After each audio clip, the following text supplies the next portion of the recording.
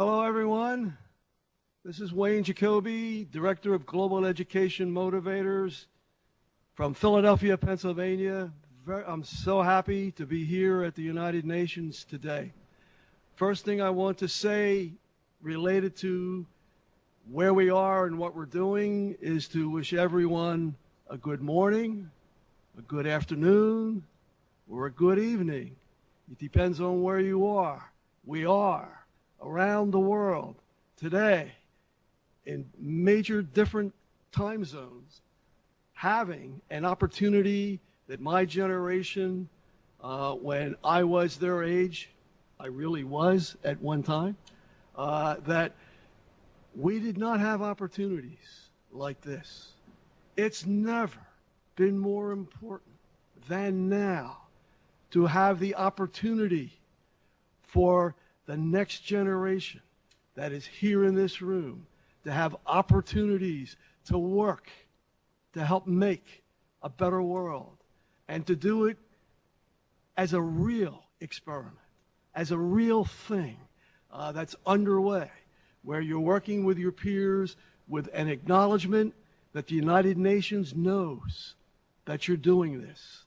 They want to know your thoughts related to the issues that you have that surround Sustainable Development Goal number 6 on water and sanitation.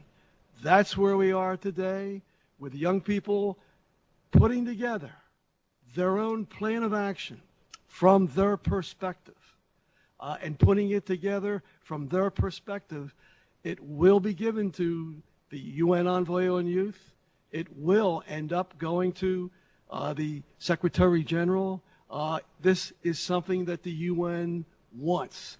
And please believe that what you are doing here today is real, it's important, and it's the next step of your journey into being an adult in an interdependent world. I would like to get you all started today by introducing to you Zula Oliveira. She is the morning chairperson. She'll be talking about her vice chairperson. And in the afternoon, we also have a second chairperson and a second vice chair.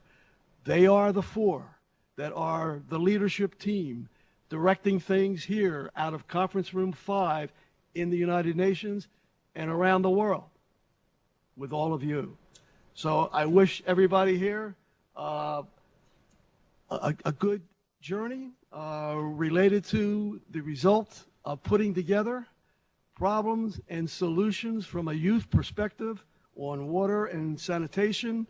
And Zula, I turn the conference over to you. Hello and welcome, ladies and gentlemen, to the 2019 Student Leadership Conference on Development at the United Nations. My name is Zula Reina Oliveira. I'm a senior at Madison High School in Madison, New Jersey, and today I'm serving as your morning chairperson. Thank you for joining us today.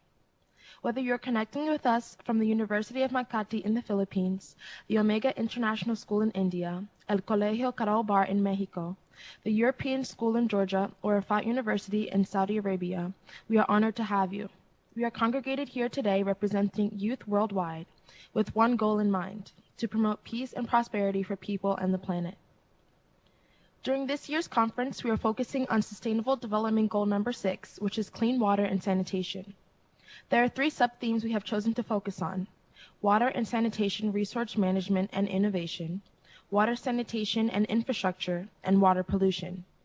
These sub-themes can all be linked to the Sustainable Development Goals, but specifically the following: number 3, good health and well-being; number 9, industry, innovation, and infrastructure; and number 14, life below water. I will now read to you our preamble.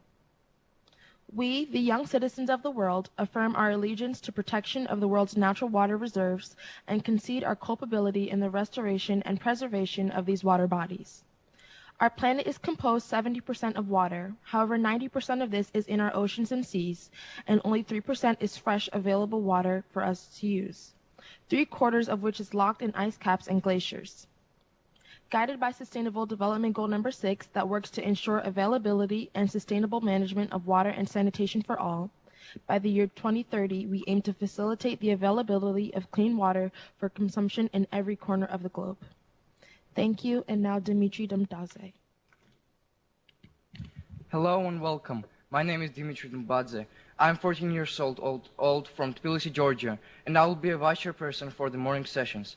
I hope you'll find the conference beneficial and hope you'll continue to be involved in the community for the years to come. Thank you.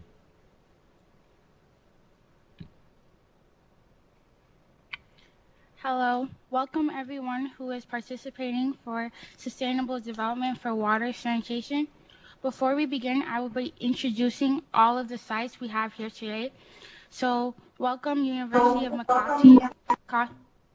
Makati City at the Philippines, the Omega International School of Chennai, India, the Colegio Carol Bar, Mexico City, the European School at Tbilisi, Georgia, Dar Ahan High School at Jeddah, and also here at the United Nations.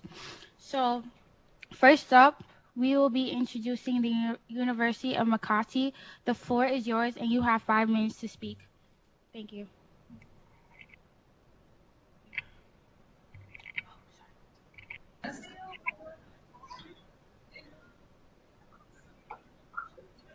Hello.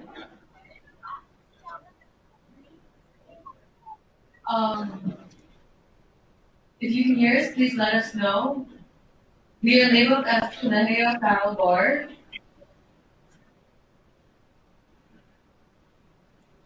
We confirm we can hear you.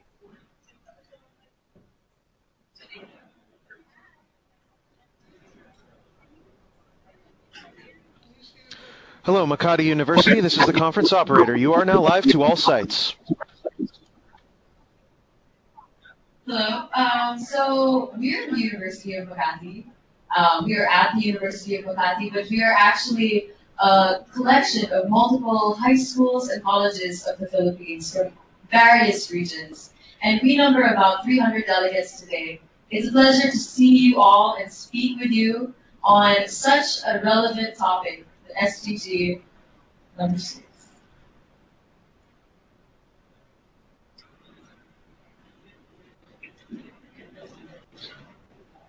Hello.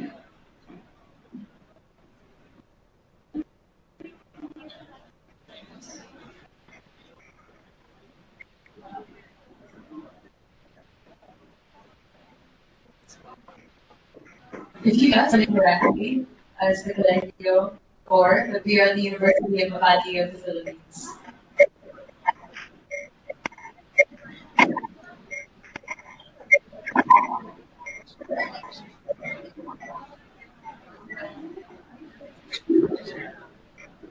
Hello? Yes, we can hear you.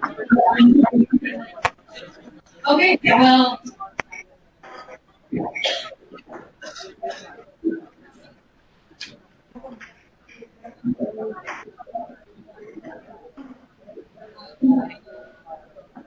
University of Makati, do you have more to say, or would you like us to move on? we move on. Thank you very much. Okay, we will move on to the Omega International School at Chennai, India. You guys have 5 minutes to speak.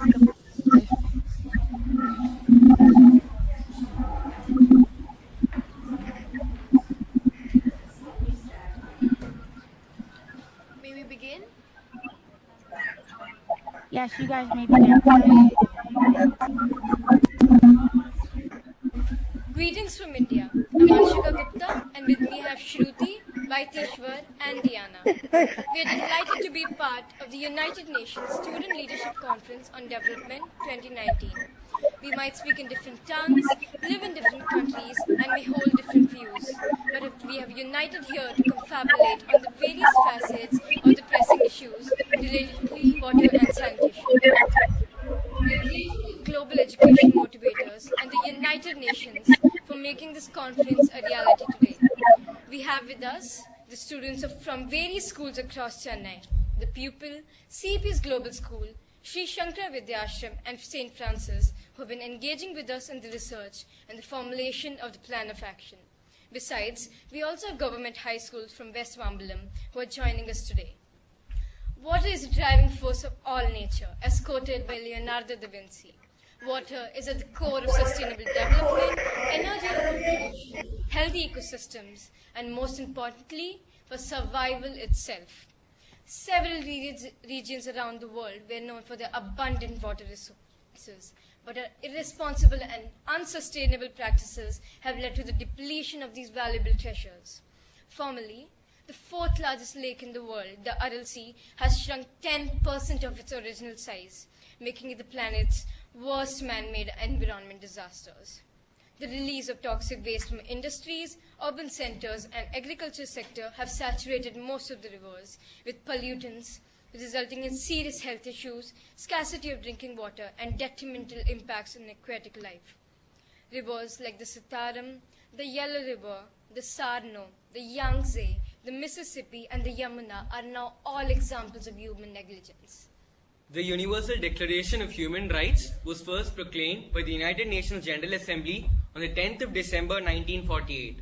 That piece of paper was humanity's first step in its struggle to achieve promiscuous equality, justice, and freedom.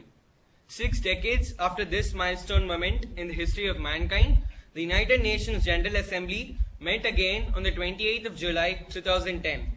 Only this time to discuss and formulate a right that man had not considered necessary to be explicitly stated for it to be realized: the right to water, sanitation, while acknowledging that clean drinking water and sanitation are required to the realization of all human rights. Water bodies have a pervasive influence on the various facets of human life, from the cultural and the religious to the scientific. Rivers and lakes are worshipped for their intrinsic and spiritual values and for their role in laying the foundation of any civilization. The river Ganga has immense religious, cultural, historical, and ecological importance.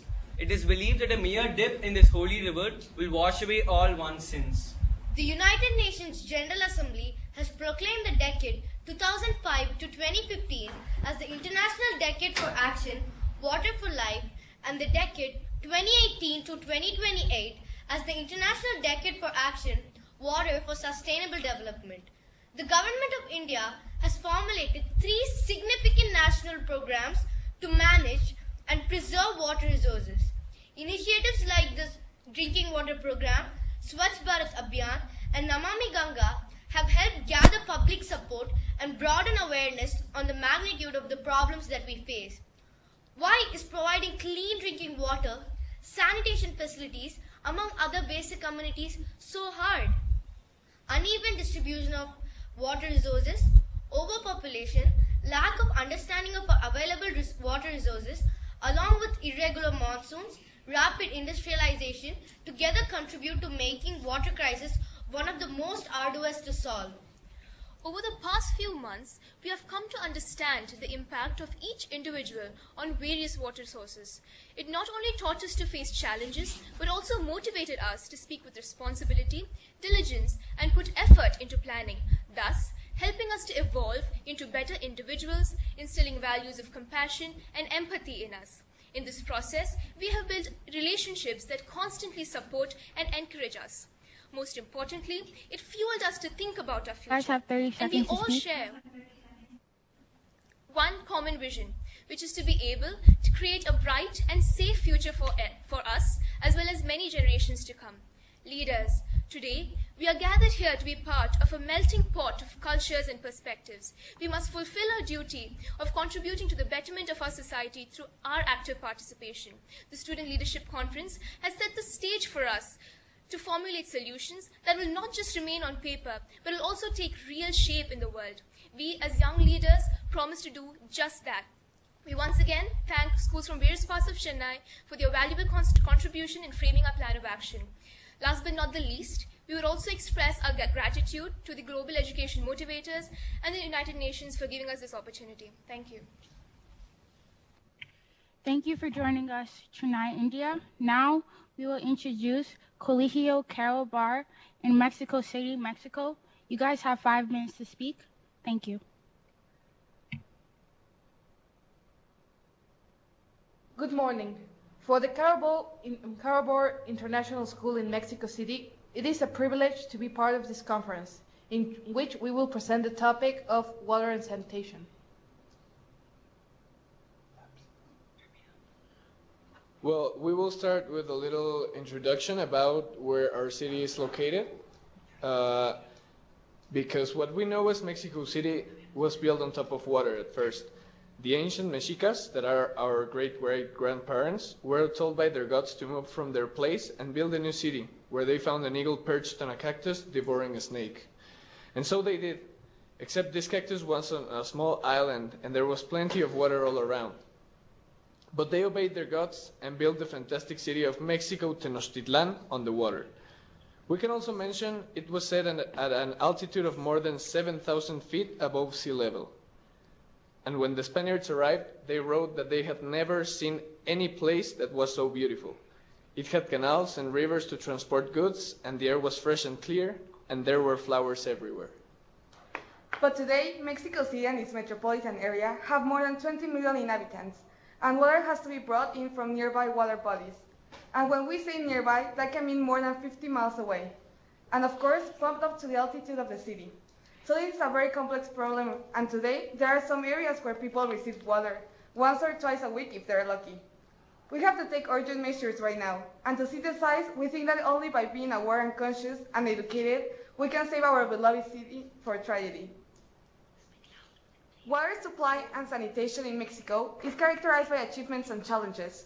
Among the achievements is a significant increase in access to piped water supply in urban areas, from 88 to 93%, as well as in rural areas from 50% to 74% between 1990 and 2010. Additionally, a strong national increase in access to improved sanitation from 64% to 85% was observed in the same period.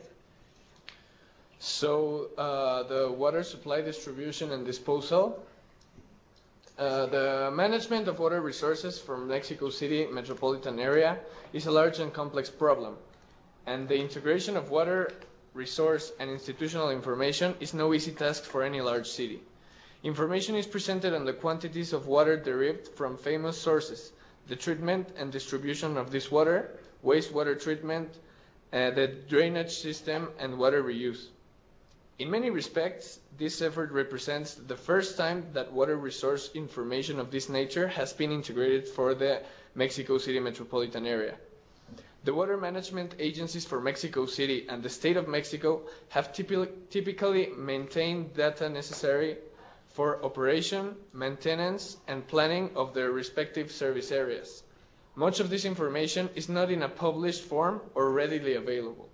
In attempting to portray the water supply system for the entire metropolitan area, the committee requested and received a high level of cooperation from authorities of the principal water management agencies.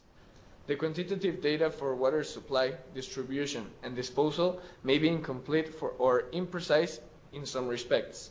However, it presents the current picture of water management in the Mexico City metropolitan area, and the presentation can be improved upon with further cooperation and open exchange of information. The Mexican average tariff per cubic meter is $0.32. It's about half of the average in Latin America and the Caribbean, which is $0.65. However, since tariffs are fixed at the municipal level, depending on different legal frameworks, they differ substantially. Consequently, domestic users in Tijuana monthly pay $1.1 for 30 cubic meters, whereas customers in Villahermosa only pay $0.05 for the same amount. Thank you. Thank you. Okay. Thank you for joining us, Colegio Carabar, Mexico City. Now we'll be moving on to the European School at Tbilisi, Georgia. You have 5 minutes to speak. The floor is yours. Thank you. Okay, hi, I'm Vita. I'm studying in European School in Georgia.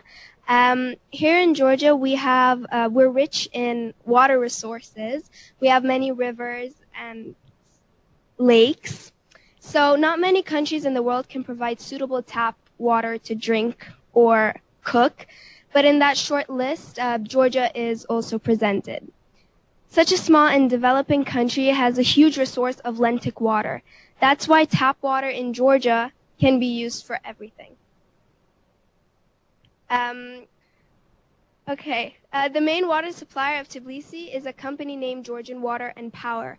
Its well-equipped laboratories hold ISO 17025 standards and accreditation since 2012. So the water here, the water composition is controlled every hour by the standards of the World Health Organization.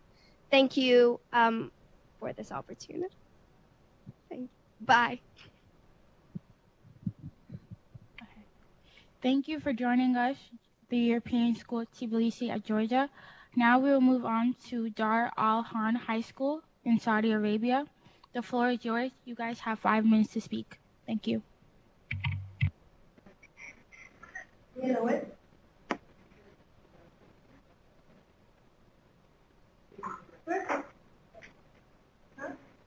Try this.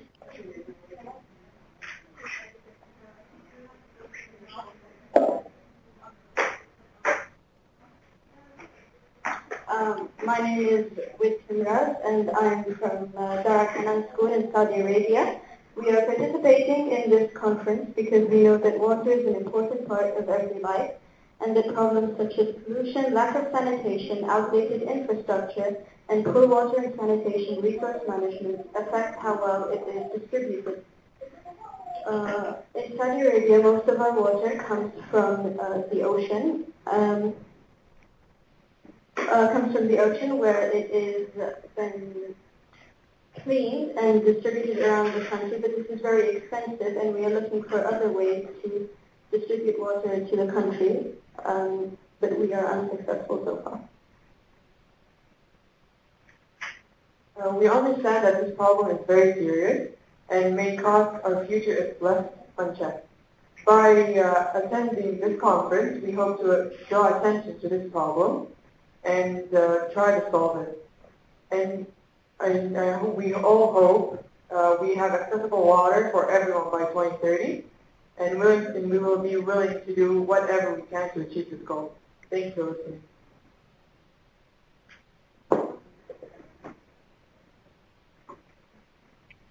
Thank you for joining us, Dar Al-Hanan at Saudi Arabia. Now, before moving on to the United Nations, we will go back to the University of Makati at the Philippines. If you guys have anything else you would like to say, you may do so now. Thank you. Introductory remarks. Go ahead, guys, please. Okay, good morning, good afternoon, good evening, everyone. As participants from various schools in the Philippines, we would take our and it is such an honor to be part of making change in terms of water sanitation and making water accessible for all. And we would also like to say something else. Well, I'd like to take this opportunity to thank everyone for the last SLCD project and the SDG number 6, clean water and sanitation. And then as of January 10, 2019, it has been very successful. And I think this year's SLCD is going to be yet another successful one for them.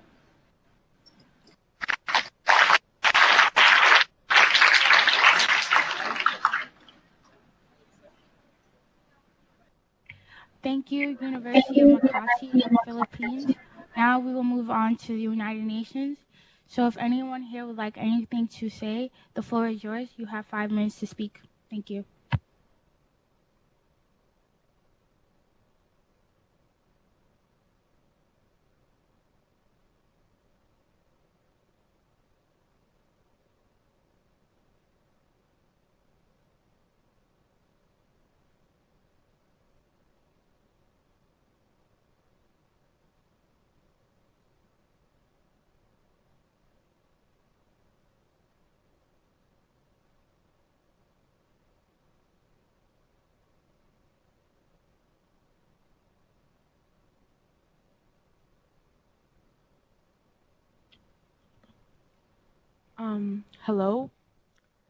Hello, good morning, everyone. So we're gathered here today at the United Nations, all of us with one goal in mind, to provide clean and sustainable water for everyone on Earth. And we here believe this is a very, very important issue because although it is the people in the lower side of society, I'd like to say, who are impacted the most, this eventually affects everyone, and it starts small and we can turn a blind eye, but eventually it'll catch up to us and it will affect everyone in a very adverse manner, which is why we're all connected to each other the way our oceans and water bodies are connected to each other, and this is why we should work together to solve this issue. Thanks.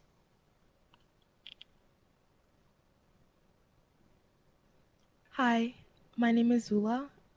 Keeping our water clean on this earth is very important, as the contamination of water affects everyone in all spheres of life, including humans and wildlife. While low-income communities are affected first and hit the hardest, if the issue is not addressed immediately, it can and will affect others in the long run. Thank you.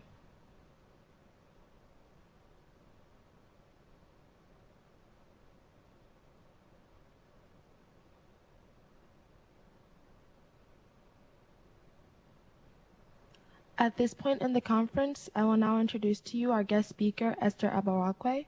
Ms. Abarakwe is part of the UN Envoy on Youth. She is the founder of Social Good Nigeria, advisor to Social Good at the United Nations Foundations in Washington, D.C., and also advisor to the African Youth Initiative on Climate Change.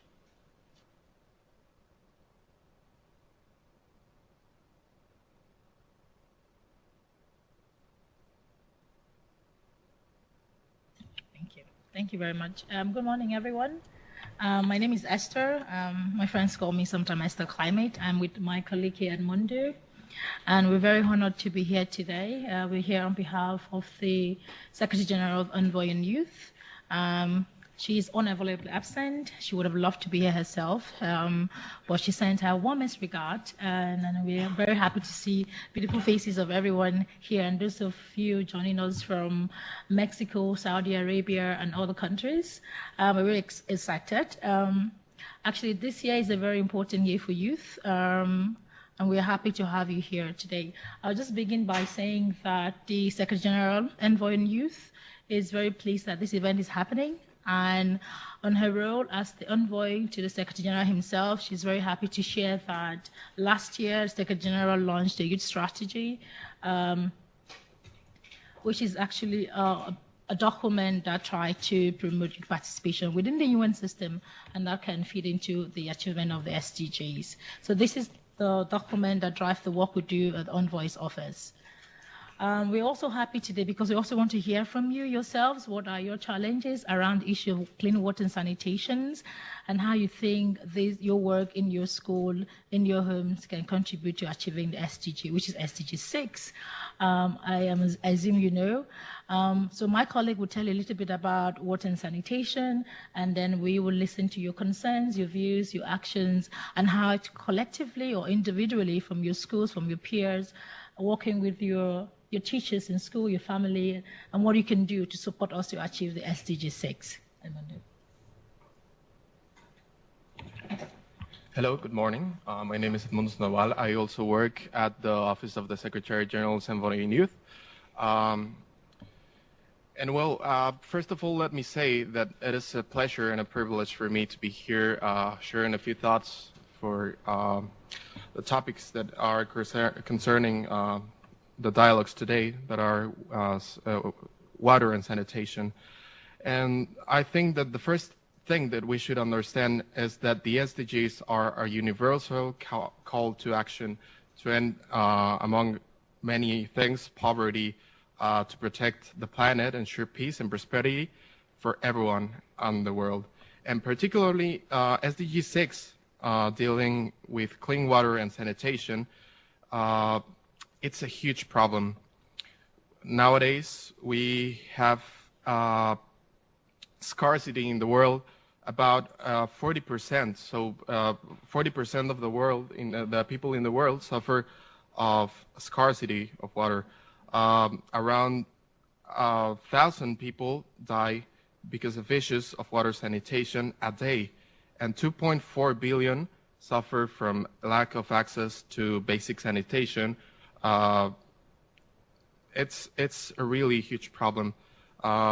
We would like to tell you that from our side, we have a program that is the Young Leaders for Sustainable Development, and among these people, these 17 young leaders that we choose every year, there's a fellow called Brian Basir.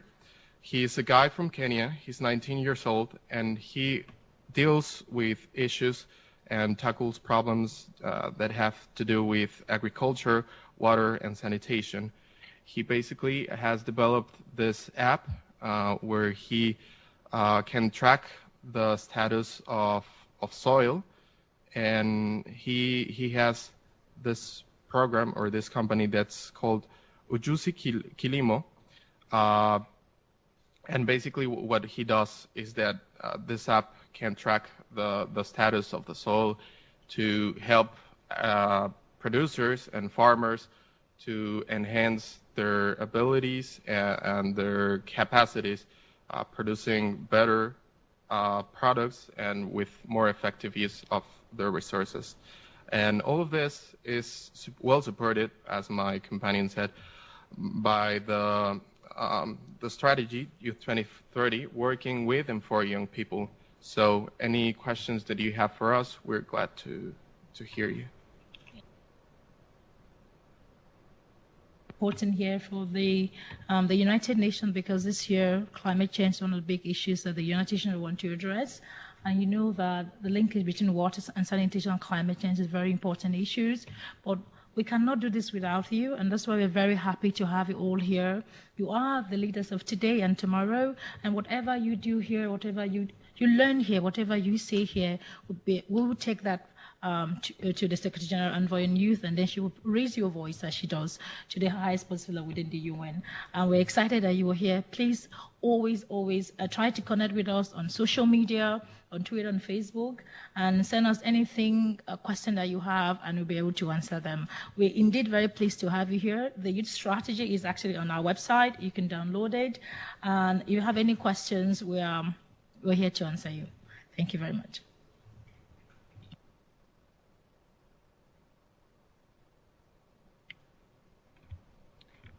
Good morning. My name is Ignanin Kaur. Continuing the Conference for Sustainable Development regarding water sanitation, it is essential that all nations participating at this moment fully express their ideas and thoughts so we can make a big difference globally. And I would like to open the floor to Colegio Carobaro, Mexico City, to fully express your thoughts and ideas on water sanitation. The floor is yours, and it's open.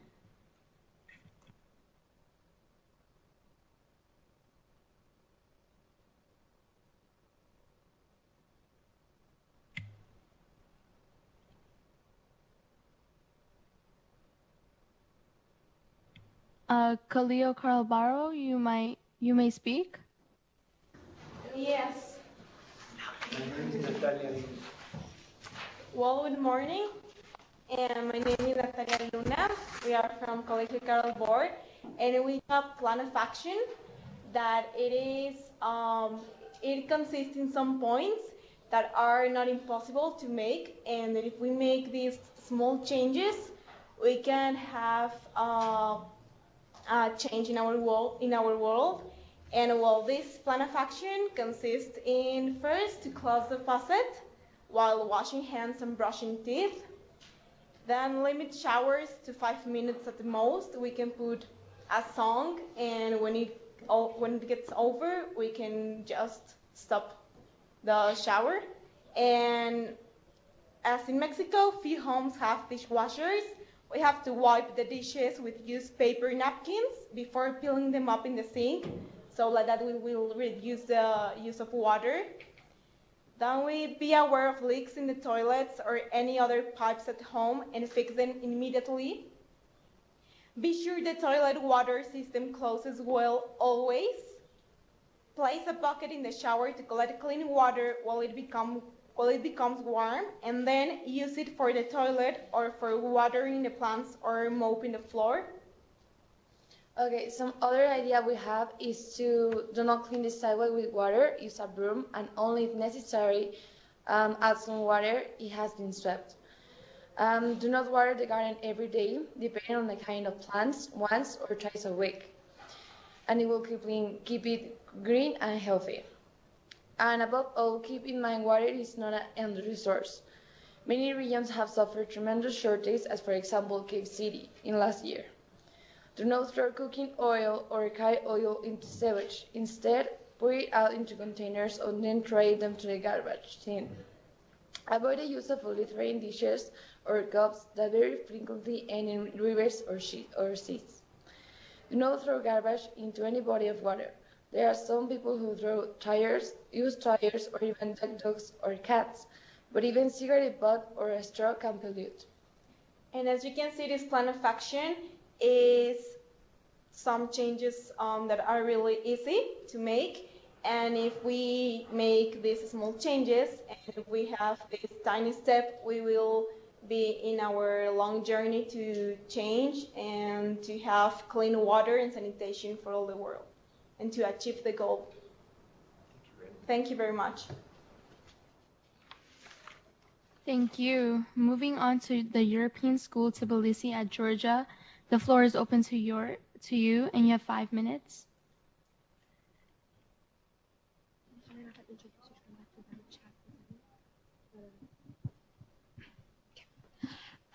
Okay, hi everyone. Unfortunately, as humans, we waste a lot of water on a daily basis. And we actually here at European School, we found a solution in order to solve one of the biggest problems that we are making. And that is brushing our teeth every single morning. So with the resources here at European School, we actually came up with a project to save water, and we would like to share it with you guys. So in European School, we're having robotics classes, and we're basically working on our project, which we're making a toothbrush, which has a tube in it, and the water is basically attached to it, and every time that we're going to brush our teeth, it's just carried on by the tubes, and it's going to go in your mouth, and you can just wash your teeth. And we know that it's a really serious problem that we're all facing with it, and we're trying to accomplish this project till May, that we're going to show it and share it with you guys. Thank you. Thank you so much. Moving on to Dar Al-Hana in Jeddah, Saudi Arabia. The floor is open to you, and you have 5 minutes. Who's this?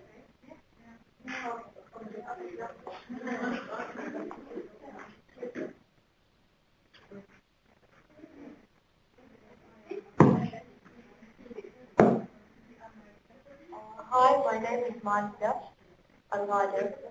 Clean water and proper hygiene practices are essential for the survival and development of children. Today, there are approximately 2.4 billion people who do not have access to proper sanitation, and 663 million do not have access to clean water. Without these basic needs, the lives of millions of children are at risk. For example, one of the leading causes of mortality for children under the age of 5 is from water and sanitation related disease. Hello, my name is Dara, and I'm going to be talking about the sanitation system. Sanitation refers to public health conditions that are related to clean drinking water and equated treatment and disposal of human waste and sewage. Preventing human contact with feces is a part of sanitation, as in hand washing with soap. Sanitation systems aim to protect human health by providing a clean environment that will stop the transmissions of disease, especially through the facial-oral route. For example, diarrhea, the main cause of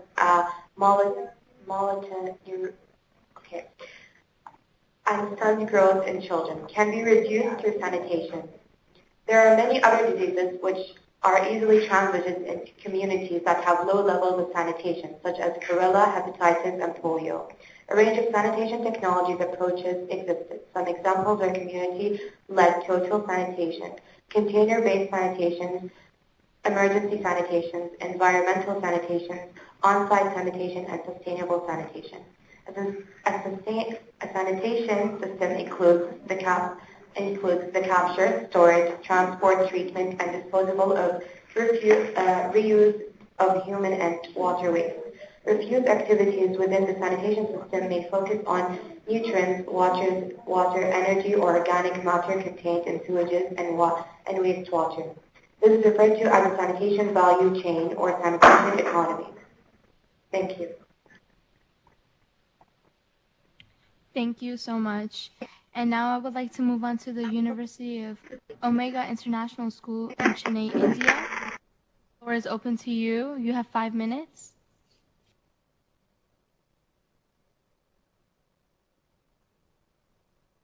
The human right to water and sanitation has yet to become a reality for 1/3 of the global population. 2.1 billion people still do not have access to drinking water, which is safe, and 4.5 billion people still lack access to sanitation compatible with the SDGs 6 objectives. Poor sanitation, water, and hygiene lead to about 675,000 premature deaths annually. Ensuring universal access to safe and affordable drinking water for all by 2030 requires our focus on adequate infrastructure, supply sanitation facilities, and encouragement of hygiene at every level. Basic needs for sustenance of human life, like food security, are increasingly threatened with the decrease in adequate accessibility and proper water quality. Lack of basic necessities not only influence health and food security of the general public, but also impact the work burden, safety, education, and the equity of women. Access to and the availability of clean water is a prerequisite to the sustainable growth and development of communities around the world. Taking into account the very many implications that the development of water sanitation and infrastructure have on the society and the environment, we recognize the urgent need for the same and believe that through fruitful discussion, we can elevate these hitches, making the world a truly better place to live in. Thank you.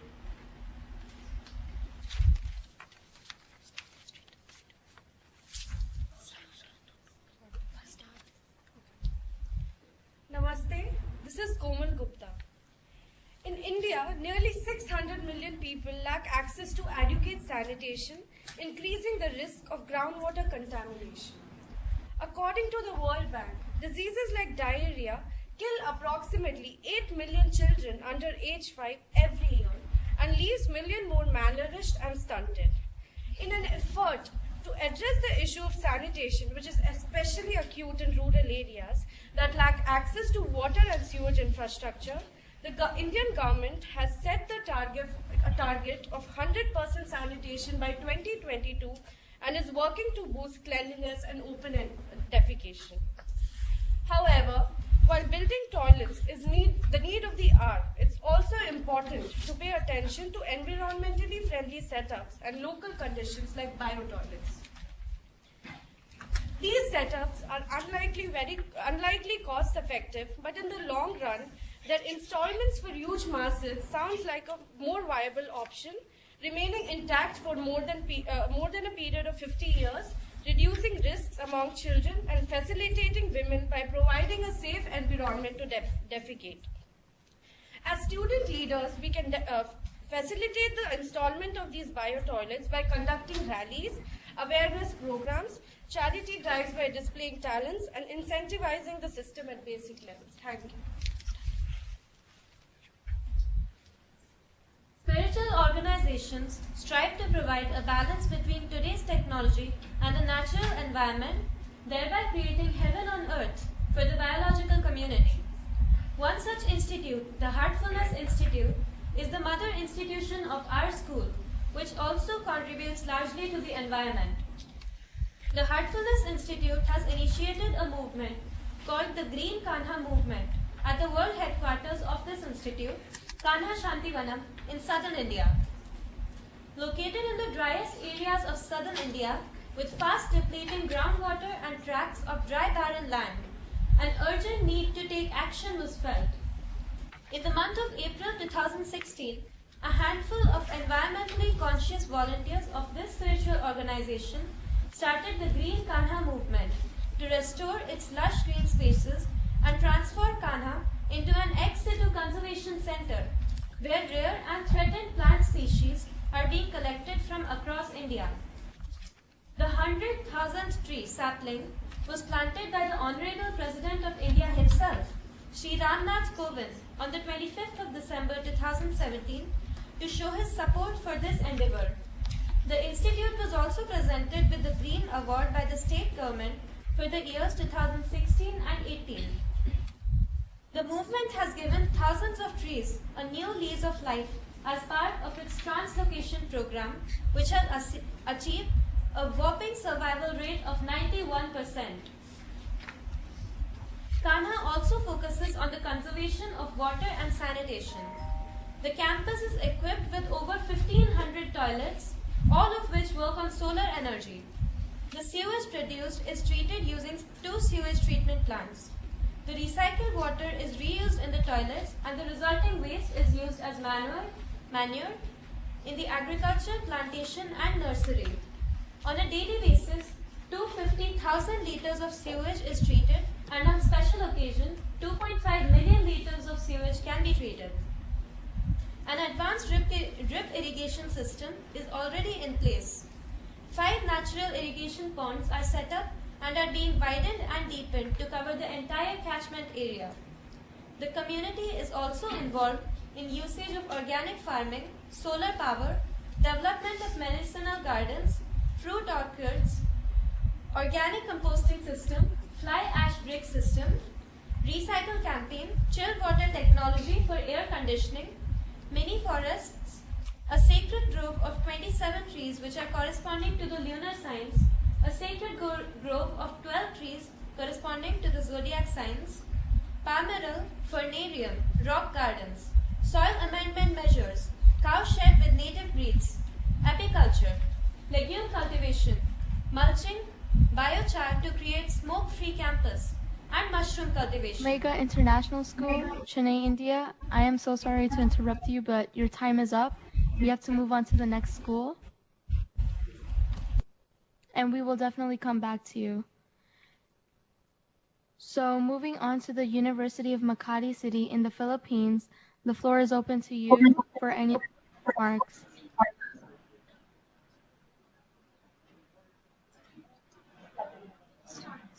Okay, good afternoon, good morning, good evening, whatever applies. I'm Michaela Agan of Philippine Science High School main campus, and for 2 years I have been conducting a study along with my groupmates who are not here today, Ana Baisas and Emmanuel Cruz, and it is entitled The Synthesis of a Superabsorbent Polymer for Agriculture Use.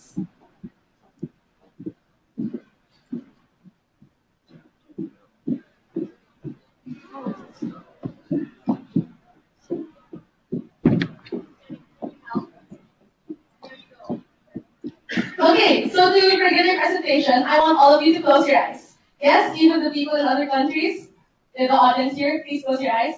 Close your eyes. Yes.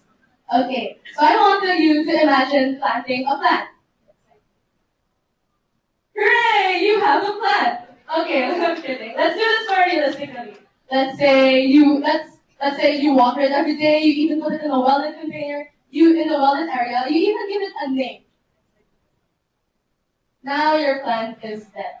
So now that you know how it feels like to put much effort into your plant and get very disappointing results, now I want you to think of the thousands of farmers that have to take care of hectares and hectares of land, who will take care of hectares and hectares of land with the climate that the Philippines has. The Philippines is an agricultural country. The sector is the third largest contributor to the gross domestic product back in the first quarter of 2017. However, it is also important to note that it has a very unpredictable climate. Let me explain. So back in April 2016, 39 provinces in the Philippines had to declare a state of calamity due to the El Niño Southern Oscillation. Less than 6 months later, in October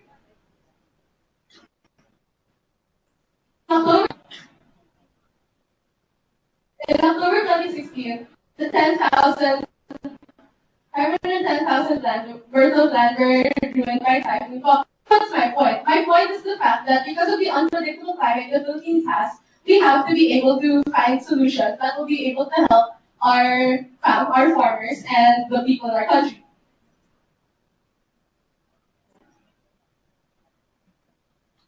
So we found a solution in the pomelo. The pomelo is a fruit local to the Philippines. Its scientific name is called Citrus maxima. And basically, it has a very thick rind that people usually dispose of.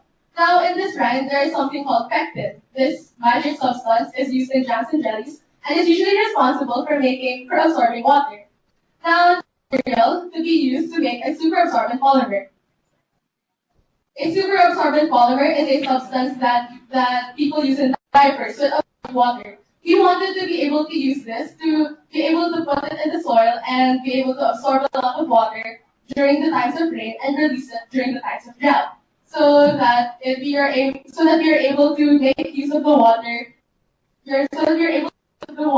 during the rain and use it for times of El Nino.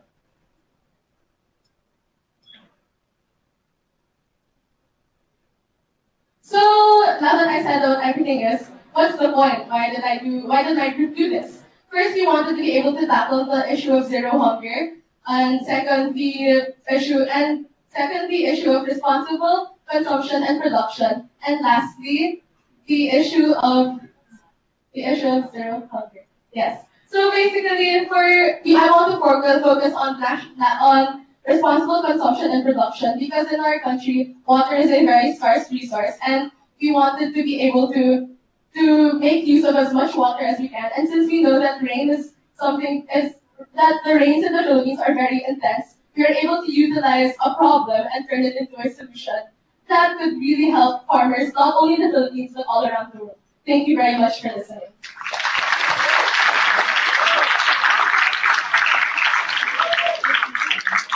Thank you so much. And now we would like to move on to the United Nations.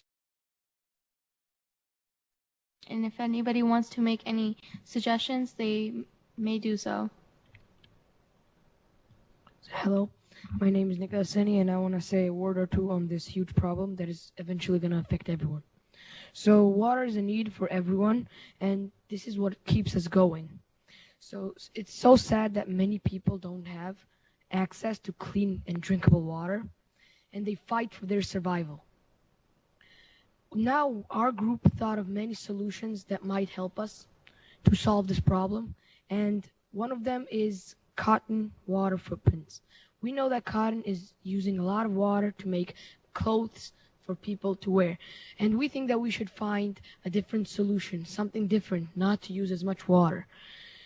Used water, that is like washing hands, washing faces, could be used in toilets, flushing down. Also, using drip irrigation could be very useful.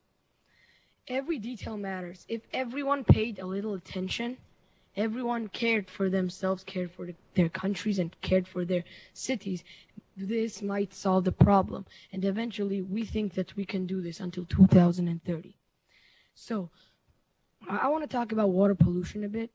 And we think that we should improve the prices that is on recycling plastic, or recycling every kind of trash that is thrown out in the rivers, seas, or the oceans. We think that the price should get higher if possible. So salvaging as much water as possible from rains could be really important, because rains, like when water evaporates, it's mostly clean, so it doesn't need a lot of filtration. So we can use this opportunity and get some clean water out of rains. Thank you.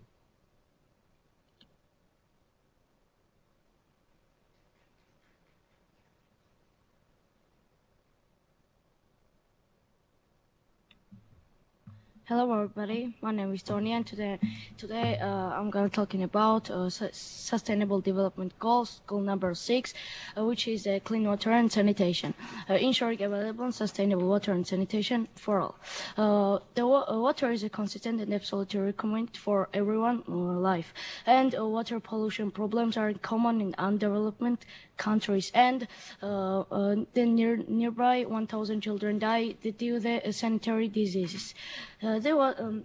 Water, in the women in the Africa, they collectively spend 40 billion hours to collect clean water, and they must walk for 2 or 3 kilometers to collect clean water. And in many countries aren't any toilets and latrines. And they are going to open defecations and. Girls must wait when it's that dark, and they go to out, and they are vulnerable of the sexual attacks. I'm sorry. And that's all. Thank you for attention.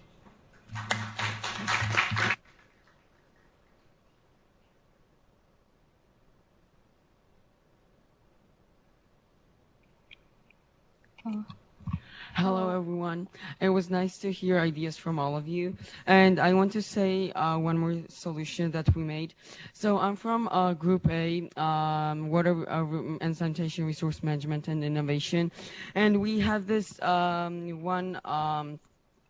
resolution that I think will be very effective, and it is educating students in school about the importance of water. Since youth are the people who spread all the information in public, and they are change makers, it would be very good to educate students in school about water and efficiency, and how can we use less water more efficiently. And they would eventually spread this information, and we might reduce usage of water, which will be very important. Thank you for your attention.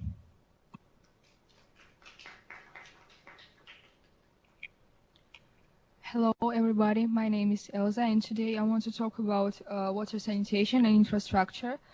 So, access to clean water, adequate sanitation practices, as well as the improvement and development of resilient infrastructure have a positive impact on food security, livelihood choices, and educational opportunities for poor families around the world. And investment in infrastructure empowers communities, creates opportunities, and improves quality of life for the community. Access to clean water for everyone is key to reaching the Sustainable Development Goals, as seen in the previous section, and clean water goes hand in hand with creating more stable and safe communities. It creates economic opportunities and will lead to greater health and well-being around the globe. Access to clean water and safe water for domestic use is a basic human right. And in order for water to be considered safe, it must be free from microorganisms, hazardous chemicals. And investment in infrastructure and the development of sustainable industries promotes economic growth, social development, gender equality through education, and improves sanitation practices.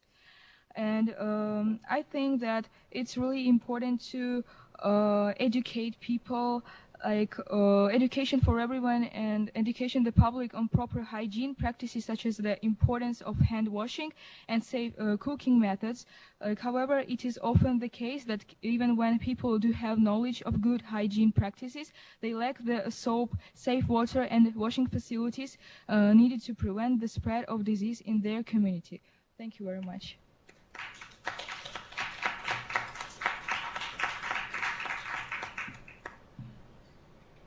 Hello, everyone. I am Shatika Dumbadze, and I'm going to talk about how water is wasted and what are hidden uses of water. So agriculture is wasting about 70% of fresh water around globally. So around the world, farmers use flood irrigation, which is irresponsible by 2 ways. First of all, the runoff can obtain chemicals which can cause eutrophication by rivers and lakes. And second one, dirty water goes down the drain, which is very bad for lakes and rivers. So also I'm going to talk about how manufacturing wastes water. In manufacturing, water can be used by different ways, such as coolant, lubricant, cleaner, and so on. So many companies are already moving away from wasteful practices of water. So individuals waste water by two ways, both home and outside home. So lawns and gardens are major waster of water. They often issue the native grasses, which will require more water maintained. Inside the home, individuals waste water by leaving running dishwashers when they're not full, and leaks and washing hands, and also running tap when they're brushing things. Thank you for your attention. Hello everyone, I'm Guli Vasibil from Azerbaijan, Baku.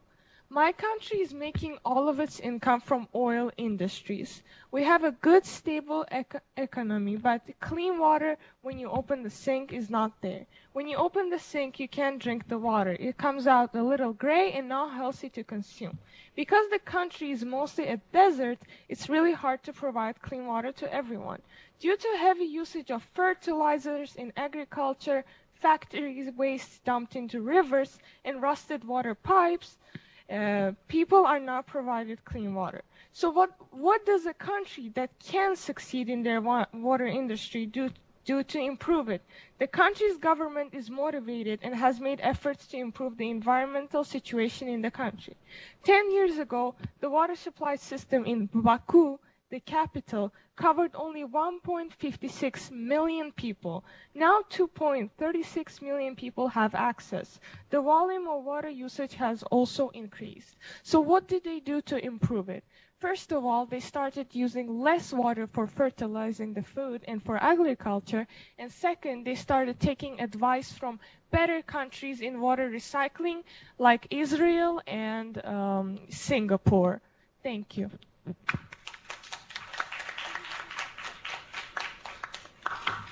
Thank you so much, and I would like to thank all the sites who participated in this water sanitation conference. University of Makati City, the Philippines, thank you.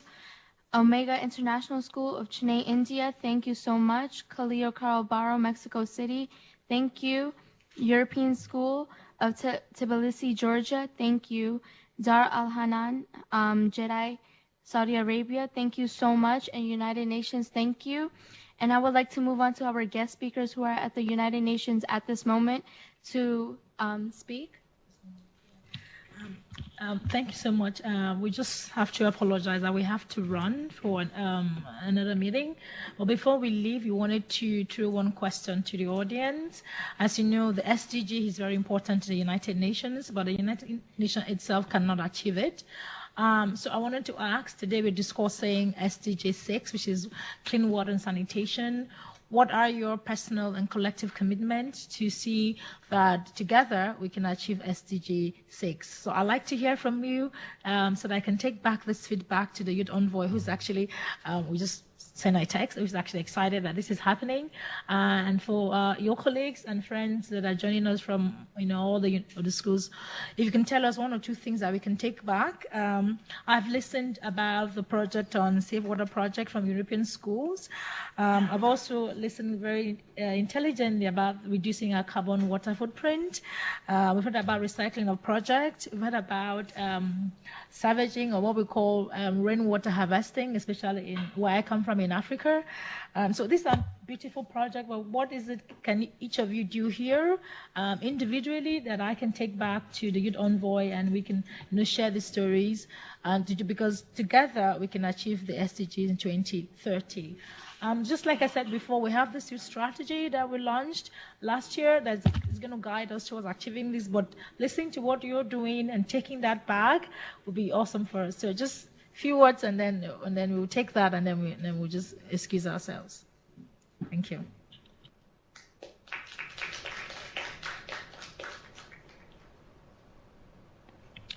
If any of the sites have any questions or comments to make about what was just said, they can. The floor is open.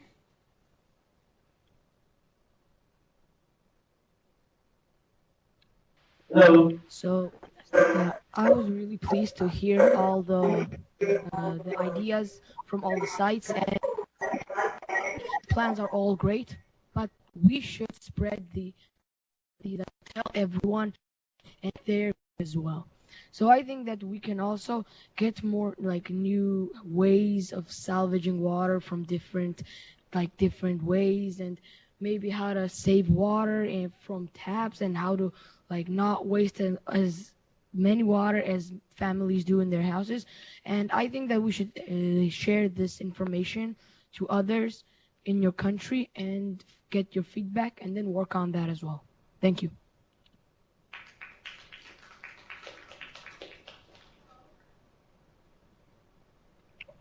Hello. So I want to say, hello. So my name is Dea, and I want to say some solutions for the water pollution. So it's a huge problem in the whole world, and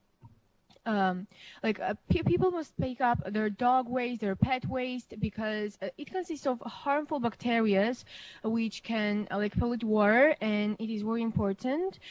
Not like people must not let any oil, any fat to get in the sink, because it will also pollute water.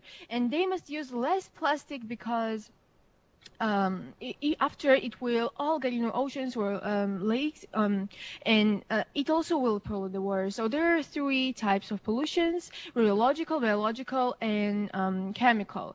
I think that everyone's ideas were very good, and people must people's awareness is very important for solving this problem. Thank you.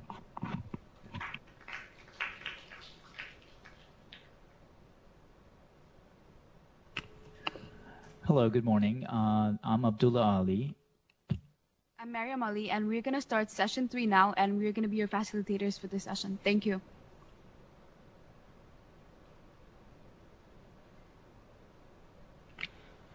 For session 3, we will be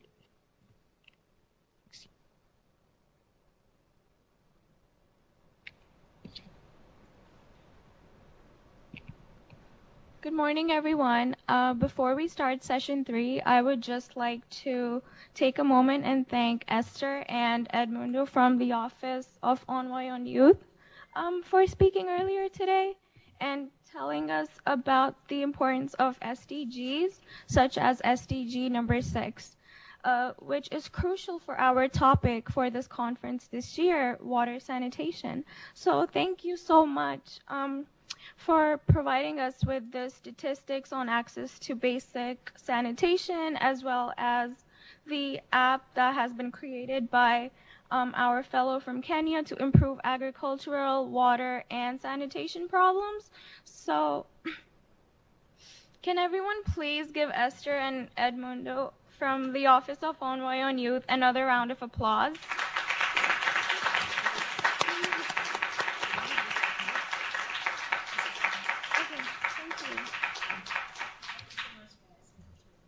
Thank you.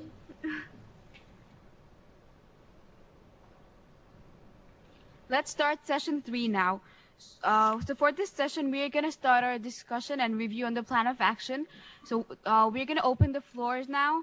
The first participant will be University of Makati. The floor is yours. You have 5 minutes to speak. Thank you. Okay, go. Who has their... Okay, go. Which one? Go.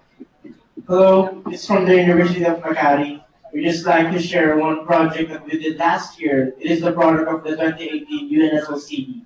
It's Project Bokashi Lake. It used a patented product from Japan. It's called Bokashi Bowls in wastewater treatment. So in this project, we partnered with the city government as well as local communities to do a community-based wastewater rehabilitation. This project took 6 months to make, and the adopted lake, which is Jumper Lake, the smallest lake in the Philippines, is around 5,000 square meters, and we needed 5,000 Bokashi bowls. So with the coordination with the community as well as the schools, we've managed to produce 6,327 Bokashi balls for the Jamboree. And as of now, I have in my hands the results of the project. We can show it here. This is the result of the project Bokashi the Lake, wherein it is clearly seen that the lake is now more suitable to house marine life. It would also open gateways for livelihood also, and to provide entrepreneurial training for the community as well.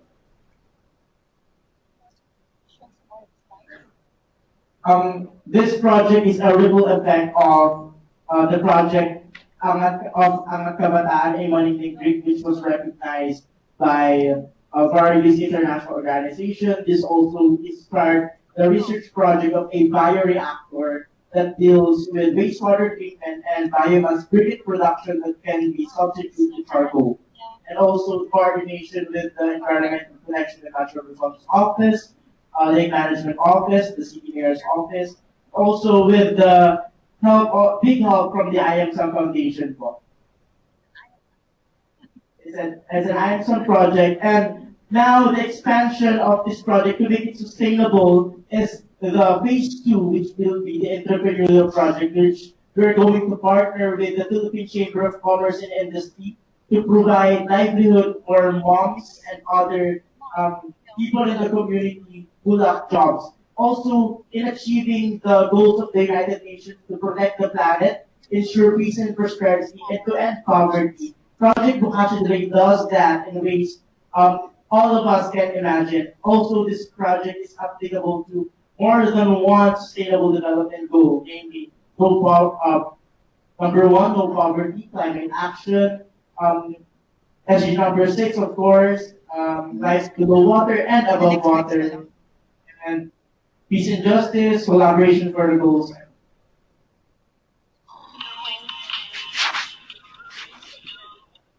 Okay, so we have now the PowerPoint presentation from the Philippines that can be shared to all of you. Here in IMSAM Foundation, we like to exercise the ripple effect. So it would be very heartwarming if all of us here can make a ripple out of the project and also share some thoughts and ideas which other on how to make the project more sustainable and how to make the impact of the project bigger and to be able to help bigger communities as well.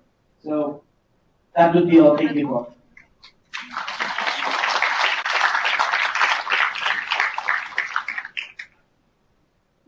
Thank you, Makati City.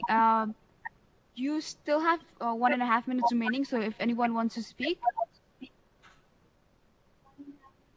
Okay, now we'll be moving on to Omega International School, Chennai. Please, you're for 5 minutes.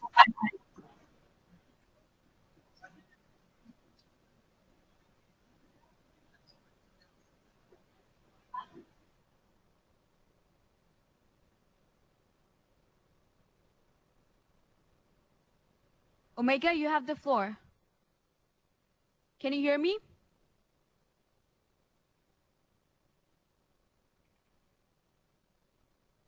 Let me start by asking a question. How many of us will be willing to do a work without an incentive or a reward? None of us, obviously. As we all know, the sanitary condition of our society isn't good, and the root cause is the human behavior of not changing his or her own self towards the strategy, which concludes in the failure of certain strategies. As students, we can collaborate with NGOs and bring out incentivizing sanitation.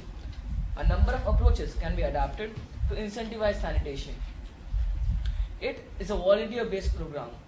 Volunteering programs can span across different locations, and even government-level recognitions can be attained as an incentive factor. Reward management is one of the strategies that can be used by us for attracting and retaining suitable volunteers, as well as facilitating them to improve their performance through motivation and to comply them with rules and regulations. They can include awards and other forms of recognitions, reassignments, and non-monetary bonuses.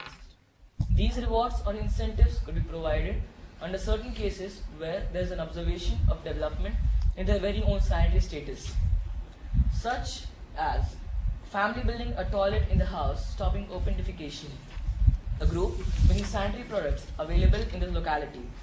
Innovation prizes of wash, water, sanitation and hygiene being maintained in a locality. If followed such, will conclude with a great success in the field. Thank you. To add on, I am Siddhant and I am talking about the problems with the adoption of toilets. The Indian government claims to have 99.98% toilet coverage in rural areas. However, it doesn't mean that the toilets being installed are being used. The rationale of the Lok Sabha's 51st Standing Committee on Rural Development report is simple. Even a village with 100% household toilets cannot be declared open defecation free till all the inhabitants start using the toilets. While constructing toilets, the government has for some reason been unable to spend the money earmarked to promote the use of toilets, a concern raised in the State of India's Environment in Figures 2018. As students, we can regularly visit villages where the government has constructed toilets and engage in discussions with the people, talking to them about the importance of toilets, problems with open defecation. They can also hold various education and awareness activities which would inform the people about the benefits of toilets. All of these efforts would help bring in a behavioral change among people. According to behavioral economics, people don't behave rationally. And so any sort of incentives, as previously mentioned by my friend Rahul, would help nudge the people to use the toilets. All of these activities mentioned above would be carried out by students, who could again make use of charity drives as well as donations to fund their activities. Collaborations with NGOs would also be helpful. I hope these solutions provide a pathway to increase the awareness of toilets and hopefully improve the adoption of the same. Because toilets are a way for future and life. Thank you.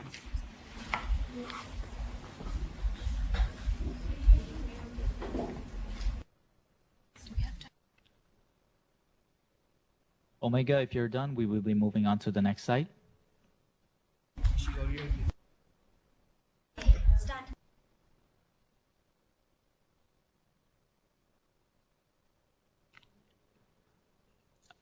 Ipat University, we have not heard from you yet. Can you hear us? Are you connected to us? Excellent. Yes, we can hear you. Ipat University, you can go ahead. You have 3 minutes. Okay. Have I been?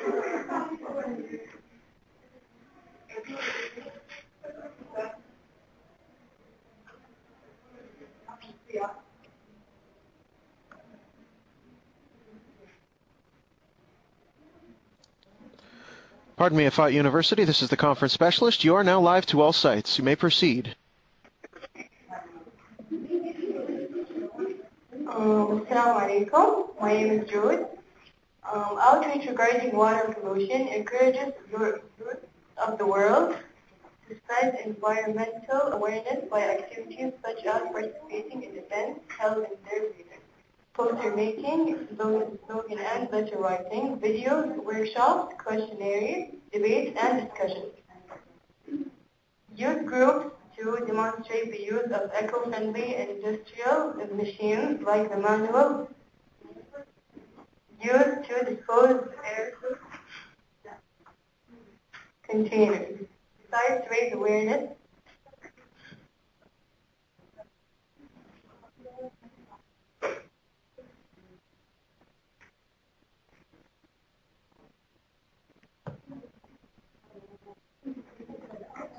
Ipat University, if you're... Hello, my name is Ra Ashi. I'm from Dar al-Hanan School in Jeddah, Saudi Arabia. We can help by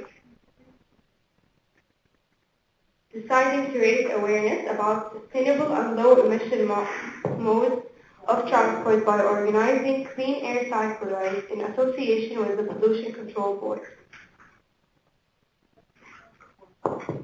Industrial produce huge amounts of waste that contain toxic chemical substances that affect the water and the life in it. They contain harmful chemicals such as mercury, sulfur, nitrates, and many others.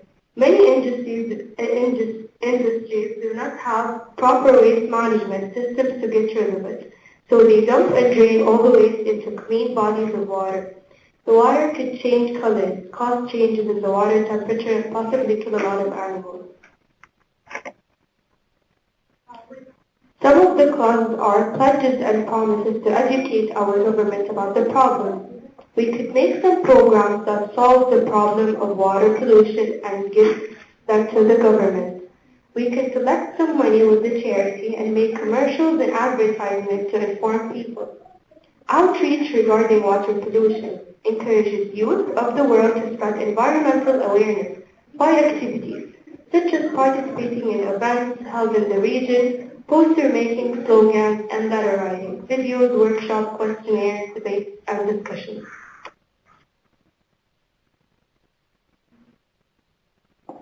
Urges youth groups to demonstrate the use of eco-friendly industrial machines like the manual grader.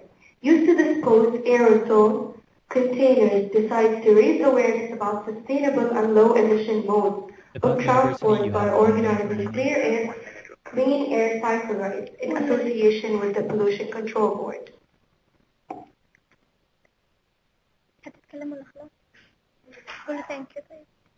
Thank you.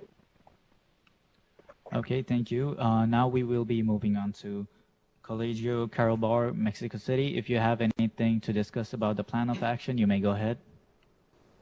Thank you. First of all, we want to make a comment about the idea of reusing water, well, used water, reusing it for disposal, like for flushing the toilet. We would like to give a follow-up on that later in the conference. And now we're going to give a little more information on what we do, well, on some of our most used water sources in this area, which is the Madin Dam, and some more ideas for city officers for our plan of action. Well, we'd like to talk about our actions that we've taken in the last month to contribute to this achievement of the 6th Social Development Goal, water sanitation. We have a very important water source, like 1 mile away from us. It's called the Madin Dam, and it's a very polluted water source. We have gone there to take some pictures about this unacceptable polluted area. And what we've done recently is to go there and rent some kayaks so that we can get into the Madin Dam and collect some garbage that has been thrown there so that we can contribute to this water cleaning and contribute so that all the homes and establishments here in the metropolitan area can have clean water and have a very important health by contributing in this cleaning of the Madin Dam. But we also think that these actions that we do are very important so that we can achieve this goal. Nevertheless, we also think that a very important change has to be made in the government of our countries so that they can help us in these important actions. We're saying this because a big problem in Mexico also is the government, because, well, as you might know or you may not, it's filled with corruption. So we also think that the plan of action should include some measures that help the government take part in this plan of action. So for instance, we added, be sure there are no leaks in pipes, and there has to be an exhaustive maintenance of all the system. And if there's a leak, then be ready to repair these leaks very quickly. The ones that can be seen and the ones that cannot. A week before we're talking, there was a big leak where we live. And this leak lasted like 8 hours. And there was water that was completely wasted into the streets.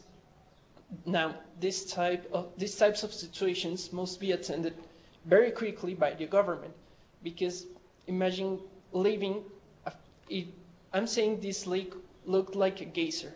Imagine leaving a geyser in the street for 8 hours. Now that's a big deal that should be attended immediately by the government.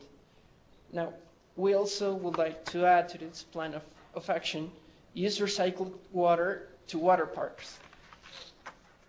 because, well, as we've said, and most of you have said, there's a lot of use to recycled water. And here in Mexico, most of the parks are being unwatered. So what we're saying is that we use some of this recycled water to water the parks that are completely dried.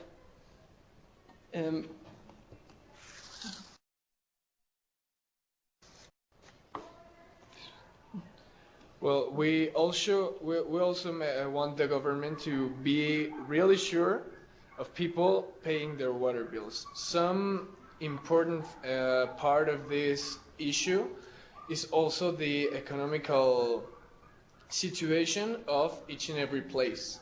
So water is indeed a human right, but they cannot cut off the service. So we truly believe that the access to water is a human right, but paying your water bill is a human duty. The water and sanitation that we get, it's a service, and it means the job of many people. So we need the government to be sure that people are paying their bills in order to get the service. Thank you. Thank you, Carol. We will now be moving on to the site at UN. If anybody has any questions or comments directed towards any of the sites, you can go ahead, raise your hands. Can I talk about some of the plan of actions that I thought about? So basically, in many places that I've been, I've seen that there are now many recycle bins or normal bins that people could use. A lot of people just throw it out in the streets and don't care about the environment. Well, we should do that. Place a lot of water butts in rainy areas. If you don't know what water butts are, they're basically contraptions with salvage waters from rains.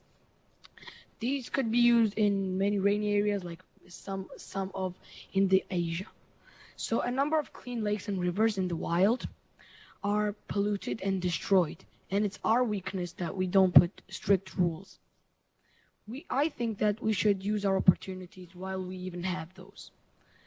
There have been a lot of reports on animals being killed and just left there just for fun, hunting, and this could eventually affect the fish in the rivers and the ponds or everything, and then the fish would be eaten by us, and it would affect us, of course. Not only the fish, but the water would also get polluted.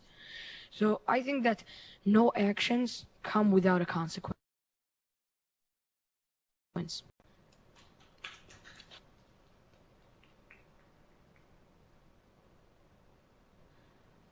The chairperson would like to add something. We'll hear from her now. Hi. I feel one of the most important things to do is to educate children on recycling and the effects that it can have in a positive manner in our world.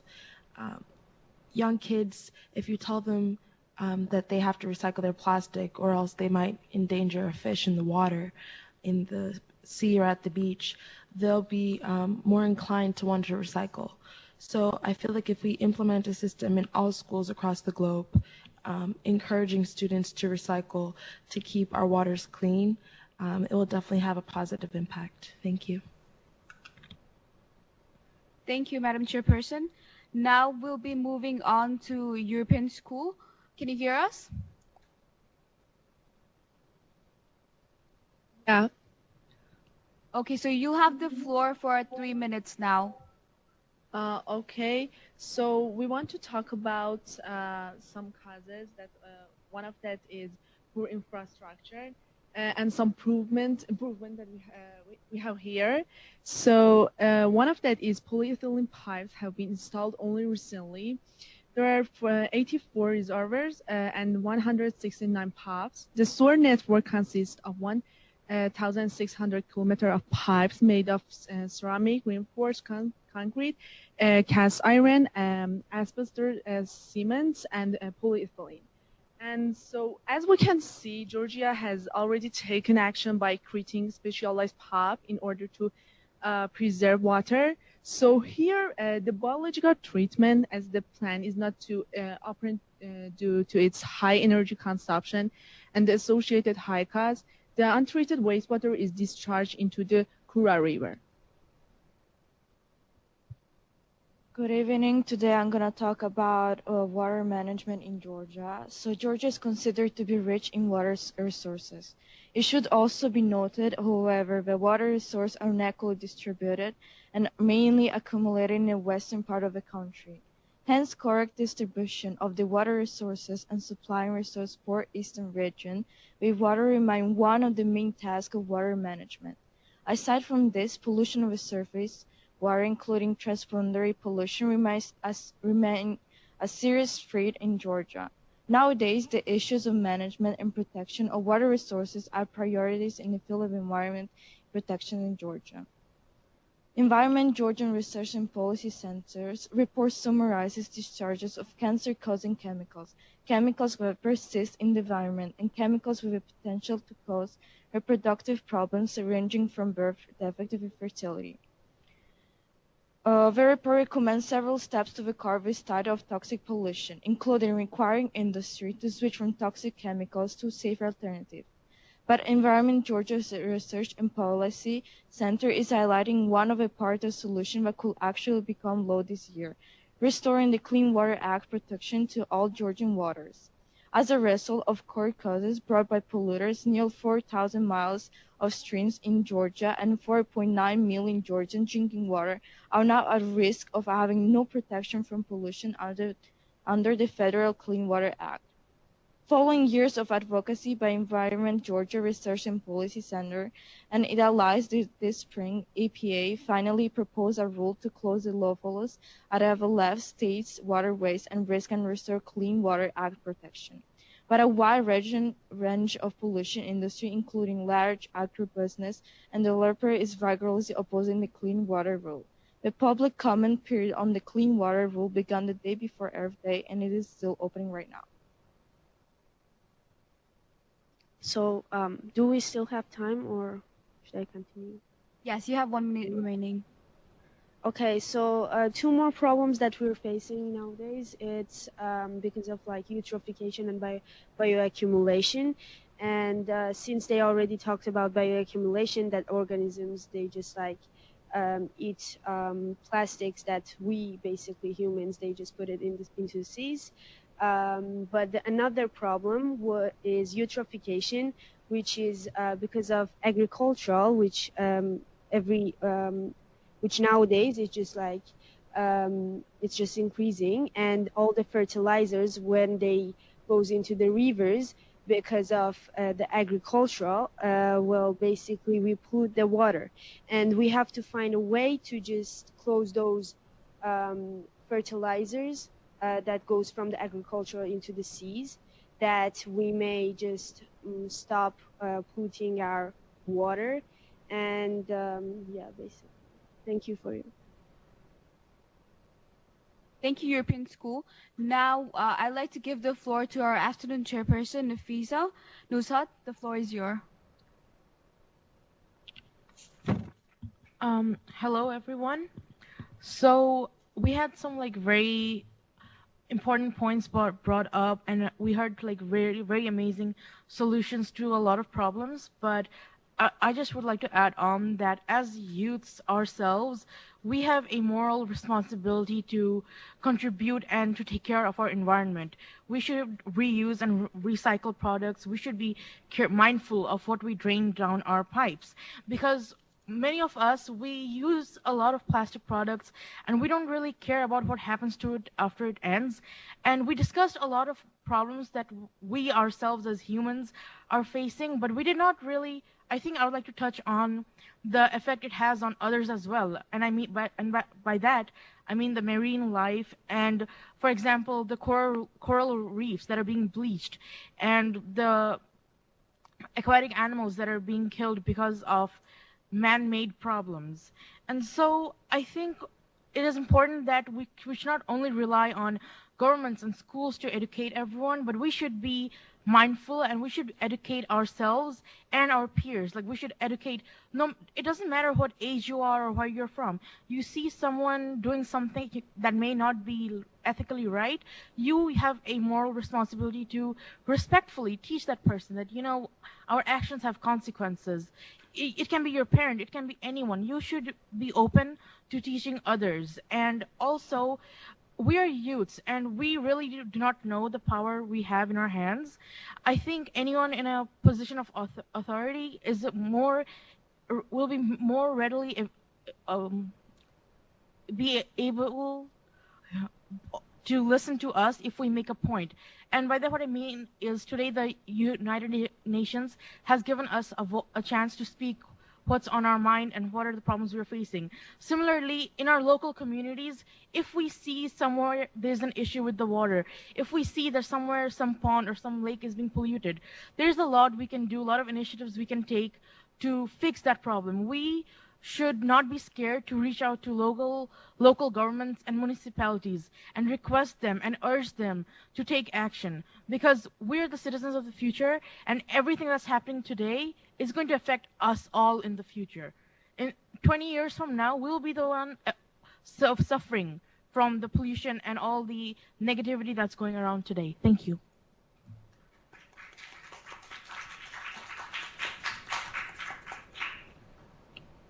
Thank you, Nafisa Nuzhat. So Saudi Arabia, thank you for staying with us.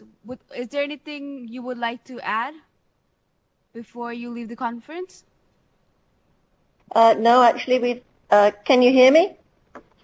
Yes, I can. Hello, can you hear me? Yes, we can hear Hello? you.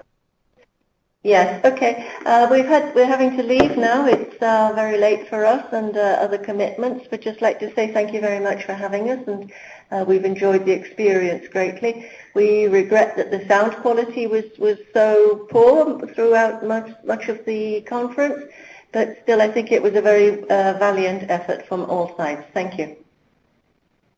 Thank you so much.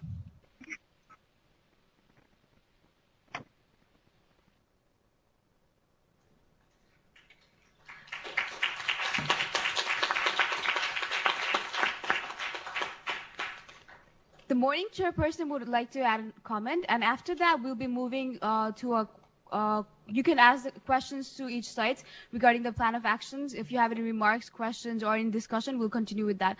So now I'll give the floor to the morning chairperson. I would just like to add a quick comment to everyone at all the sites, that no matter how small an initiative or how small a change that you make, it will have a large effect in the future. If we all come together and make little changes add up to big changes. So don't forget to always educate people, and if you see something wrong, do something about it. Thank you.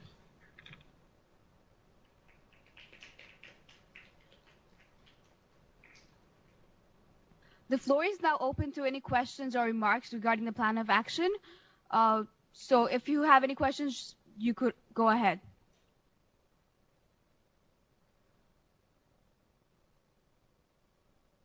The floor is open to all the sites. If anyone wants to ask a question. Hi, I would like to make some remarks on the pointers said a while ago about the reduce, reuse, and recycle. Actually, in the Philippines, we exercise not 3 but 5. We exercise reduce, reuse, recycle, refuse, and repurpose. Because when you refuse to use plastic, you remove the chance of it becoming waste or becoming plastic pollution. And lastly, if you repurpose, you're basically giving one thing or a waste a chance to be used in a far more productive way or a practical way. Like for instance, using the sack of rice as like cloth or linen. So with that, I think we could contribute more in the zero waste management if we practice not 3 but the 5 R's, which is refuse, reduce, reuse, recycle, and repurpose.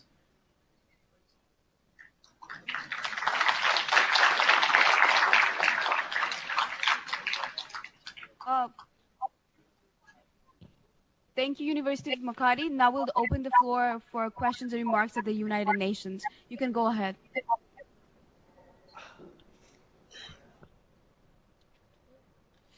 I'm Nina Ziga, the student of the 21st Public School, and I want to ask a question. So, what can be done about the conversion of technical water or ocean water into a drinking water? What is the vision of the UN? Thank you. If any of the sites would like to answer that, please go ahead.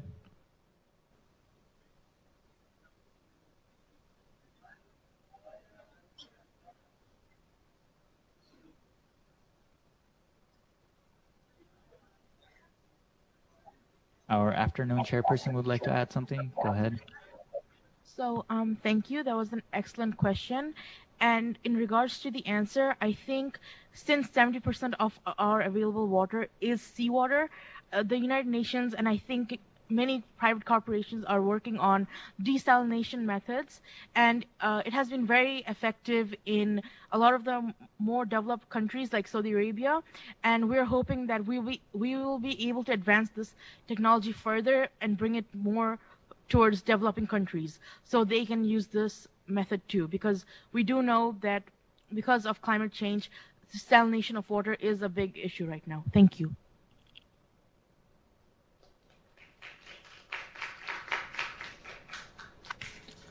Any of the other sides have questions? You can go ahead. Hello, I'm Lakshmi. I would like to ask a question to the European School. Yes, please go ahead. You stated that you need ways to dispose chemicals from the agricultural field to counter eutrophication. Have any such ways been found or implemented in Georgia? Could you repeat, please?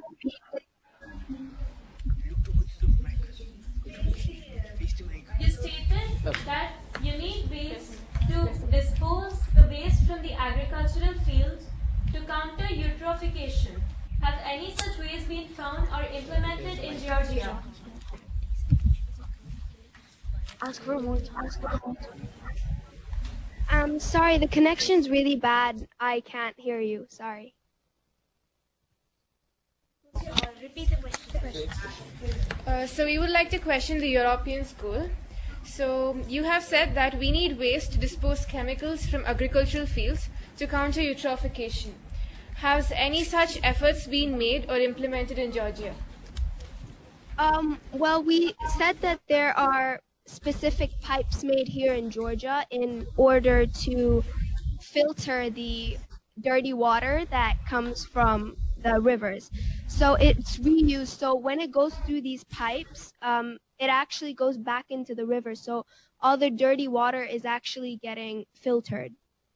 So the fish don't die. Not only the fish, but also it's beneficial for us.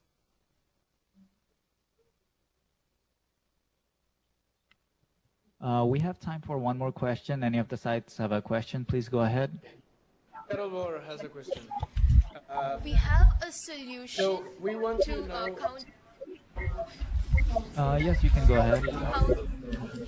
We have a solution to counter eutrophication in addition to the European School. So if you could like to present that.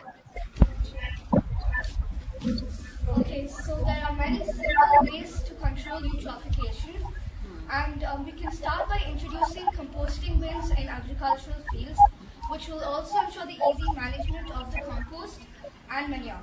And also students can conduct science fairs, which can demonstrate the use of new technology like UV light rays. These UV light rays are used to kill the algae. We can also create awareness amongst the general public by campaigning for people to switch to eco-detergents which do not contain phosphorus, which results in eutrophication. So these UV light rays do not alter the water chemistry and will not affect the taste or the odor of the water. And each individual organism requires a different level of exposure to the UV light rays. So the algae, which actually results in eutrophication, will require a different dose, and this dose would not affect any other chemicals in the water. So also composting can help prevent pollution in two ways, and they are by preventing the runoff and by retaining the natural nutrients in the soil. Thank you.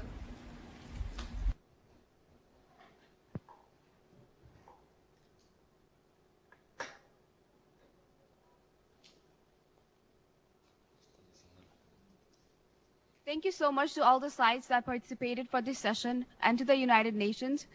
Now we'll be going on lunch, and after that we'll return for the fourth session. Thank you so much.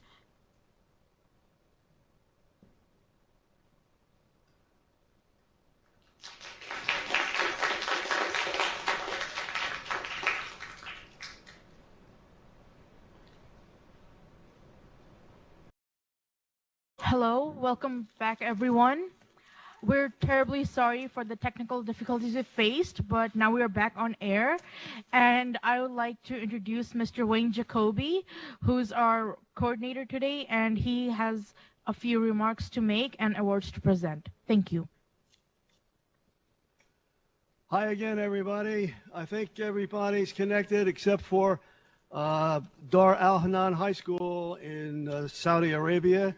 I think some, if not all of them, are watching via the webcast, and we're still looking forward to them to be part of the program today and even voting at the very end.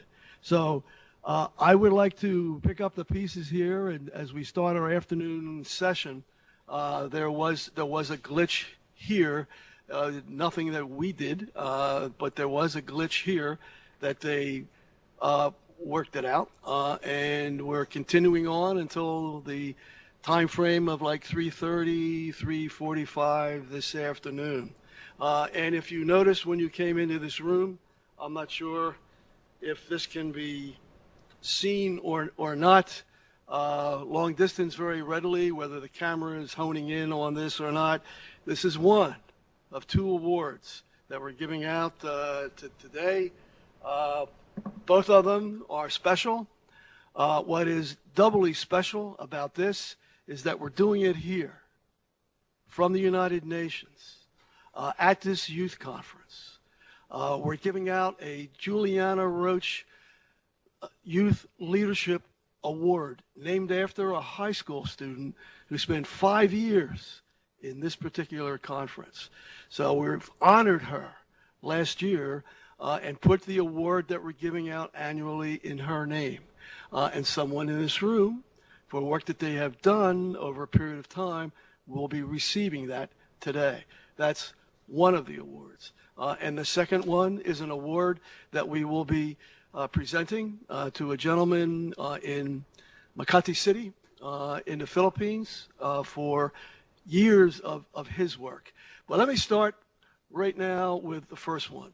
Awards are important because these are memories that get cemented with a reward of an honor that comes through the person who's getting the award, receiving it with something that would be a memory for him or her, hopefully for the rest of their life.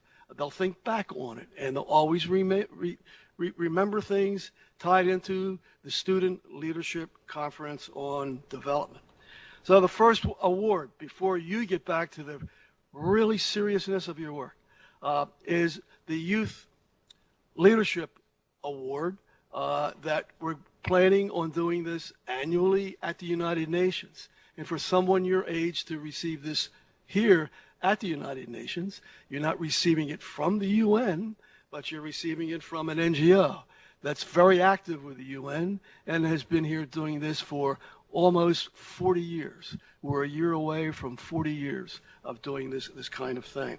So I have a certificate. It's an award of excellence to give out to a student for past work, and I'd like that student to come up here to receive it. The Juliana Roach 2019 Youth Award for Excellence is given this year to Andrew Singh.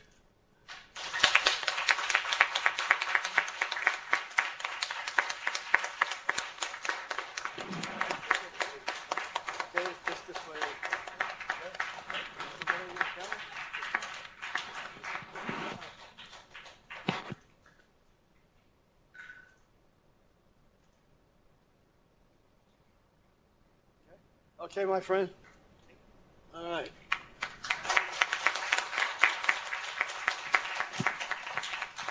Related to that, Andrew has been involved from Gateway High School for the Sciences in this conference for 4 or 5 years.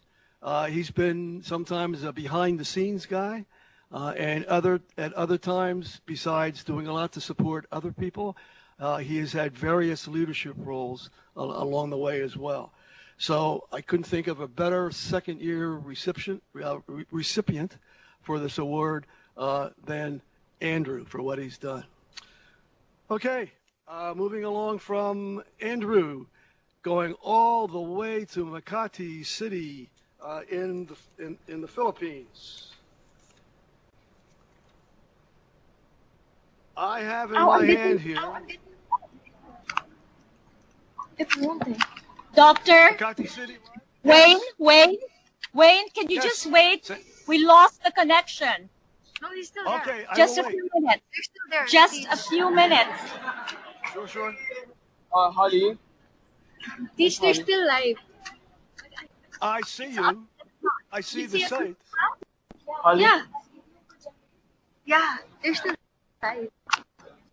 The camera looks like it's going high. It's not showing people. There we go.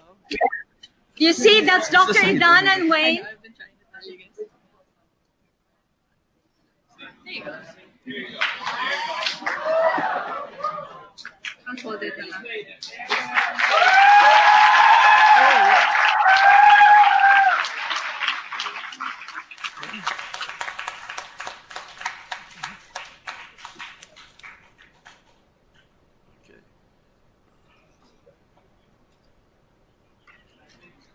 Rotate it slightly. Huh? Sam, you're right there, Sam? Yes, I'm here. Rayla. Okay, I would like to reach out and just hand this to you to give it to Domenico. He's here. But we can't do it that way. This is Dr. Idana. It's right there. But I can't. Domenico, this is for you. I truly mean this. Related to the importance of you to make Makati City one of the best connection sites that we've ever had in all the years that we've been doing this kind of work. The empowerment of youth, the number of youth that come and get changed and get better prepared for their part in an interdependent world tomorrow. Though most of the time, from my perspective with it, you've been behind the scenes doing that with Sam. She is always talking glowingly about the support from you. And so this seemed like the ideal time to do this, to give you the award, and to do it in the United Nations. It's from an NGO, Global Education Motivators, but it from Conference Room 5, United Nations in New York City, and I just have to figure a way to put this in the mail and get it to you. But I'll talk with Sam about it tomorrow. We'll have it in a very short, but it's for you.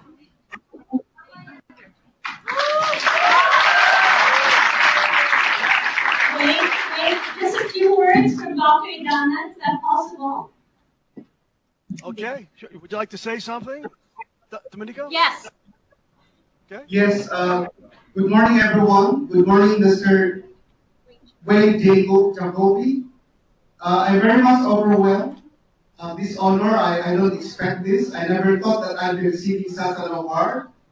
But it humbles me. It's indeed a great honor.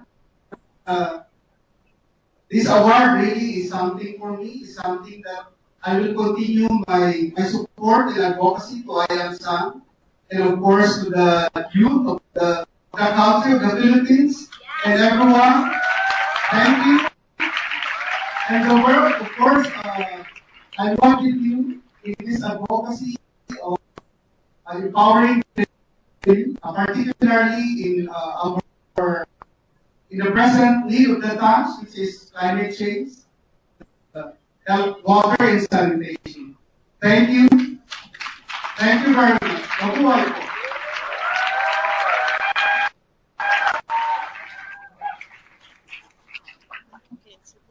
I'd like to step aside since this is your day with youth continuing the work that you started this morning.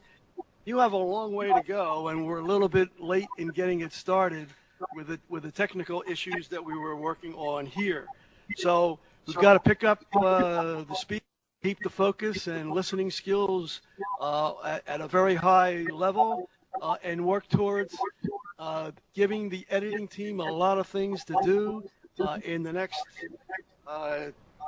almost an hour and a half, 2 hours, something like that, to get this document to a point where there's enough in there, problems and solutions that you're satisfied with, that you're proud about, that we can put to a vote and make it official, where it won't be a draft anymore.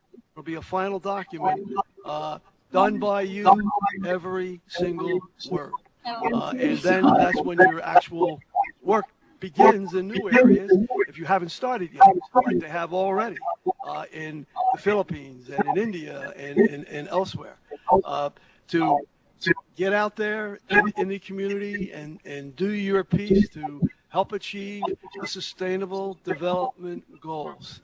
And I know that Esther from this morning has given already a report to the UN envoy on youth. She might pop in here this afternoon, and if not, you'll meet her in May when you present to her this plan of action in a final form, all yours, no one else's but yours. So I'll step aside and I'll get over now to Nafisa for the afternoon piece. Something else first from Makati? No, we're good. I joke. Okay, Sam?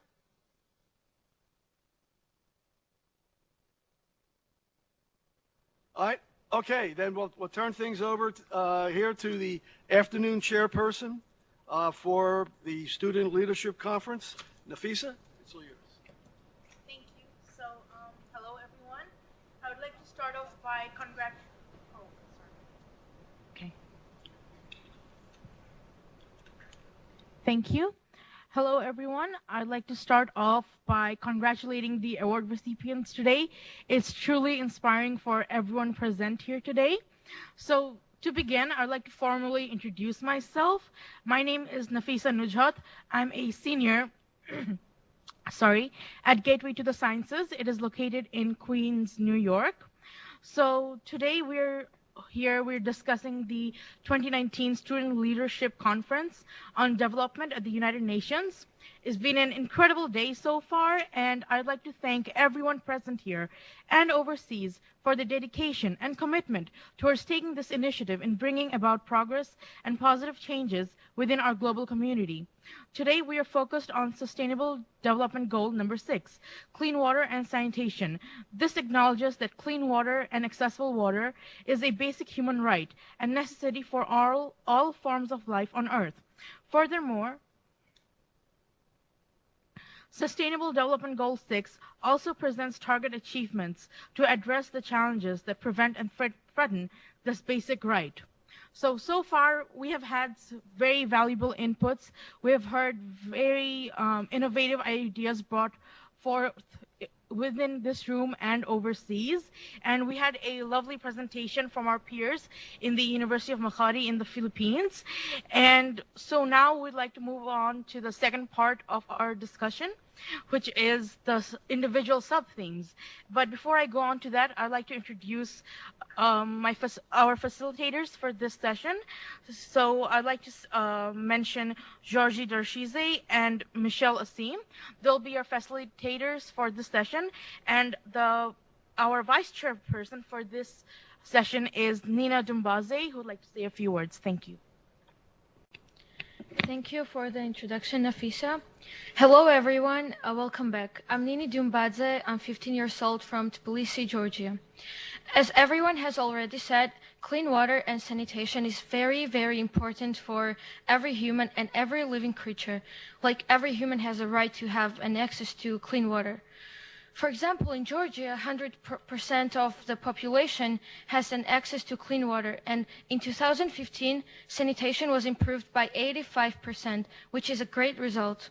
Today, we're all here to find the ways in which we can change the world in a better way, and to help other countries, ones that need our help, by finding solutions and by raising people's awareness about the issue and about the ideas, like innovating ideas that we mentioned today.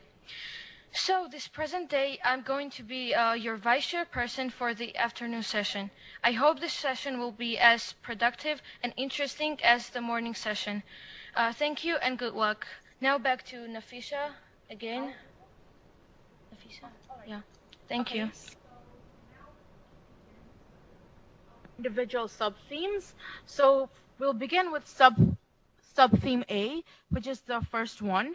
And I'd like to start with the European School. If you have any comments or questions to make about sub-theme A, please talk. You have 5 minutes.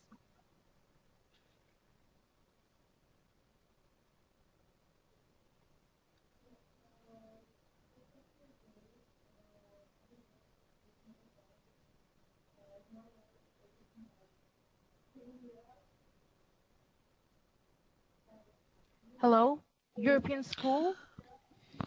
Can you hear us? Please unmute your microphone. Your microphone is muted. Pardon me, this is the conference specialist. European School, you are live to all sites and may proceed.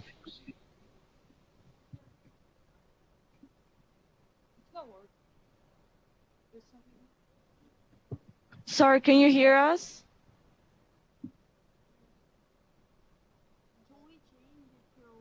I'm Yes, sorry, we can can you hear hear us? you.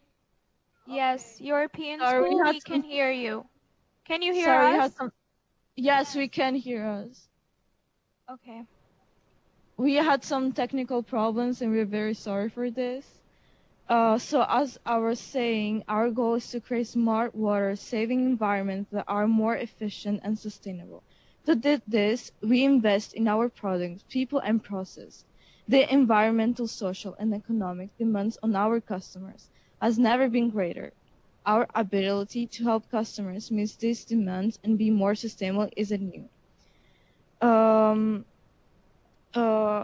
Another area of major water conservation is in the landscape. Irrigation occurs at night, and not very many people have an opportunity to see exactly how their irrigation system is operating, or even know how much water its landscape actually needs. We have 5 ways to conserve irrigation water. The first way is to conserve irrigation water seasonal adjustments. Much less irrigation is needed during the spring and fall season of all the year because that's when rainfall occurs.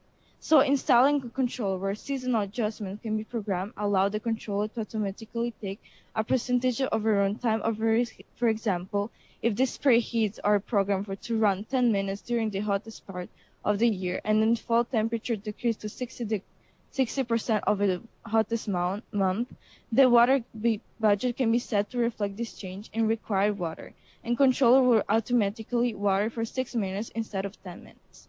The second way is conserving water in the landscape is recording landscape plant root depth.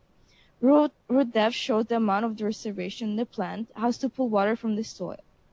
This third way of conserving water in the landscape is connecting a controller to a temperature sensor with the further decreasing irrigation usage even with a seasonal adjustment in place as with first communication method above. A fourth way of conserving water is decreasing the application rate of irrigation water, especially in clay soil. The last way and fifth way of conserving water in the landscape is keeping the irrigation components in a good operation by repairing a broken component more frequently. Walk through of a system a timely fashion at least once a month is beneficial. Having an irrigation controller map allows this conservation method to effectively be done in a timely manner. Yeah.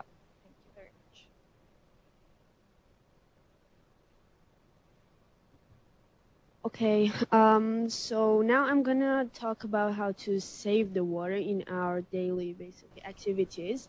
And so I've already introduced you with our product that we're gonna finish it and in May when we're gonna accomplish our project. And this and the idea comes from in the when we're taking a shower. They were basically they already have been has produced product which there is like a water which the water is stored in a box which filters the used water, which later goes through specialized pipes, making the water reusable. So this is where we got our idea from, and so it's already been created, this product, and I think that if we're gonna basically increase Sorry, this European product. School, the time is up. Can you sum it up? Okay. Thank you. Okay. Thanks. Thank you very much. We'll get back to you after after time. Good afternoon, everyone. My name is Georgi. I'm facilitator for this session. It has been an honor to be here with you today. I'd like to introduce Site 2, which is University of Makati in Makati City, to give your remarks. Thank you. Hi, I am Amir from the Philippines. So we are introducing to you under the subteam A the study about using plant-based water rehabilitation agents in substitute for using coagulation and population as water treatments that requires high maintenance and also expensive. So low maintenance and low cost is highly demanded, and application of this low cost plant-based purifiers are recommended for eco-friendly, non-toxic simplified water treatment where rural and peri-urban communities living in poverty are presently drinking contaminated water. In addition to this project, we can also insert a pump which can produce filtered water for the farmers and for the fishermen of our country. This can also be a good to fishes in order to produce more population for the fishes for the agriculture of the Philippines.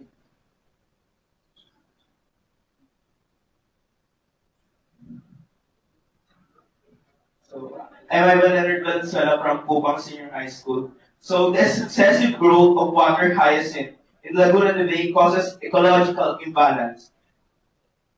Since these water hyacinths are invasive in nature, they are treated as pests by the residents. Also, when it decomposes, the very bacterial growth will lead to the depletion of oxygen and will lead to the fish kill. So as a solution, we created the Lily Cup project. It will utilize water lilies into handicraft materials such as bags and envelopes, provides livelihood to not only the students and to the residents. Decrease the use of plastic materials because it will be introduced as an alternative. Thank you. This next resolution is a call for action to address water sanitation infrastructures in line with the calendar experience in the Green New Deal, a basis for the creation of an international development framework for the industrial sectors of the United Nations General Assembly.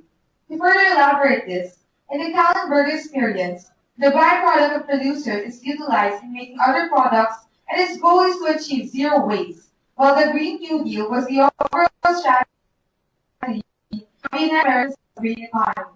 Overall, this is combined into a blueprint in creating a framework in achieving zero waste in the green economy under the industrial sectors of the United Nations General Assembly. Thank you. The project we were introducing today is banning the sale of disposable water and beverages bottles in school plenty. The significance of this project is to lessen the consumption of plastic bottles that is in accordance with the SDG number 6, Clean Water and Sanitation, and to promote awareness through about water consumption and sustainability. as less than 10% of plastic bottles are recycled, volumes of unused bottles poses a growing concern by posing a ban of plastic bottles and promoting tumblers and reusable containers, and by that, we can lessen and achieve zero waste. Water refilling stations that are strategically placed all over the campus would generate more income and make schools more environment-friendly institutions. I have a long discussion from Paranaka Science High School, and the project we are proposing is the Clean Water Movement, a benefit concert. I see this is very youth friendly, and we can see that to bring different performers for a collective initiative to resolve different issues regarding water security and pollution. Our project aims to spread awareness and to disseminate different issues regarding water security or pollution. We also aim to engage people in supporting the clean water movement. In part with this, we also want to raise funds for other projects in different researches, implementations, and campaigns under the said movement. We would have different booths that would get publicity from all the audience. Sorry, Makati University. We are unfortunately running short of time, so we would have to move on to the next site. We will get back to you right after the sub-theme is over. Thank you so much. Good afternoon, everyone. My name is Michelle Asim, and I will be facilitating this fourth session. I would like to introduce you to our next site, which is Lalaji Memorial Omega International School in Omega, India. Please, we are discussing sub-themes A, and you can begin your remarks. Thank you. Start. Good morning, leaders. I'm Raja Vidya, representing sub-theme A today. Privatizing water. Privatizing water is inefficient. There is ample evidence to show that maintenance backlogs, wasted water, sewage spills often follow privatization. Also, privatization is said to be 59% and 63% more expensive than their public counterparts. There are 250 million students like us in the world, and if each of us here, after this conference, tell the fellow students at our schools about this emerging problem, we can stop it now instead of later. We can stop it through rallies, pamphlets, and awareness campaigns. Water privatization is a shortcut to the death of fresh water and should not be supported or followed. Thank you. Hello everyone, my name is Neha. Local solutions to global problems also exist, and we should consider them before ruling them outright. Before we think about partnerships we can form with other countries, let's begin with conservation on a smaller level. By taking a half-gallon container and filling it with pebbles, sand, and gravel and placing it in a tank, you can save half a gallon on each flush. You can even install low-flow faucets, install water pipes, which reduce energy consumption, install low-volume toilets, do only full loads of laundry and dishes, as well as take showers for shorter periods of time. We can also implement a local solution called katas, which are structures made of loose stone and bound mud. The stone bund slows down the flow of water and stores it in the dry months. This collected water eventually seeps into the ground and improves the water level of nearby wells. A cost-effective and simple method can definitely be used in villages. Another economical technique can be bamboo drip irrigation, where channels of bamboo pipes can irrigate fields. This system lasts for about 3 years, and then the wood decomposes into the nutrient-rich soil. A new innovation also recently came up, inspired by the women in Rajasthan who carry round earth matkas on their head for long distances. It stores about 10 to 50 liters of water in a round wheel-shaped storage tank, which is also mobile. We should not only think about conservation and management, but the various methods and ideas we can implement to ensure that they stop being a current issue. Thank you. Adding on to that, some of the other innovative technologies that have been proven to create a huge impact if implemented in every household and local community. So one such technology is the water seer that has been developed by VICI Labs USA. It's basically a wind power turbine that converts hot air into cold water with the help of a wind power turbine leading to a chamber below the earth that has a narrow tunnel which can collect up to 40 liters of pure and safe drinking water every day. If been maintained properly, can last up to 30 to 40 years, and this can be applied to to places of extremely hot and humid climates. And A next such innovation is known as the Mistify, which was developed in Cape Town, South Africa. It's basically a mist nozzle that has easy installation, extremely cost efficient. It costs up to only from $1 to $1.50. And what makes this different from other taps is that a normal tap dispenses about 9 liters per minute, whereas the Mistify only dispenses about 800 ml per minute.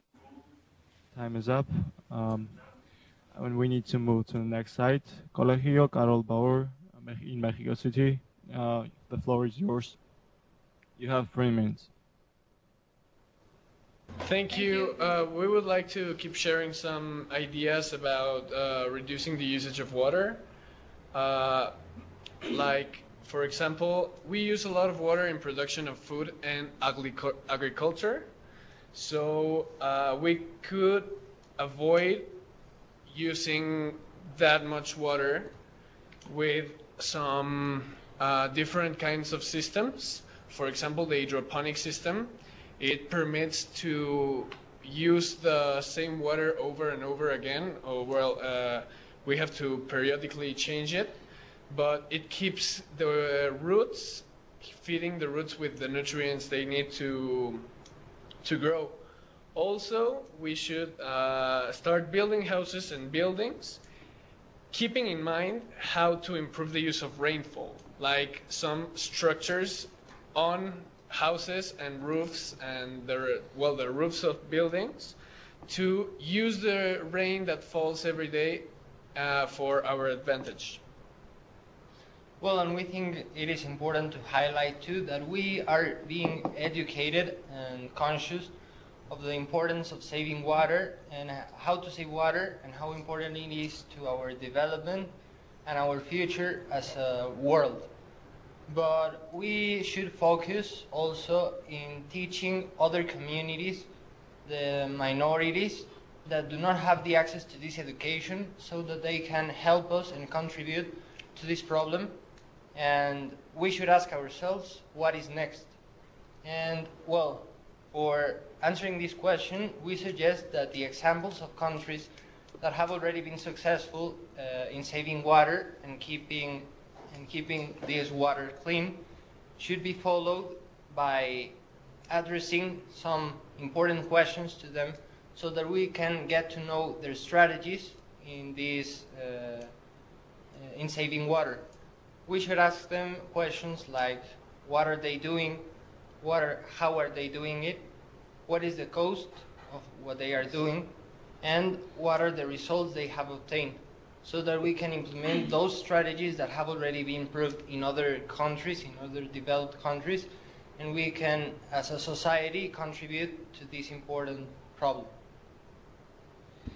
Well, while all the solutions that have been presented have been good, it actually concerns me how are we going to implement it in developing countries, since all the solutions that have been proposed in this conference are of high cost and high maintenance.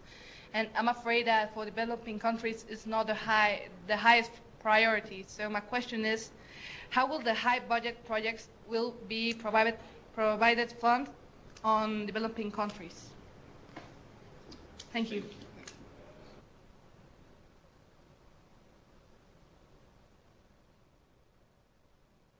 Thank you, Colegio Carol Bauer in Mexico City. Now the floor is here in United Nations, New York. If anyone wants to make some comments or remarks, the floor is yours. Yes.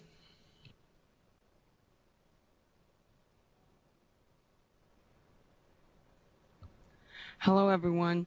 I want to tell you, I'm from Subtheme A, Resource Management and Innovation, and I want to tell you some solutions that our group has made. So I have already heard about using recycled water for toilets, and my team has thought about it and we decided to ask government to implement toilet sink combination. Toilet sink combination, where sinks will be placed on top of the toilets, and when people will wash their hands, the used water will be used for flushing the toilets. This will also force people to wash their hands for flushing toilets, and it will help them to practice sanitary things. We also have researched and we found out one invention, which is called bicycle water purifier. And so basically, it has bicycle has two bottles, and you put dirty water in one of the bottles, and when you spin the pedals, it turns the dirty water into fresh, clean water, and you can drink the water after that. So for poor countries, it will be very useful. I also would want to talk about partially infrastructure.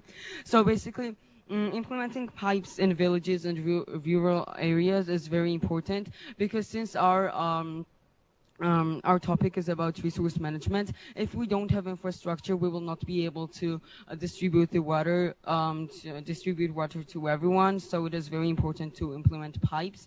I also want to talk about water management. Like in Myanmar, like they have abundant resources of water, but they are just using only 5% of their water efficiently. So it would be very good if they would distribute water in more efficient way. Also, harvesting using rainwater in villages will also be good, and not only there, because in harvesting much water is wasted, and if they would use rainwater instead of normal fresh water would be very good. And one of the things that we came up was distributing water to other countries, which means like some countries have enough water resources and they do not use some of them. For example, in Georgia, we have many rivers, lakes, and so on, and some of them are not. We are not using it. So it would be very good if we would donate some water from Georgia to countries in Africa that do not have access to water. Thank you.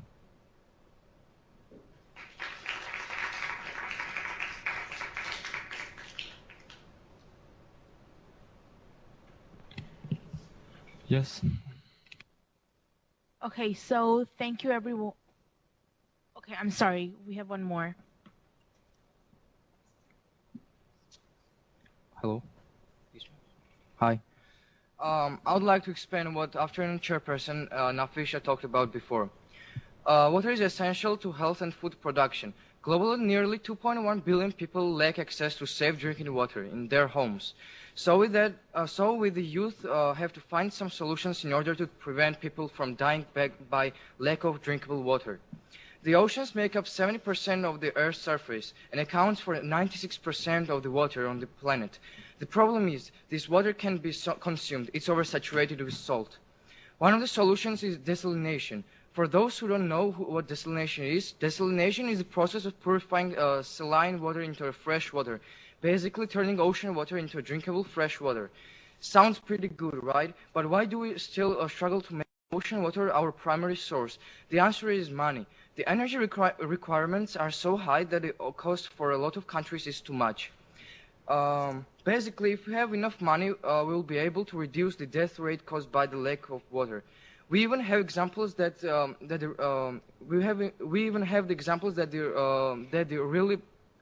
process really works. The Middle East has been a leader in desalination so far. Saudi Arabia, United Arab Emirates, and Israel rely heavily on desalination as a source for clean water. For example, Israel gets 40% of domestic water from desalination, and together they make up 1% of the world. And the United Nations predict that by 2025, 40% of the world will rely on desalination to meet their water needs. So I think desalination is a very important solution for the access to clear water. Thank you.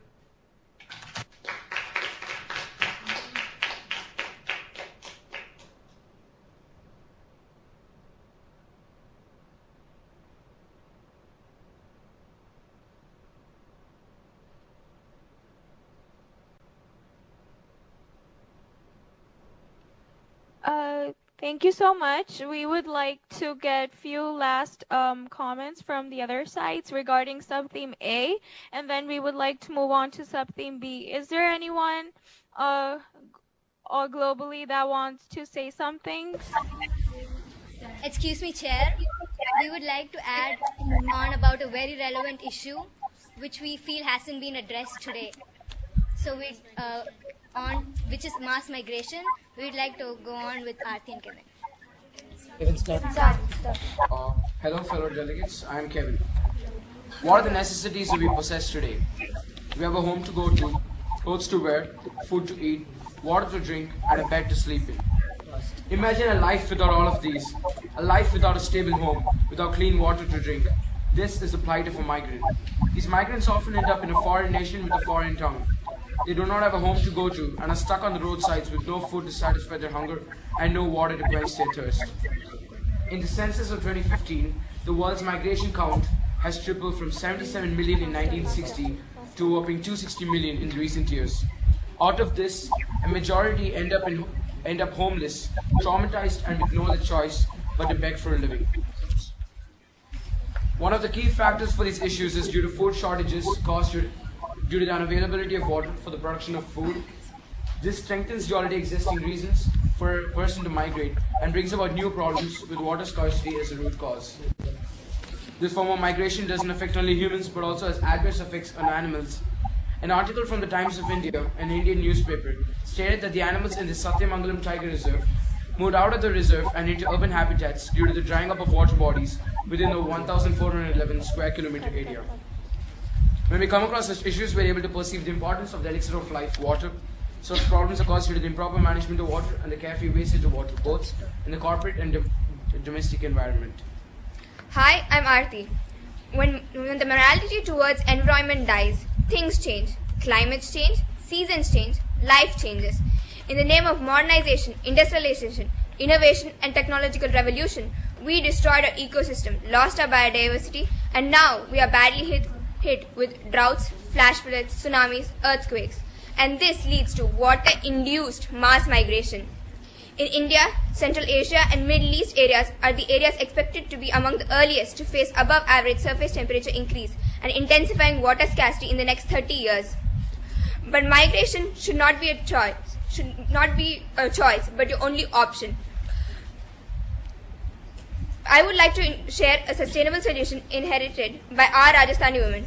Enabling proactive adaptation is more efficient and sustainable strategy than a reactive humanitarian response of forced migration. Rajasthani women went back to their traditional and conventional methods, creating water communities to monitor local water bodies and wells, desilted their ponds, and built bund walls around to increase the catchment area. The committee barred humans and animal activity. This maintained the water quality and quantity. Through controlling of mass migration, we can even control the spread of waterborne diseases. We feel that mass migration is a topic which needs to be addressed.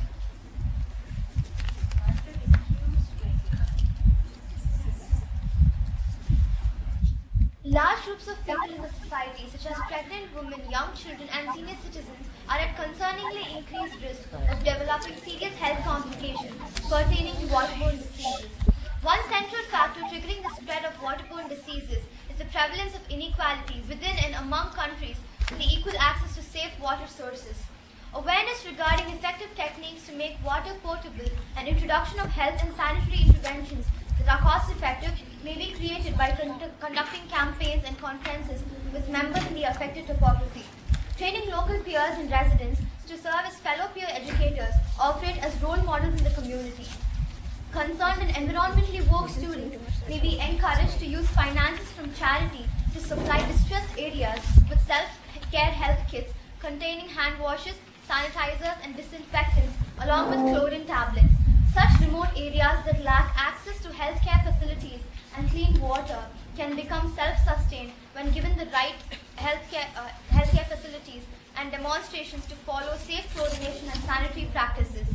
Unattended open sewers and infected public sanitary facilities that serve as breeding grounds for pathogens are indicative of low investment on sanitation infrastructure. But what is disturbing is the ignorance of the existence of the lack of access to such basic yet indispensable necessities. The importance of proper maintenance of such facilities is essential to be made known to the public in order to lift this veil of ignorance from the minds of the people. Thank you. Thank you so much, Lalaji Memorial Omega International, for your remarks. Before we move on to sub-theme B, I would just quickly like to go back to Makati University because we didn't get to hear your last thoughts on this topic, and I would also like to give the editing team a message to please take notes and get everything done in the document. So Makati University, please go ahead and finish up your thoughts about sub-theme A. Thank you.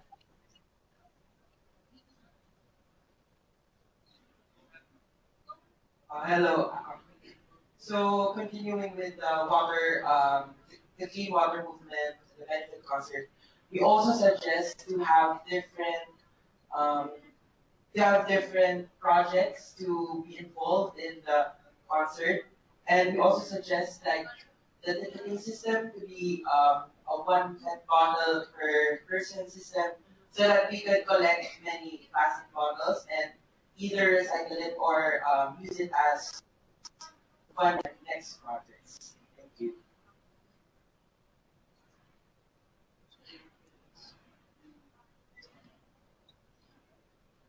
That's all. Thank you.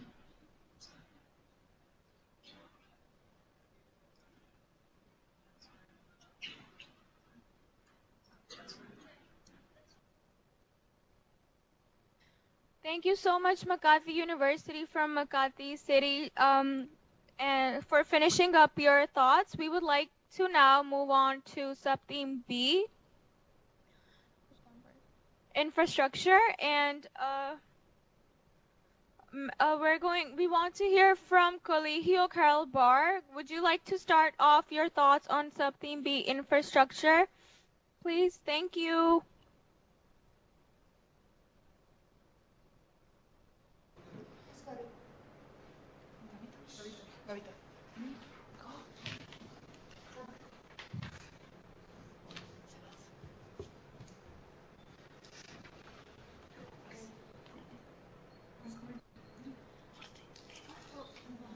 Well, thank you. And well, for this topic B, that is infrastructure, we want to give some ideas because Mexico do not have that much infrastructure. So we have some points that are for the city officers or to the government that it could be the one that can help us in these points that are first, that be sure there are no leaks in pipes, as we already said. We have a lot of leaks and that are not fixed that immediately, so we need to have this infrastructure that is needed to fix them and not to waste that much water as we do. Also that there has to be an exhaustive maintenance of all the system, but first of all we have to be sure that we have the correct system, and also like to be ready to repair these leaks very quickly, as we already said. And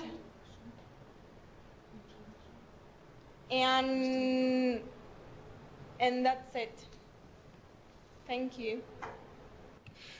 Thank you, Colegio Carlos Baur. Now we move to the next site, University of Makati, Makati City. The floor is yours.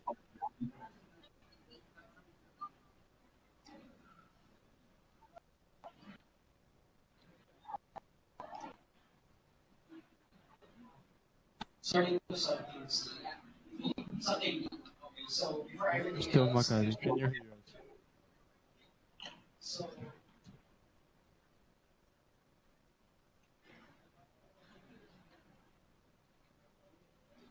okay, so first one of the projects is limiting the usage of water and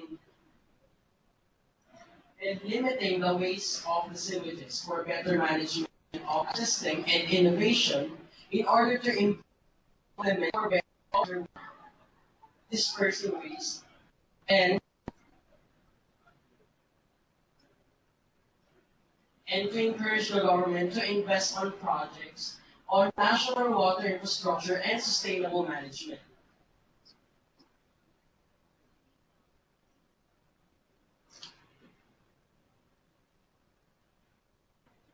also to further encourage the proper management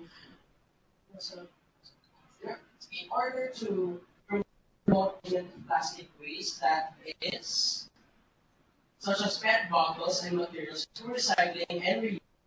Using breakthroughs such as innovations and scientific studies in recycling are also welcome to support these kinds of strategies in order to promote much more better fix in national and local governments within the country.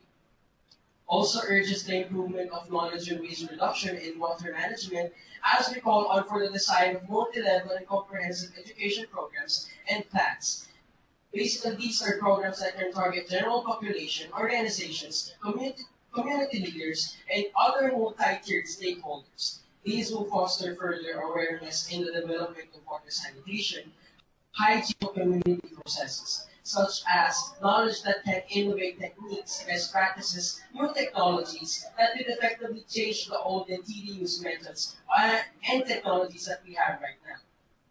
Also to emphasize the need to conduct much more better and much more numerous water availability in sanitation assessments in rural and agricultural communities, stressing the importance such as diagnosis that will support in crafting of the much more better and much more that's in these kinds of problems. And also to further urge government bodies and academy to persuade education, capacitation, and empowerment campaigns for local communities to engage in water-related discussions by the youth and avenue to participate in water-related advocacies.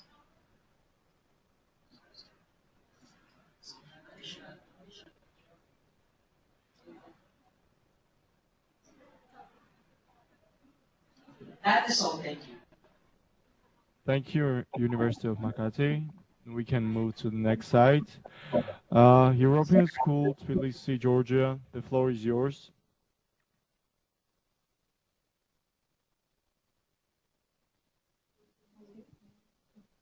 Hi, can you hear us?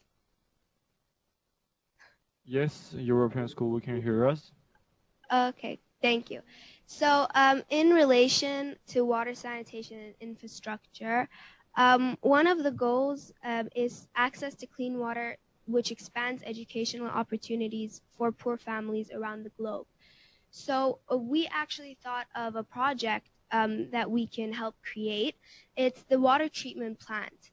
So it converts oceanic water into drinking water, but there's only one disadvantage, and it's that it needs a lot of energy to get running. But there are multiple ways to get renewable energy city to power a treatment plant.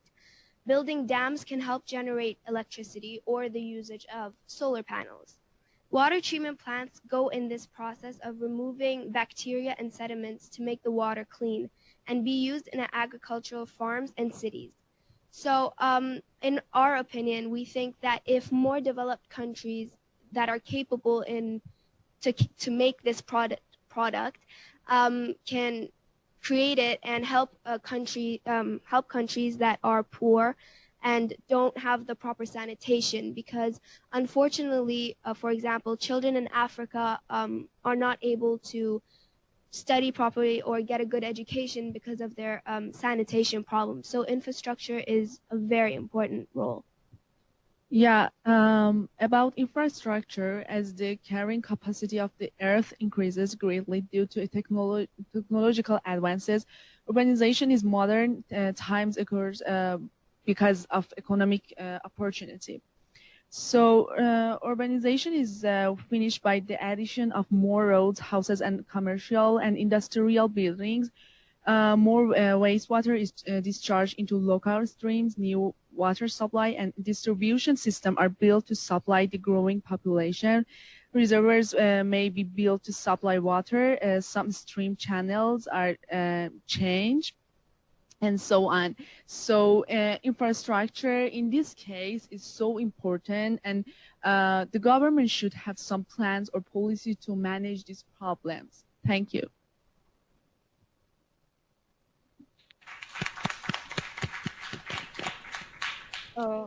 The government of Georgia has started reforming the water supply systems, which includes the stable provision of drinking water for the population of Georgia through large-scale investments in coming years. Improving wash infrastructure condition is an important component of a general education policy in Georgia. The results of the National Survey on the sanitary hygiene situation of public schools can serve as a baseline for identification of future interventions. The National Food Agency of the Ministry of Agriculture Development developed annual plans for state survey quality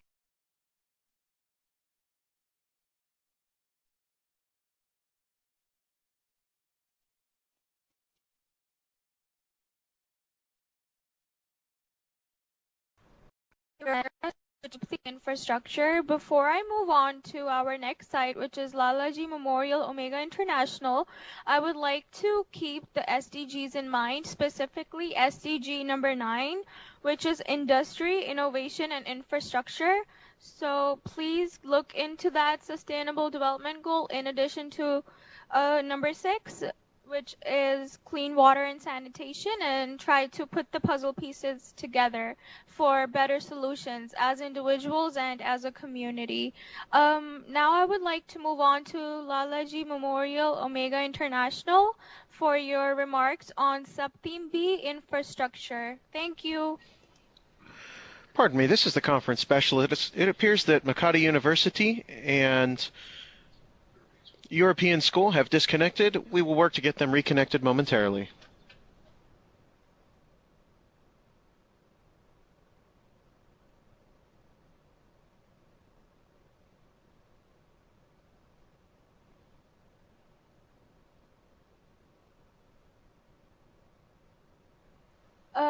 While the technicians are trying to connect Makati City and the European School back, Lalaji Memorial Omega International, would you like to get started with your remarks? Can you hear us?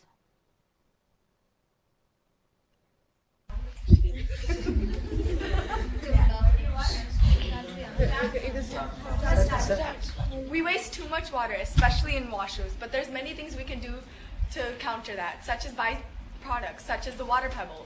Through association of the color red with stopping an action, it retrains you to take shorter showers, since it flashes green for 3 minutes, yellow for half a minute, then red for another half a minute, indicating that you've hit the limit that you should be spending in the shower. We can also collect water while we're waiting for hot water to come in and use it to water plants or for flushing. And we can also get leaks fixed, since they can waste up to 700 liters per day if it's a leaky toilet. Hello everyone, I'm Anthony Christian. I have two solutions for unnecessary wastage of water. The first one is hand sensing water faucet, otherwise called as automatic faucet. It is a faucet equipped with a proximity sensor and mechanism that opens its valve to allow water to flow in response to the presence of a hand or hands in close proximity. The faucet valve after a few hands. The automatic faucet helps save 70% of the water that would otherwise swirl down the drain unused and conserve as much as 3 to 5% of the water used by a standard household. Other benefits of automatic faucets are found in inhibiting the spread of germs, which are known to thrive on faucet handles.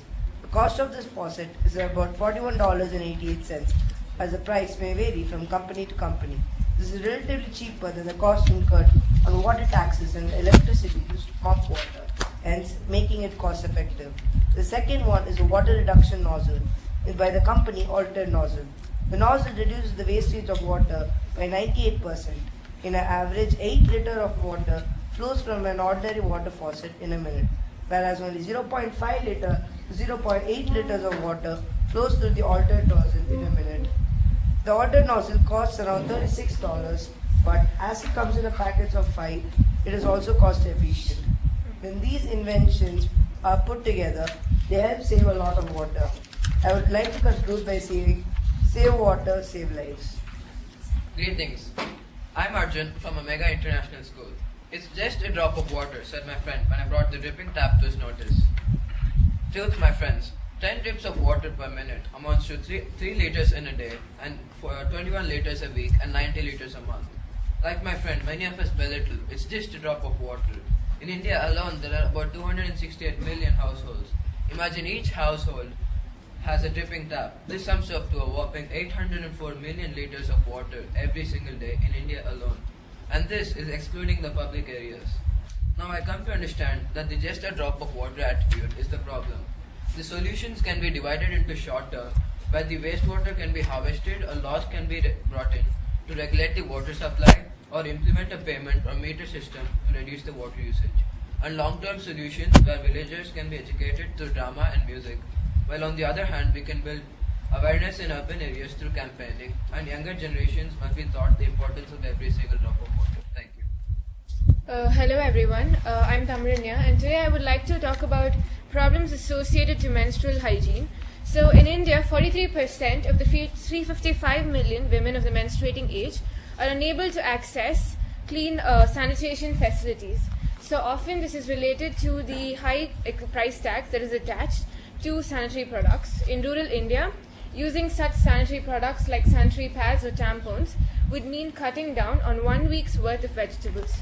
In such a situation, we would like to encourage campaigns like Tax on Blood, which ended taxation on sanitary products, and the efforts of India's pad man, Muruganandam Arunachalam, for creating a low-cost sanitary pad machine. Moreover, improperly disposed menstrual waste can act as a biohazard, exposing sanitary workers to Salmonella or E. coli. For this, we can facilitate short-term solutions such as placing separate dustbins for disposal of feminine waste alone in washrooms where women, in public spaces where women frequent. Moreover, prolonged usage of menstrual hygiene is proven to increase the risk to contracting cervical or ovarian cancer while inducing infertility and urinary infections.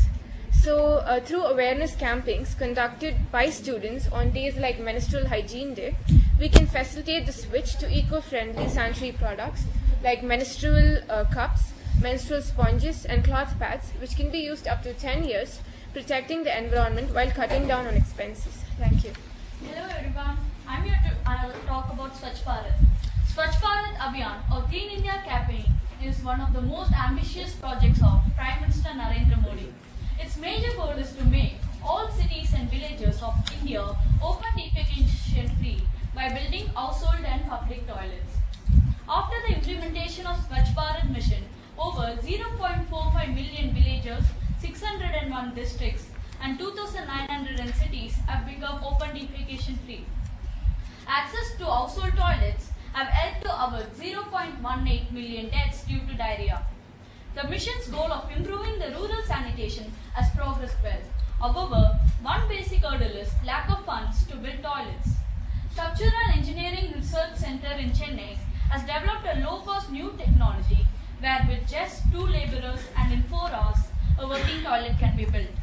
Another problem is lack of water to use in toilets. One solution here could be to use treated sewage water and wastewater generated from our kitchen.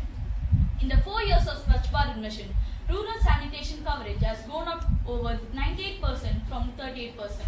India had one of the highest number of the people in the world defecating the open, that is 530 million. After the 4 years of mission, the number of people defecating the open has come down to 250 million. Thank you.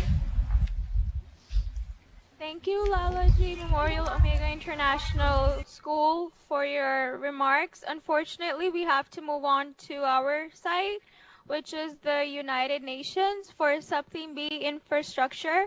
I really appreciate all the sites talking about their solutions and the optimistic views. We really need that for this. So I would like to open the floor to the United Nations and whoever has remarks or anything to discuss about infrastructure.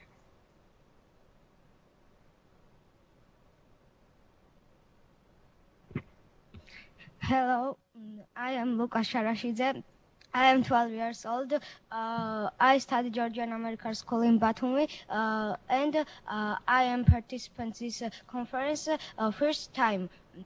I am gonna talk about international efforts to improve access to water and sanitation. On 28 July 2018, the General Assembly recognized that access to water and sanitation is a human right. The General Assembly recognized sufficient water for every human, and domestic uses is 50 to 100 liters per day per person. The water source has to be within 1,000 meters of the home, and collecting time is not exceed 30 minutes. Annually, there are two UNA international observances: World Water Day, 22 March, and World Toilet Day, 19 November. World Water Day will begin 22 March 2018, and it will finish 22 March 2028. Thank you.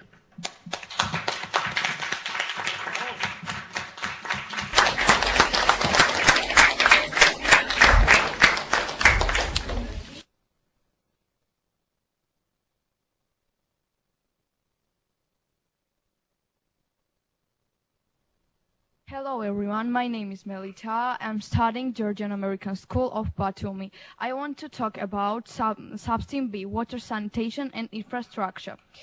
Access to clean water for everyone is key to reaching the Sustainable Development Goals, and seen in the previous section.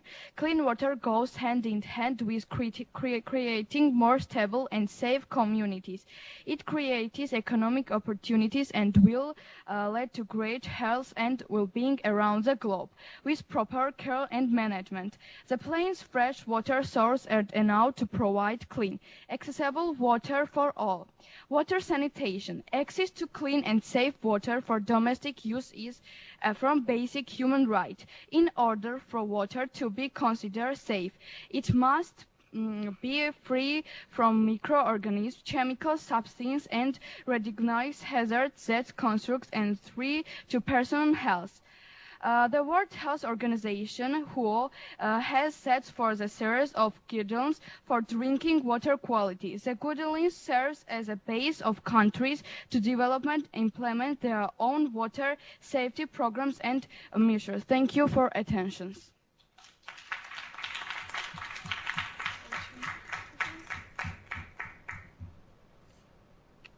Now I would like to express my opinion regarding the issue in my home country, the Republic of Georgia. Water and sanitation is one of the biggest problems in the whole world, and my country is not an exception. As my friends from European School Tbilisi, Georgia have mentioned before, our country is rich with water resources, and our main source of power is water.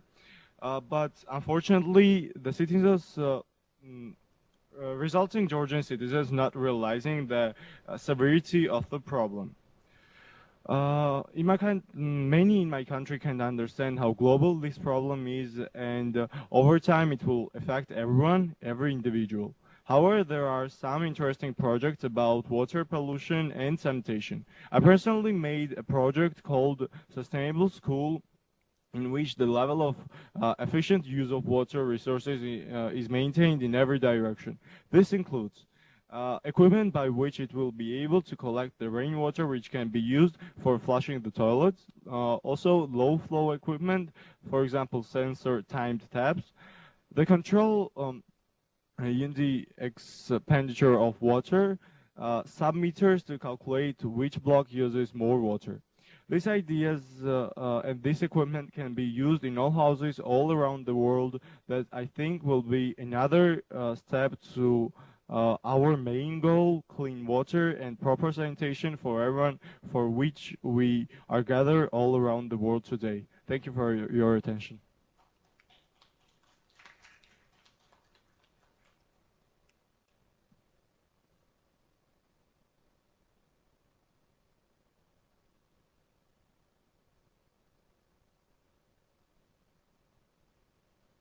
Hi, my name is Gigabyte School Tauba. I want to use Israel's example. Sorry. Hi, my name is Gigabyte School Tauba. I want to use Israel's example and solution. The world's problem with water isn't that it's disappearing. The water is there. The problem is that in many areas, growing population have less and less water per capita because of crumbling infrastructure, leading to massive lacking, short-sighting, and self-interested water management, leading to a growing waste and pollution groundwater. What is has it holistic?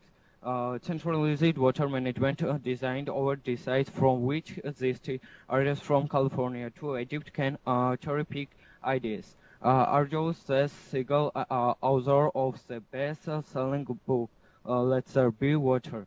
Thank you.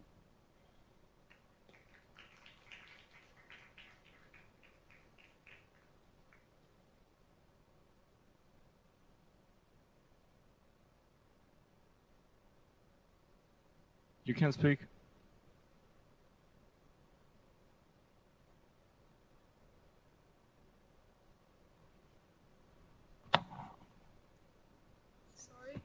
Hello, everyone. Agashwili from Tbilisi, Georgia. During the whole conference, we'll be. Sorry. Hi, I'm Anna Charagashvili from Tbilisi, Georgia. For the whole conference, have been hearing the solutions, which, and on some of them we all agree from all around the world, which makes me happy. But at the same time, infrastructure is such a big topic that is more connected to finances rather than education and what youth can do about it. So I want to focus more on what we as youth, as teenagers or any other age can do about it.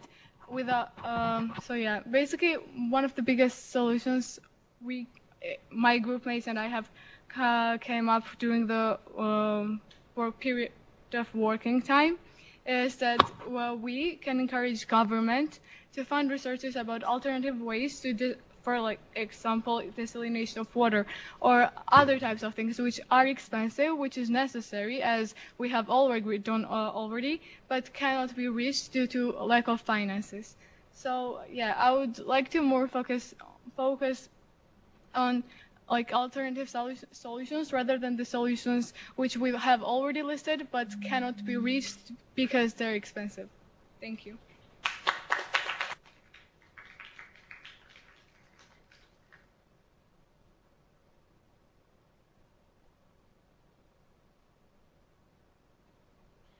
Hello everyone, my name is Lizzie. I am from Batumi, School Euro 2000, and I'm gonna start with talking about why is water important. First of all, we all drink water, we bathe in water, we cook in water, and we are made of water. And the most important, people can't live more than a few days without water. Also, I'm gonna add the water molecule is the second most common molecule in the universe, and the water molecules in our body are 100 times more than all other molecules summed up. Now I'm gonna water scarcity affects more than 40% of the global population. 2.6 billion people have gained access to improved drinking water, but 663 million people are still in need. Nearly 1,000 children die each day from water or sanitation related diseases. And why we are having long baths and having long showers, children are out there in Africa or Asia who are dying, and some people are like, what can I do if in Africa a kid dies? You can recycle more. You can have less time, like you can be in shower less time, and you can help the world, and you can not waste water like this. And thank you.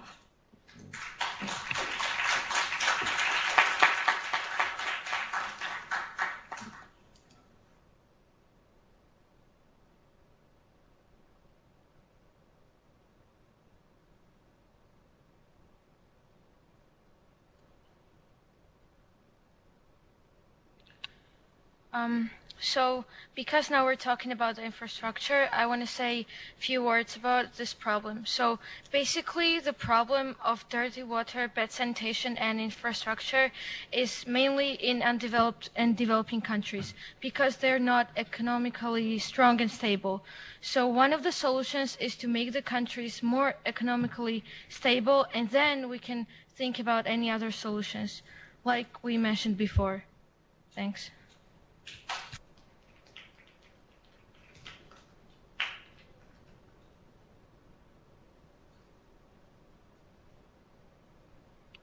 Uh, Thank you, everyone. Colegio Carl Bar, Makati University, Lalaji Memorial, as well as people at the UN. We have a lot of different solutions for infrastructure, and I really like this discussion. But now we're going to move on to our next sub-theme, which is the last sub-theme for the day. Sub-theme C, water pollution. And I would like the European school to start. You're finally back connected with us, so welcome back, and we are going to start sub-theme C now, water pollution. You have about 5 to 7 minutes to say your remarks. Thank you. Sorry, can you hear us? We had some technical problems. It's fine, we can hear you. Thank you. So, okay. So now we're going to talk about water pollution. We know that water pollution is the contamination of water chemically and physically. Water pollution creates diseases. Unfortunately, countries that have low access to proper sanitation catch these diseases, and young children from Africa are affected by these illnesses. And sadly, this gets in the way of their education as they're too sick to attend the school. So it's a really big problem that has caused in Africa, and we're gonna introduce you with the product and the solution for that.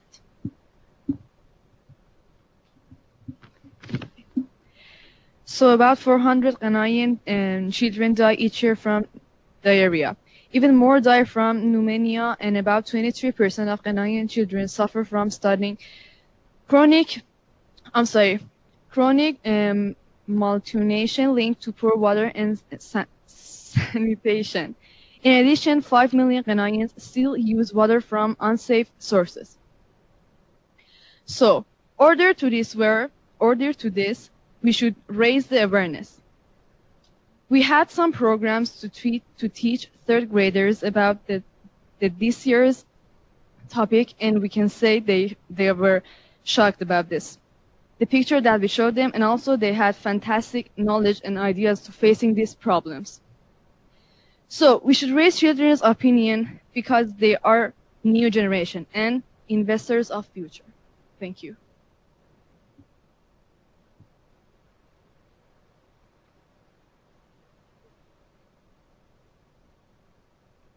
Sorry, can you hear us? We're done.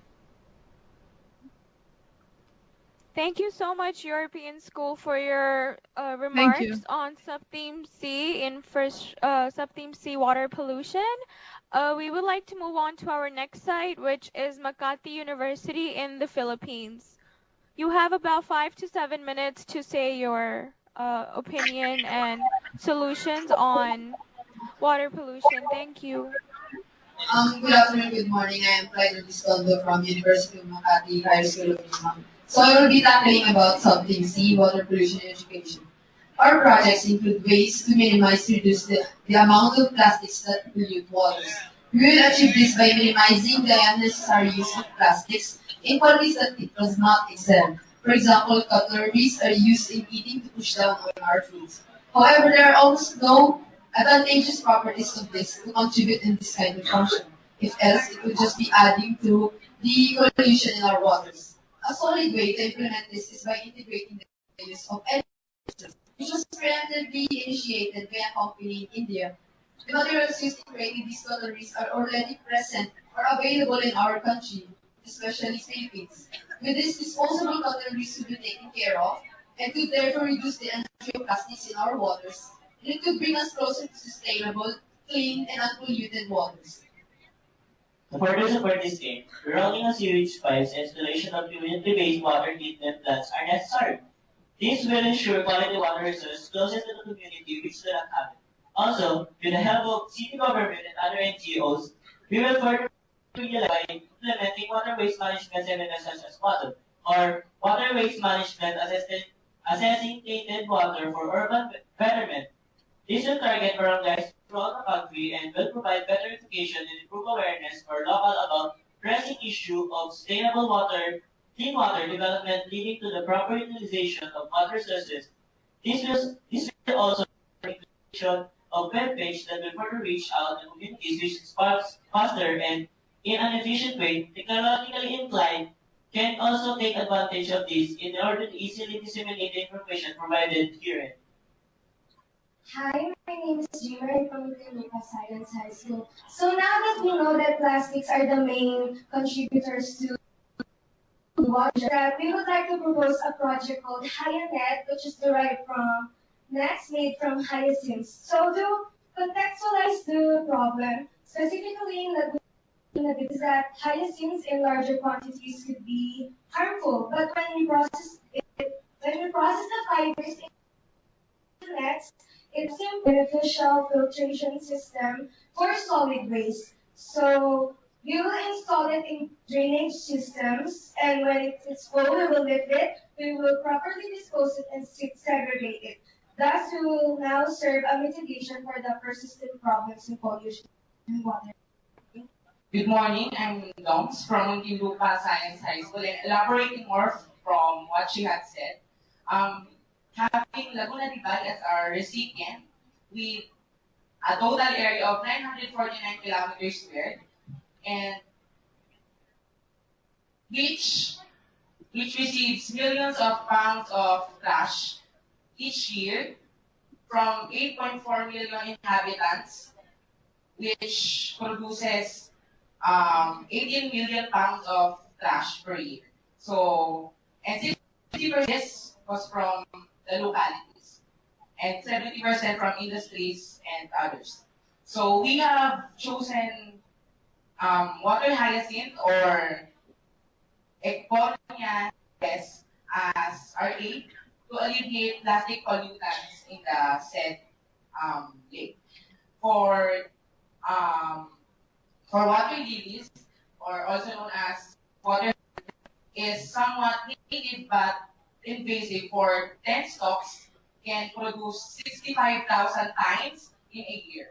So we have used this, and the process we have chosen is to crush it to harness the fibers, and we will dry it to produce nets in 1 centimeter or from diameter to filter the solid plastics from the lake. So our project covers 12 out of 17 UN SDGs. We have 1, 2, 3, 6, 7, 8, 11, 12, 13, 14, 15, and 17, which covers clean water and sanitation, life in water, and partnership from development.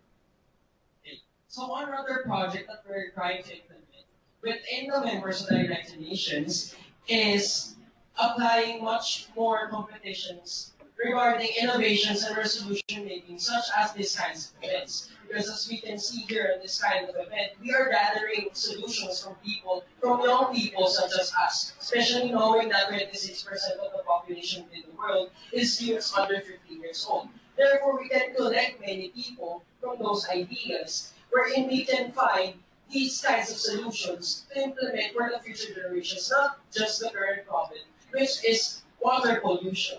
So basically, the project is implementing much more events such as these, implementing competitions that would promote innovations in the students by using their creativity and resources. That is all. Thank you very much. Thank you very much.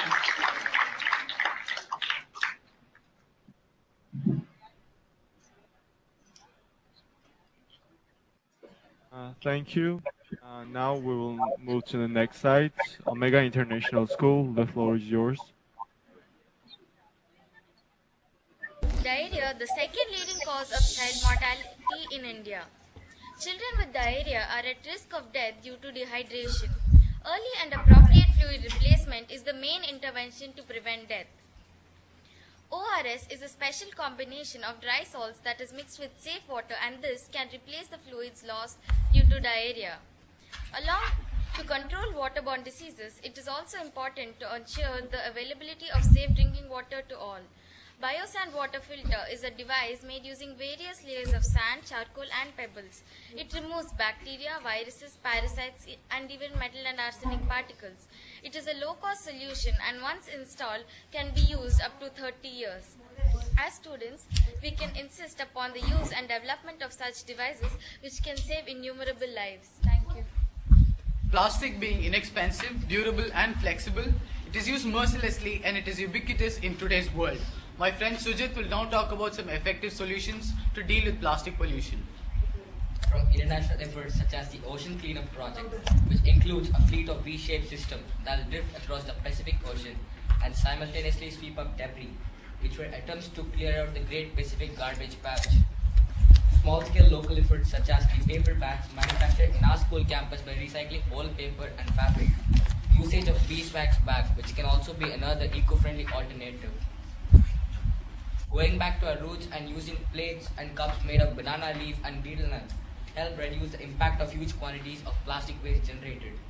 As students, we can organize exhibitions and seminars in commemoration of World Environment Day, June 5, to encourage young minds to explore innovative solutions such as the usage of dubbed PETs in rivers polluted with plastic for its ability to break down and accelerate the degradation process of polyethylene terephthalate or PET plastic used to make drink bottles. Schools can also encourage students to carry out investigations of innovative plastic disposal techniques that contributes to projects like EcoBricks, or commonly called the plastic bricks. And I'll now have Shreya from Pupil to add on a few more solutions. I'm here to talk about a solution which is proved to be an efficient replacement to plastic bags.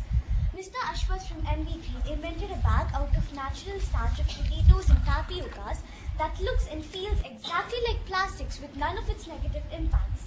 Evergreen bags will naturally degrade in a day, and if left submerged in water, they dissolve within 24 hours. Also, these bags are edible and does not cause any harm to animals when eaten. These bags are, but not many know about this life-changing invention, due to which it's not being put into use. We as students can promote the use of evergreen edible bags and encourage people to use these bags instead of plastic bags. Thank you. Hello delegates, I am Ashavardhan. Pharmaceuticals are another great cause of water pollution.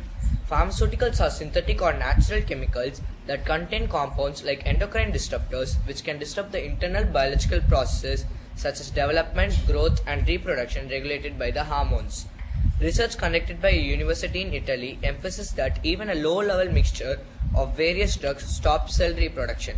In 2016, the National Oceanic and Atmospheric Administration Fisheries detected 81 chemical compounds in the water of Puget Sound fishes, which made it 30% harder to remove contaminants from their body, making them more vulnerable to predation. Cosmetics have been an increasing source of water pollution. As global citizens, we need to come up with effective and viable solutions for such grave issues. Spreading awareness on proper disposal practices and organization of pharmaceutical take-back programs by students ranging from small one-day collection events to regular and systematic regional collection events and excess medicines and return of excess medicines to participating pharmacies and to government supervised mailboxes would go on a long way in the adaptation of proper disposal practices, thereby contributing to the environment and ecosystem. Hello all. Around 2 million people in India die every day because of clean drinking water shortage, and 600 million people don't have access to clean drinking water. The government of India has launched Swajal scheme that to ensure there is a steady supply of clean drinking water in rural areas. These areas usually receive contaminated and harsh water, which on consumption has led to many illnesses. By this scheme, all the villages will get water supplied through filtered pipes. This will ensure that the water is not contaminated. Although the scheme has its own challenges in being effective to the people, funds are not equally distributed across the districts and their implementation gets stuck. Government schemes are indispensable in the success of community well-being. The viable solution that can go for a long way is being beneficial to the people. As part of this scheme, they need to be imparted knowledge on how they work in simple languages. Both technological and manual help should be provided. This can be done by taking people from urban areas who can contribute to it. NGOs and cooperators can collaborate and work together in funding. Proper redressal agencies should be associated with villages and the scheme if at all there is any long-term problem with the system. Last but not the least, quality is not important than quantity. Hence, the pipe should be fitted at the regions that makes it easy for the people to access them during their everyday lives. Thank you. Hello speakers, I am Ahmed. When we waste food, we're not just wasting food, we're also wasting all the resources that went into growing it. According to the UN Food and Agricultural Organization, an estimated 1.3 billion tons of food, or 2% of global production, is lost annually. The waste we throw in landfills and the fertilizers we use for crops are polluting the underground water in these areas, as well as the water bodies that this water streams to. The mass rearing of livestock for consumption and the use of pesticides in crop production has also significantly contributed to nitrogen, phosphorus, and chemical pollution in streams, rivers, and coastal waters. Some of the solutions to this issue are: in developing countries, there should be access to simple equipment for airtight food storage and preservation. For example, a system developed by Purdue University in which produce is stored in interlocking bags locks out pests and keeps grain fresh for months. Even using a crate instead of a sack during transport can cut loss dramatically by preventing bruising and squashing. Another way to reduce food loss is by redistributing excess food through community food banks and participating and volunteering on outreach groups like Feeding India, which has redistributed more than 18 million meals in over 65 cities. Thank you. Hi everyone, I'm Amrita. I would like to highlight on how production and consumption patterns has become a major cause of water pollution. Each and every object we use in our daily life requires water to be produced. Water is even required for the operation of power plants and energy generation. We need to take steps both at industrial and individual level to combat this. We can use food substitutes like soya chap, mushroom, tofu to reduce our non-vegetarian food consumption.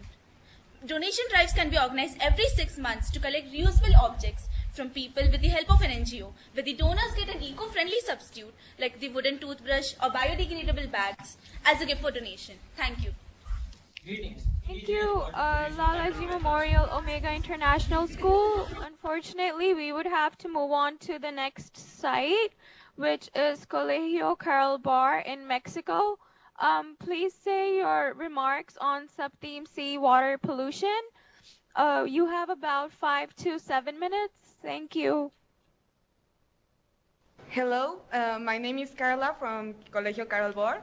So, as many of you know, Mexico is popular from its beautiful clear water beaches. Mexico is actually 72% ocean. So, from 2000 to this day, 2019, Mexico has been improving the conditions of their oceans and water pollution. By making conscious of what pollution really is and creating campaigns for endangered species, such as the hunchback whale, called the National Program of Sea Wildlife. Even though we still have a long way to go, every step counts, especially taking considerations of the two major problems in water and sea pollution that are plastic and oil pollution in our sea waters. Well, we would like to highlight too that Mexico has a great biodiversity and natural resources. Mexico is famous for that, but unfortunately in the recent years we have been experiencing a lot of pollution in water, and this biodiversity is running out. So I think the population growth is one of the main issues, and we should focus on teaching all of this population the consequences that their actions and their pollution may have in the future. So population growth has led to the drastic drop of water availability, in part because pollution has been increasing and polluting forests, beaches, and bodies of water, which are our main source of water. So, as some data, the south of Mexico has 67% of the renewable water resources. That's a very high percentage comparing it to the whole country. But the infrastructure used in this zone is very poor, as only 23% of the population in the south of Mexico has rural water infrastructure. So we should focus our efforts in increasing this rural water infrastructure in the south of Mexico so that people can get more water and have a have this need covered. Well, so in conclusion, we talk about using education as a form of teaching and creating programs to achieve the sustainable goals. So my question for all the countries is, what will come next? Will we as different countries still say our ideas or whatever comes to our mind, or are we going to start taking action to actually achieve this goal? Thank you.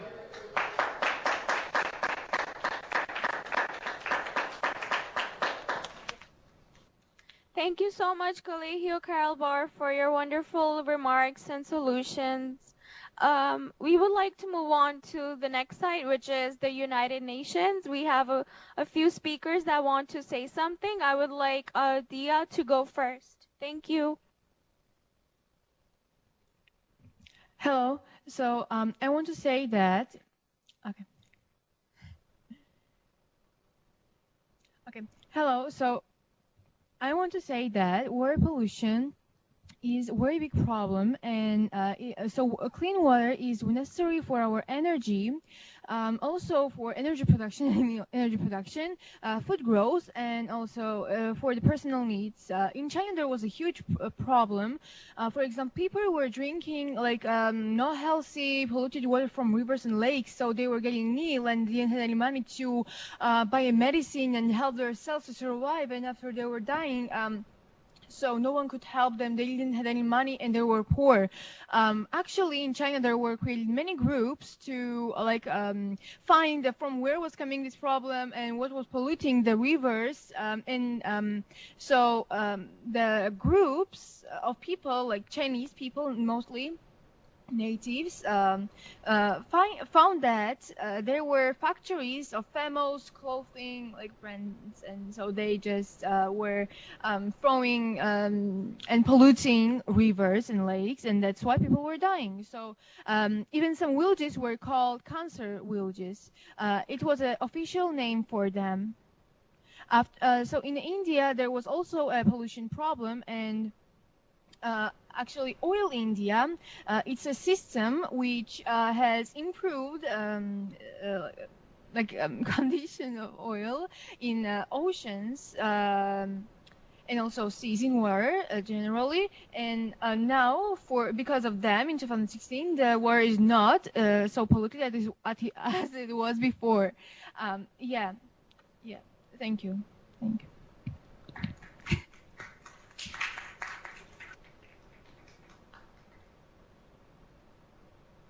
You can speak. Hello.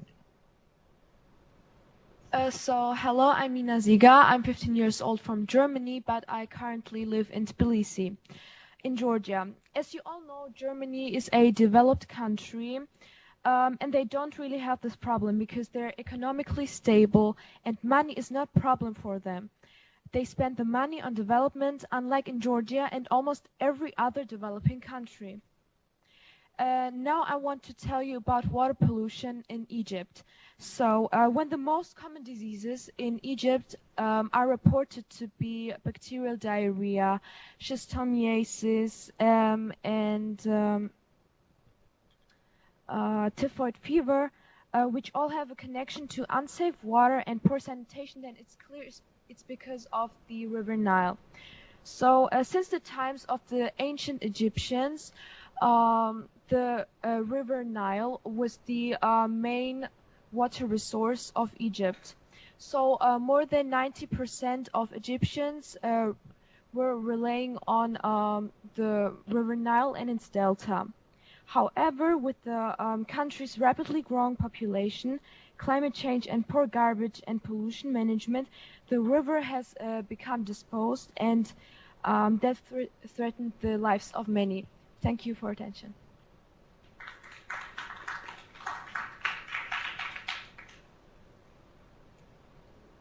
Hello again.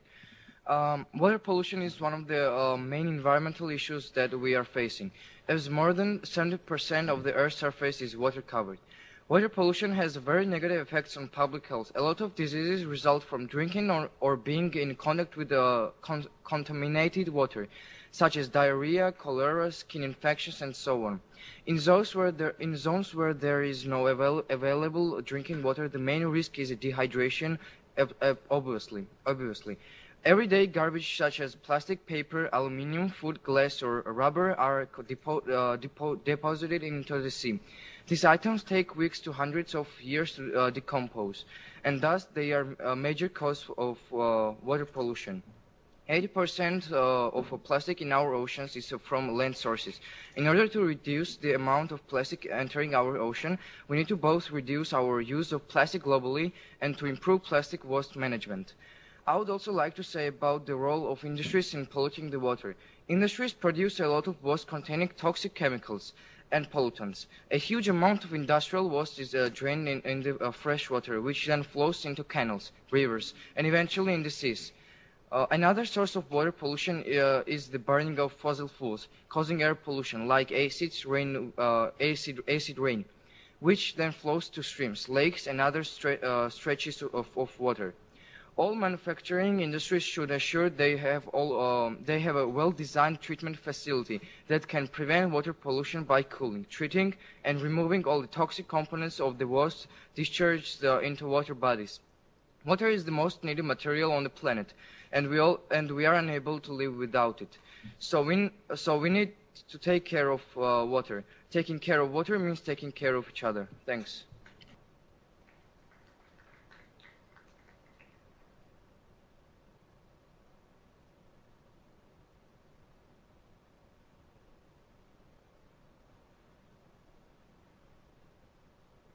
Hi everyone, this is Zula, your morning chair. I would just like to suggest something that all of us can do no matter where we are, whether you're here at the United Nations or abroad. Something easy that you can do with your friends or your family is when you go to the beach or you go to a lake or a river, is to pick up any garbage or pollution that you see in the water, on the shore. Make sure that no animals are being harmed or choking on any plastic, and make sure that you're disposing of things correctly and putting things in the correct recycling bins, because you may not think that it's affecting you, but it could affect another life. Thank you.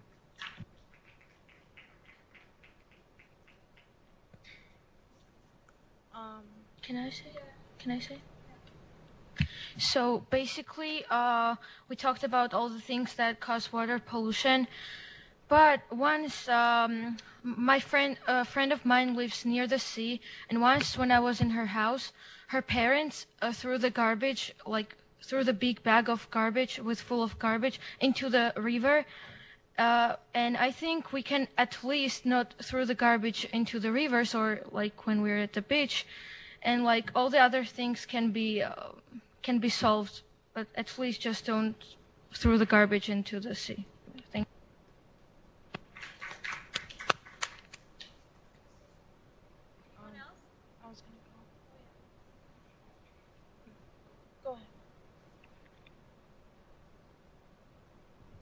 Hello again. So now I would like to read an article about why is clean water important. So let's get started.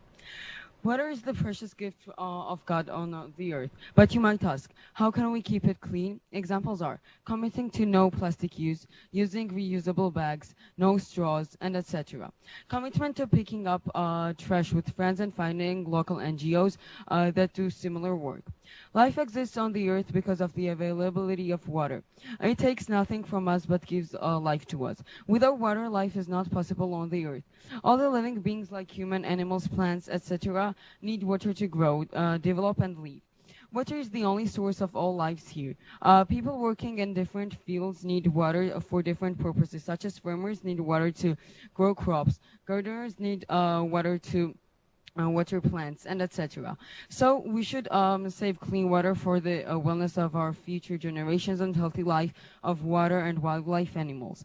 People at many places of the world are suffering water because of water scarcity or completely lack of water in the regions. We should understand the importance of water in our life and stop misusing it with a proper management of usage of water. We should also protect clean water from being dirty due to the soil or water pollution. And I'm from the editing team, and I would also like to say that we have recorded all the things and all the solutions we have just said, and we would be very thankful if you would upload some of your solutions and notes that we could not record on Facebook pages or in Google Docs, so we could insert it in the final document with the notes we just took. Thank you.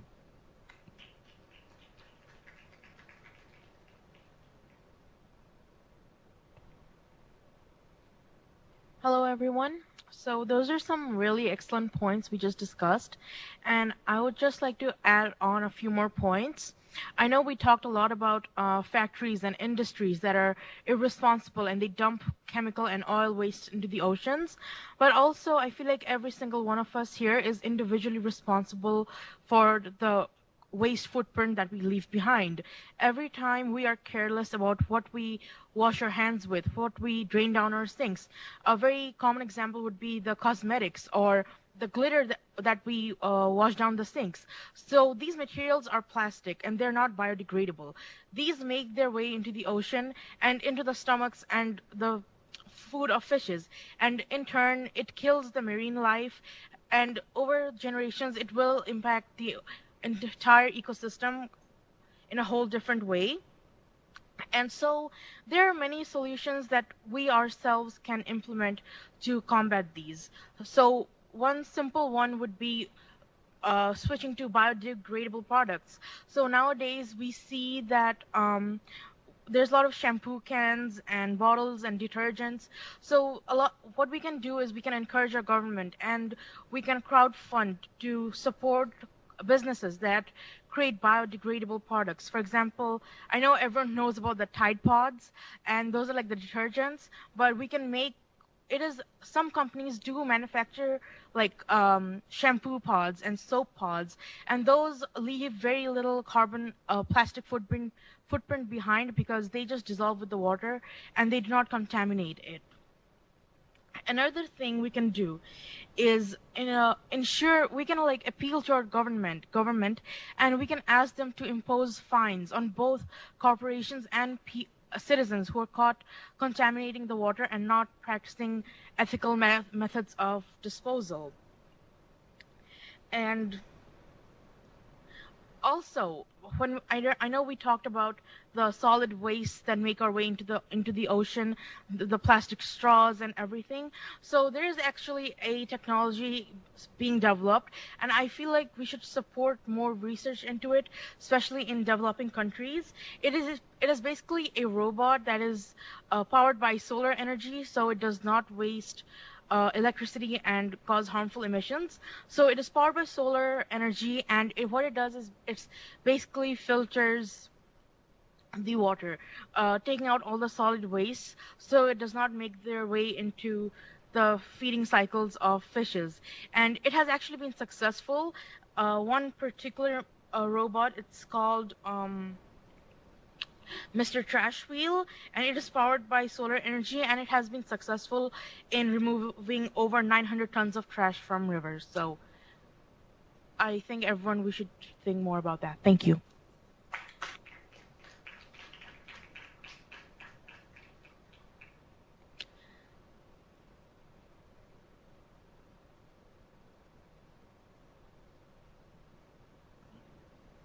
I just wanted to add one more comment. I wanted to remind everyone here and on our webcast that we as humans are fully responsible for the demise of our planet. If we do not take care of our home, we will no longer be able to live in it. We have to educate corporations and citizens about keeping the water clean. And we have to recognize that water pollution is our fault, and if we don't fix it, we're going to suffer the repercussions. Thank you.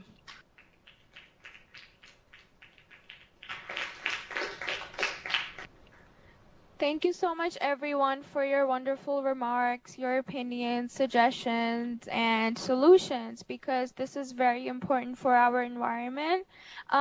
Because we are a little ahead of time, I would like to give other sites another opportunity to say a few more words on what they really think about. It could be about any sub-theme or any other opinion slash a suggestion you have, or if there's something that you really want us or the editing team to add on to the document, now is the time to let us know. So whoever wants to go first, you can go ahead now. Chair, I would like to add a few points on water pollution. Greetings. Dried and crushed seeds of the Moringa oleifera, a tree native to India, could be used to purify water in developing nations at a low cost. When added to water, it is known to reduce bacteria in water by 90%. Nigeria, where about 66 million people do not have access to safe drinking water, foresees benefits to using Moringa oleifera, which provides them access to safe drinking water. Thank you. I'm Shanti. I'm going to speak about how to prevent floods and what can we do in case of floods. Encourage students to do disaster risk management in their localities. Motivate students to carry drills to fact-based and course of action and reaction in case of disaster. Collaborate with NGOs to improve ecosystem and ecology in coastal areas to increase their safety. Students can take first aid classes for people, which will be helpful during emergency situations. Students can team up with NGOs to help in cleanup missions after floods. Students can reach out to family, friends, and society members to ensure safety during disasters. Thank you. Greetings, I'm Nidhi. I have a suggestion on how to reduce waste disposal near water bodies, which can reduce water contamination. One of the basic methods which every individual can contribute is by segregating waste into three forms: wet waste, reject waste, and recyclable waste. Reject waste can be incinerated, recyclable waste can be reused, and wet waste can be converted into manure, which can eventually be used for reforestation. Thank you. Fogs have the potential to provide an alternate source of fresh water in dry regions and can be collected using simple and low-cost collection system. Large pieces of vertical canvas consisting of single or double-layer mesh are erected in the direction of the wind, where fog hits the net and forms water vapor, which then forms water. Water production ranges from 200 to 1,000 liters per day, wherein 1 square meter of wire mesh can provide 25 to 30 liters of water per day. As per UNEP estimates, the technology is green and clean, socially beneficial, environmentally appropriate, cost-effective and innovative, and water can be easily harvested. This can provide significant amounts of water and is applicable worldwide. Thank you. Greetings to one and all. Thermal pollution is often the unseen cause of water pollution. It can lead to unfit consumption of water and to life systems and aquatic animals. One simple and inexpensive way to help our homes more energy efficient is to install light foam gaskets to stop drafts. To find out which of our appliances may be drawing phantom power when they have been turned off, inexpensive meters for our homes are available on the market. Just one tree planted on the side of our homes can reduce our annual cost of air conditioning up to 18% and cost by 8%. Trellis vines will shade walls and windows while taking up much less space than trees or even shrubs. This can reduce the amount of energy that is used. It is high time we start differentiating between what we want and what we need. Thank you. Hi, I'm Jyotsna. I'm talking about waste disposal and groundwater contamination. The current groundwater quality is very critical. It is overexploited and overcontaminated. Landfills have a major stake in groundwater contamination. So we need to clear the current landfills which are near dumping sites. No protective base layer, hence toxins seep into the soil and contaminate the water. We need to create new scientific landfills which have a protective base layer made of clay. It prevents seepage of waste, and there is a vegetative layer which helps in decomposition of the waste and prevents soil erosion. We also need to have compost pits in all our homes because 45% of the waste in landfills are organic waste, which add to the waste landfills. Thank you. Hi everyone, I'm Shreya. I'll be talking about saltwater infiltration and groundwater. According to the UN report, about 40% of the world population live within 100 kilometers from coastline or delta areas. A common source of drinking water for those coastal communities is pumped groundwater. Excessive groundwater and well water pumping from coastal freshwater wells have increased saltwater infiltration in many coastal areas. Sorry, Omega We need to International. realize the momentous need I'm sorry to cut you address off the right now. urgent On. Maybe if we have time, we'll come back. So if any of the other sides have any more remarks or comments to add on, now is your time. The floor is yours.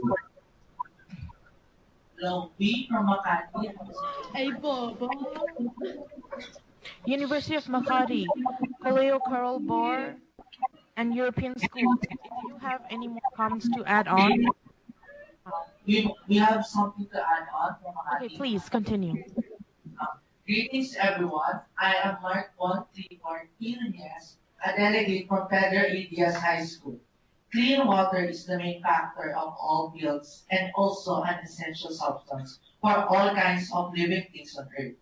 In conclusion, we should acknowledge that clean drinking water and sanitation are essential to the realization of all human rights. And state again, as a fact that polluted bodies of water must be rehabilitated by means of encouraging family, community, and government officials to maintain cleanliness of the subject matter in every nation. So we here in the Philippines are expecting more in the near future or in the near projects for some action plans just to change the pollutants in water. I mean, this is just a problem.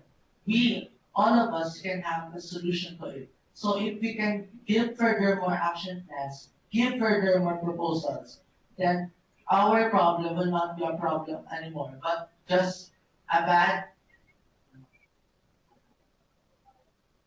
memory to all of us. So thank you and more powers to all of you.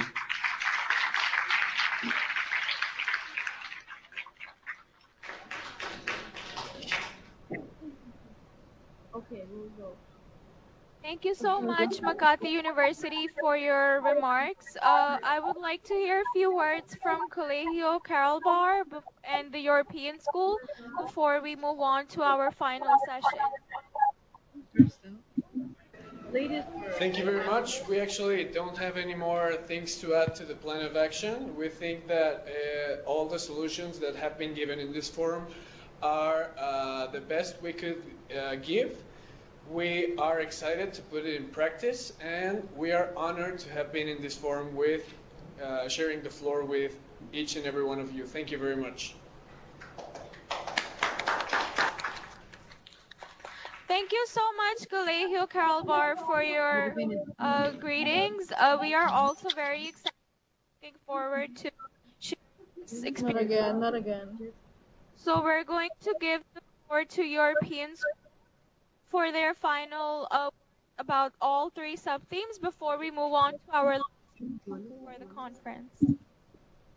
So we wanted to talk about how Georgian government solved the water and sanitation management. So the National Food Agency of the Ministry of Agriculture developed annual plans for state surveillance and monitoring of drinking water quality and safety. There is limited data available for sanitation, and the monitoring of sanitation needs to be strengthened. Moreover, it is of high importance to conduct a study on the availability of drinking water and sanitation in Georgia, which will provide a realistic picture about the situation and allow the government to plan further activities.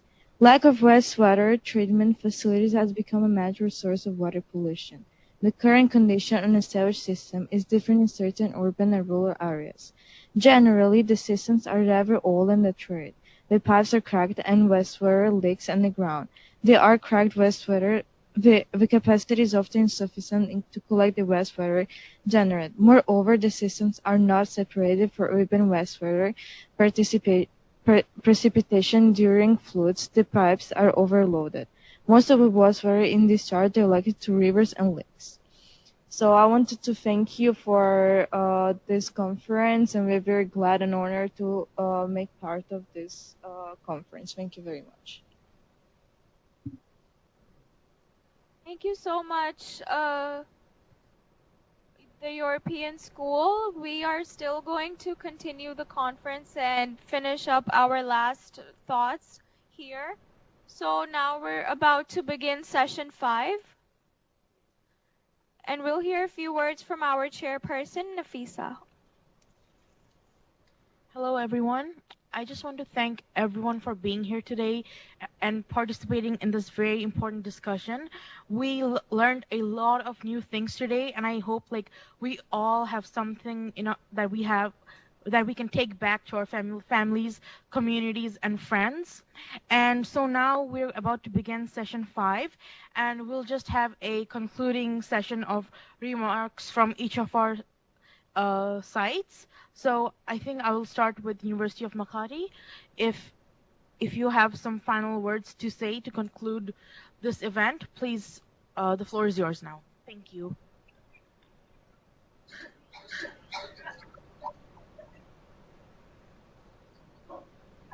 From the University of Makati. So yes, hello, that great man from UN, Mexico, South Africa, India, and Georgia. So I would just like to say that this conference is so beneficial to us. The Philippines is known to be surrounded by various bodies of water, and yet we still have the difficulty in managing our water systems. So through this conference, we were able to bring up action plans by shortcut innovative minds by using alternatives to plastics such as edible utility bamboo straws, waste management, plant-based rehabilitation agents, and even hydrokinetic filtration systems. I'd like to take this opportunity to thank everyone involved in making this event happen. We were able to gather as collective youths to solve the problems we face together today. Even if we are from such different countries, I am so excited to see the results of our efforts today. We are all catalysts for a change. Again, from the Philippines, mabuhay po tayo.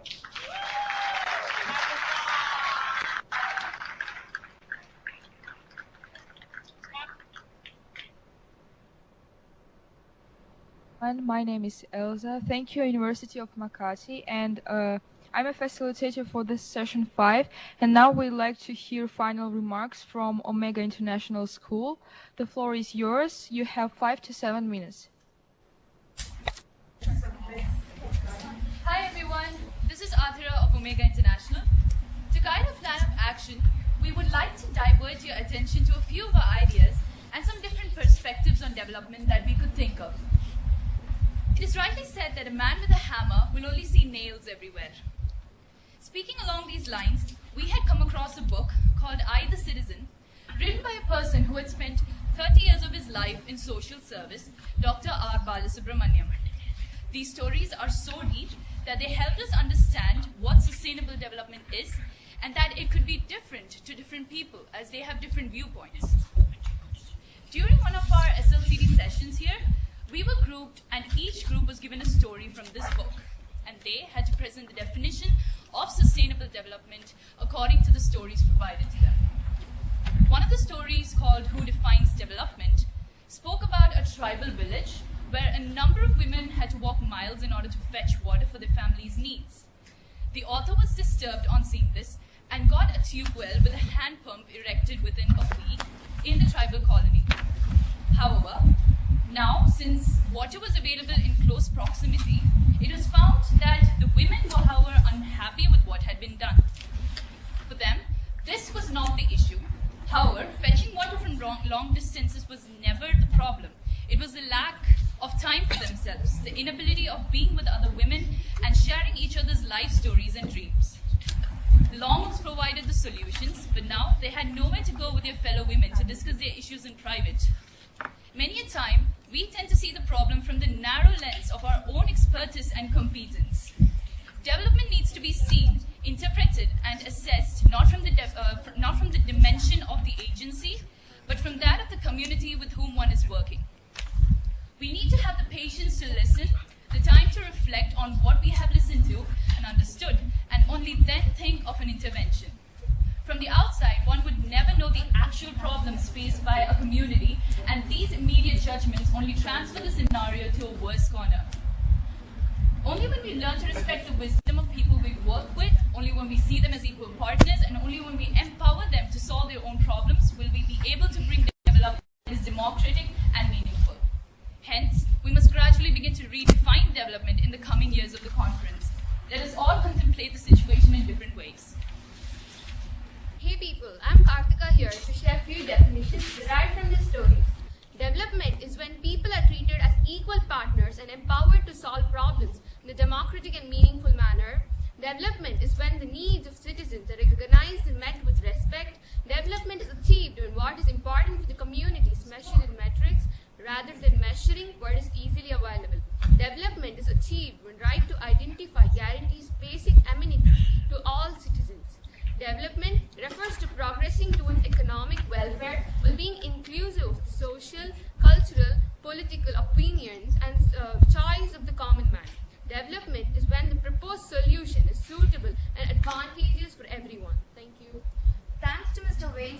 initiating SCOPA. International initiatives like SLCD and SCOPA will allow youth to engage in discussions with students across various diversities and cultures, working on problems and solutions at a global perspective. We need to create an environment where people are not just well educated, but more well informed too. Bearing in mind that 42% of the world's population is youth, we believe that bringing youth communities from different countries together by organizing youth exchange programs so students can bring out innovative and unique ideas through brainstorming could help solve global concerns. Uniting the youth citizens of different countries enhances international support, and partnership between these countries will help in sustainable resource management that will ultimately lead to achieving the Sustainable Development Goals. When we invited two NGOs working on one goal, which was restoring Chennai's water bodies, we found out that both the organizations did not know each other. A lot more can be done if both the organizations work together. Students can be the bridge connecting these NGOs and can also be a part through schools and play a vital role in conserving the water, which is essentially our right. Thank you. We, along with EFI, have conducted various things. We have conducted street plays, voluntary works, river walks, and wall paintings where students have had a big hand in reshaping their future. EFI, abbreviated as the Environmentalist Foundation of India, conducts scientific restoration of lakes and ponds and currently functions in the southern states of India. They have restored over 39 lakes and over 48 ponds till date. Their founder, Arun Krishnamurthy, had also given a TEDx talk describing the cultural importance of the rivers and urged everyone to fall in love with their rivers. Thank you, Lalaji Omega International School, for your final remarks. We are so proud, we are so honored to have you in our conference every year. You are very dedicated members, and we appreciate you so much because you really strengthen the relationship between India and GEM, which is seriously such an honor. I would like to move on to the next site, which is Colegio Caralbar in Mexico City. Please welcome and please say your final remarks for this year's conference. Thank you.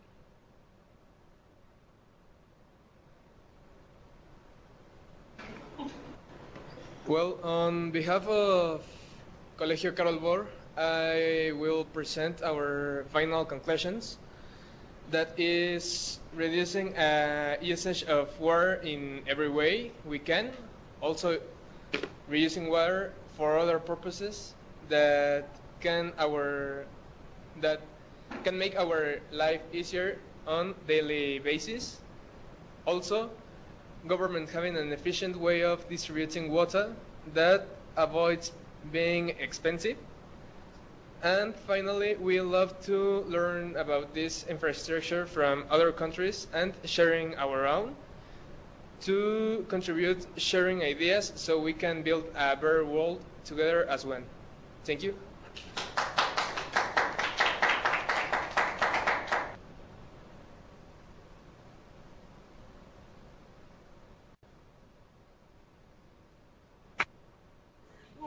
Thank you, Colegio Caralbar.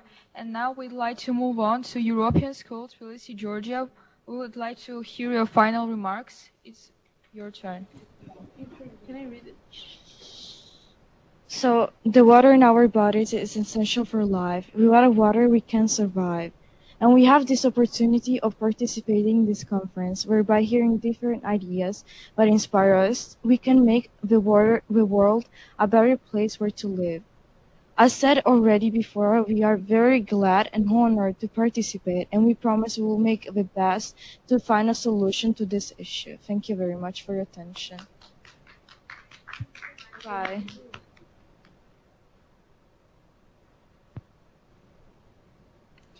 Thank you, European School from Georgia. And now we'd like to move on to United Nations. Does anybody want to talk? Hi, everyone. As your morning chairperson, I will make our final remarks. Thank you to everyone who joined us today. This conference was an amazing learning experience for all of us and is a vital first step to a long process to make Sustainable Development Goal 6 a reality. Clean water and sanitation for all was our objective today, and we as the youth of the world will accomplish that, whether it is by 2030 or before. As young people, we are a very driven society, and I know that we can reach our goal. The ideas and solutions shared today were all very well thought out, and we will present them to the UN Youth Envoy to make sure our voices are heard. Once again, thank you for joining us as Worldwide Youth for Global Change.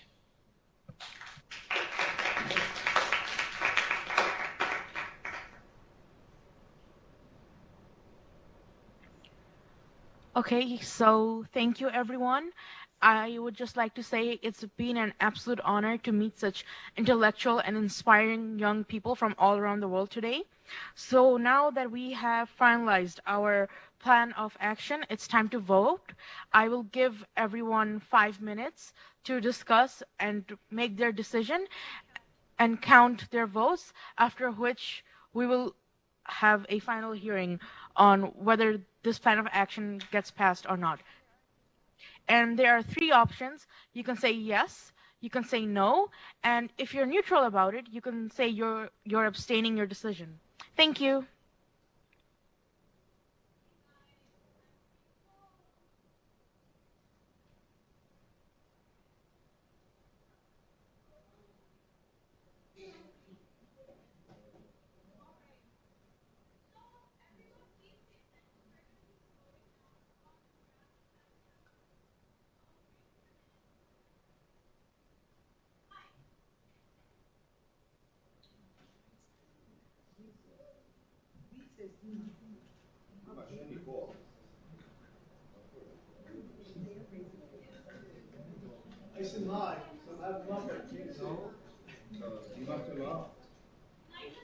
Okay,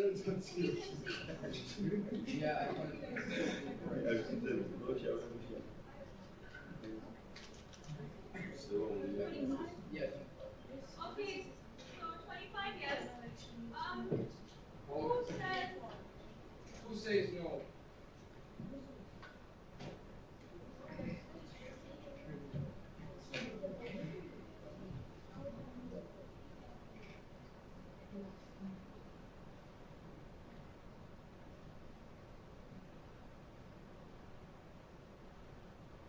Is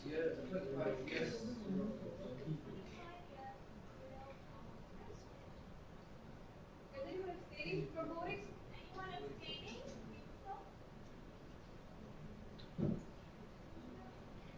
Did everyone vote? Yes or no? Yes.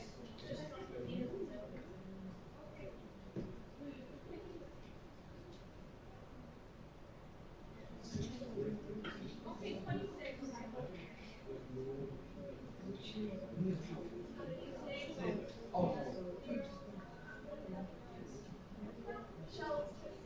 Okay, that's enough. So that means 28. 28 yes. Alright. We can ask them if their numbers are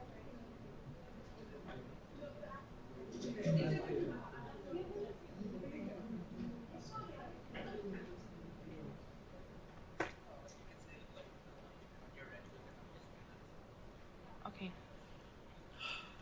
So, we're done at the UN counting our votes, and if anyone on the other sites is done, you may let us know. Thank you.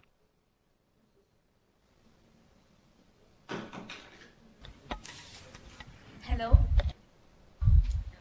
From Lalaji Memorial Omega International School, we have 52 for the plan of action.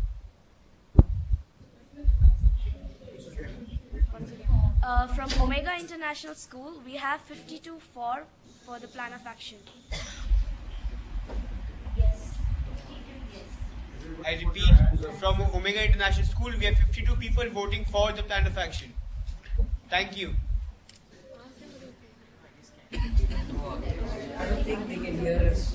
If your hands are not I think they can hear us. So, Hear us?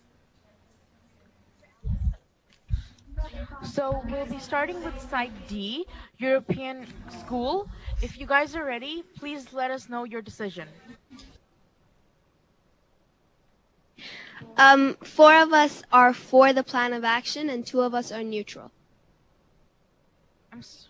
Could you please repeat that number? 4 of us are for the plan of action and 2 of us are neutral. Thank Did you. you get that? Thank Yes, you. we did. Do you have any abstain votes? No. Oh, 2 neutral. Do you have any no? No, no, no. Okay. Thank you. Thank you. Thank you. Now we move on to site A, which is the University of Makati. Please let us know your decision. Apologies, may we have one more minute to count our votes? We currently have 330 delegates, and we just want to make sure the numbers are indeed correct. So, are you saying you'd like more time? One more minute, please. Okay, all right. In that case, we will come back to you, and we will now move on to Site C, Colegio Carol Bor in Mexico City. Please let us know your decision. Colegio Carol Bor has 12 votes in favor for the plan of action. 12. So that is 12 yeses? Yes. Any noes or abstained? No, just yeses. All right, thank you. Thank you. Next, we move on to Site B, Omega International School, India. In India, please let us know your decision.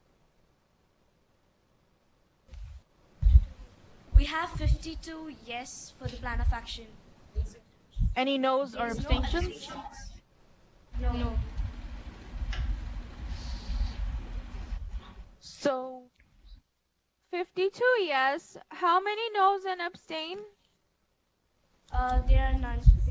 Zero. Okay, thank you. Thank you. So now we go back to University of Makati. Are you done with your count?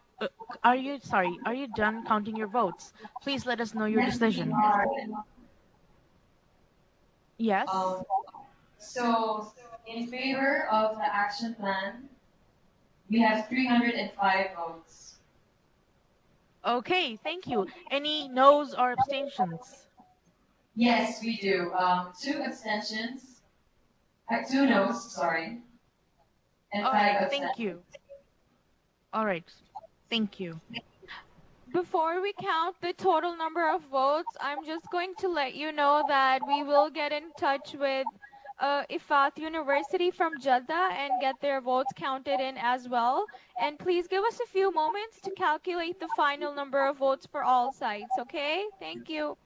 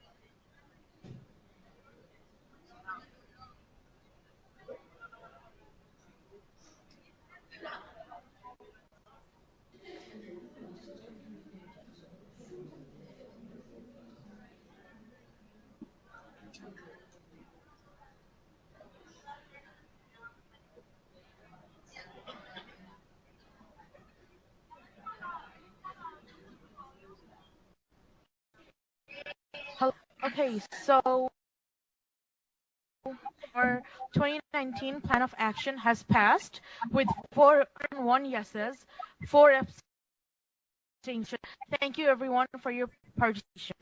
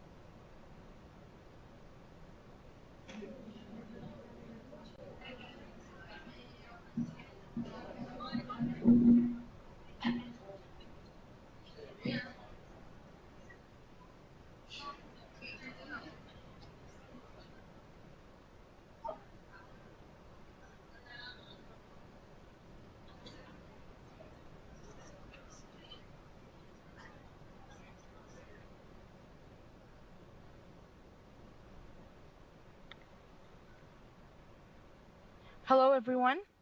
So, as we conclude our day of hard work, I believe some thanks are in order.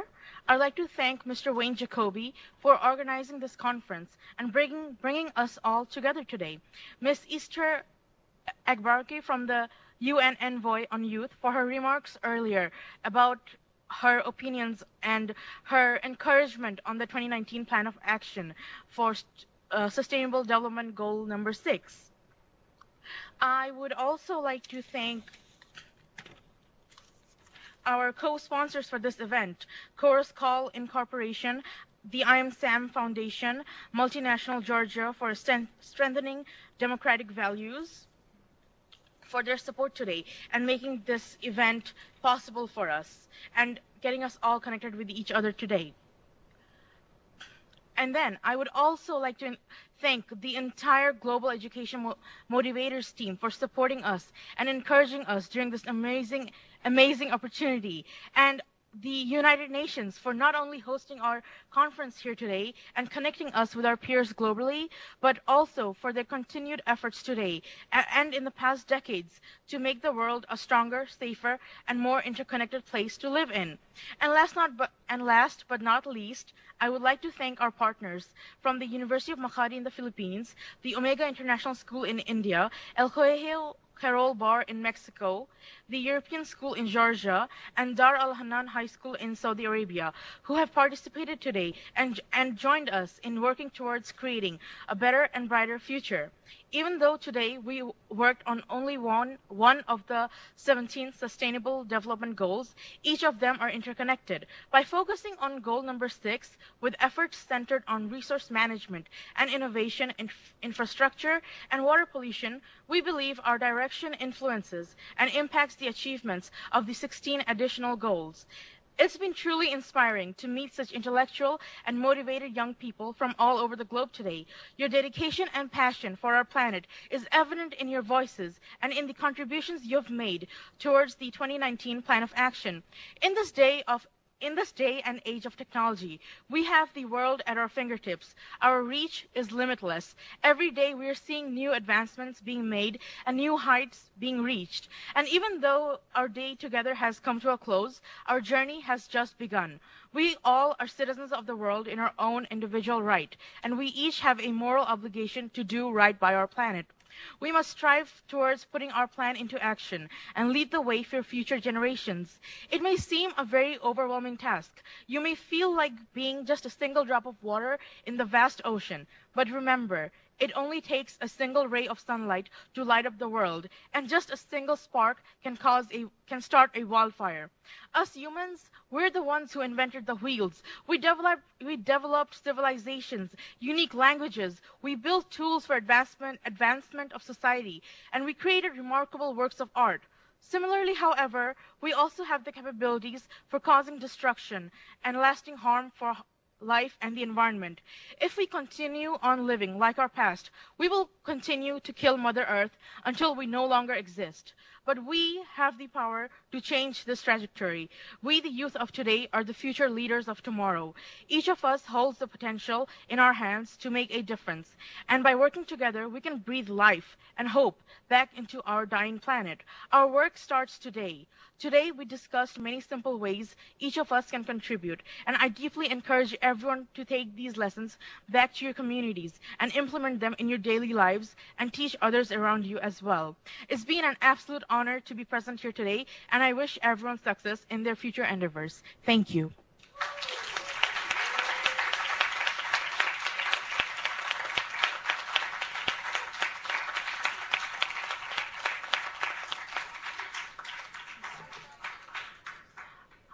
I would now like to hand the mic over to Mr. Ucha Abramishvili. I'm sorry, I totally butchered that name, forgive me. But he's our sponsor from the Multinational Georgia for strengthening democratic values, and he's one of the reasons why we were able to hold this event today. Thank you, please.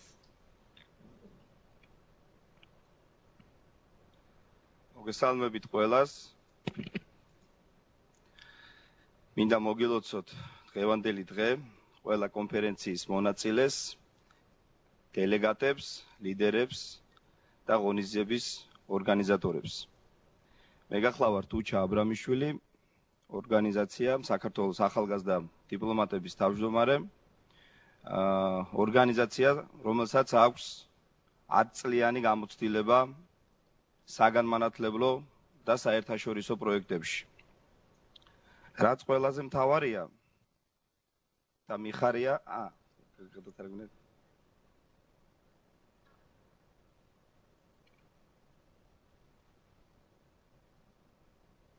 Hi everyone, he's Ucha Abramishvili from Georgia, Batumi. He's congratulating to all of the delegates and all of the leaders who participated today. And organizations, young diplomats, so he's leader of the organization, Young Diplomats from Georgia. Yes. ასევე წარმოვადგენ ერთიან, ძლიერ, მოტივირებულ და ენერგიულ გუნდს, რომელიც დღეს თქვენ წინაშე არის საქართველოსდან. So basically, he's the representative of the young children who are strong and who have the bright future and yes. ასევე მინდა აღვნიშნო, რომ ჩვენი ორგანიზაცია უკეთებს ორგანიზებას ყველაზე მასშტაბურ და პოპულარულ პროექტს, რომელიც არის გაეროს ახალგაზრდული ასამბლეა და რომელიც არის დაფუძნებული გაეროს მდგრადი განვითარების 17 მიზანზე. So he's also the organizer of the new project, which has a big, like many people participate in this project, and it will be held in Batumi, and many children will take part in. ვფიქრობ დღეს მიღებული გამოცდილება ყველა დელეგატს თუ ყველა ლიდერს გამოადგება და ვფიქრობ რომ ეს გამოცდილება უნდა გამოიყენოს უკვე ჩვენს ქვეყანაში და უნდა დააყენოს ის პრობლემები, რა პრობლემებზეც დღეს თქვენ აქ ვჭელობდით. დიდი მადლობა. So he hopes that every children who today gain this experience, they will use this experience in Georgia and Tbilisi, and they will solve all the problems that they have now. Thank you.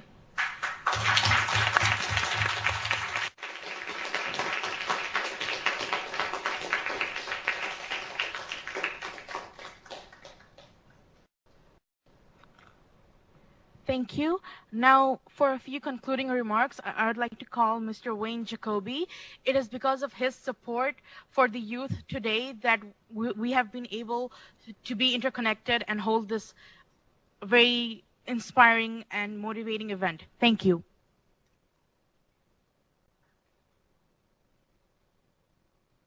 I am honored to sit in this seat, as I would be with that. Did you have any other remarks?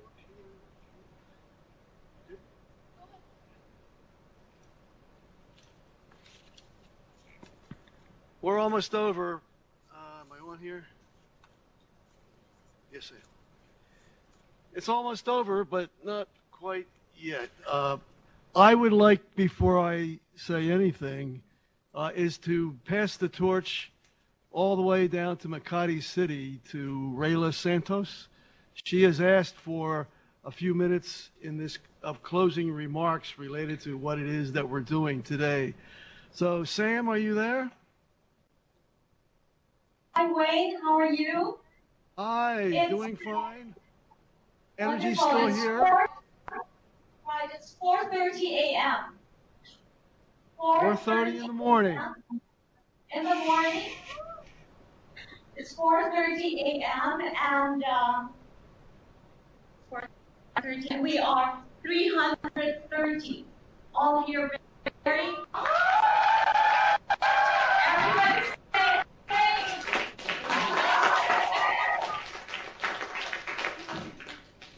230 people that flew all the way from Mindanao. And Wayne, we also have partner organizations, Young Environmental Forum headed by Ludwig Federica, and also the past, and also the Climate Reality Project. And you've met Outdoor, right?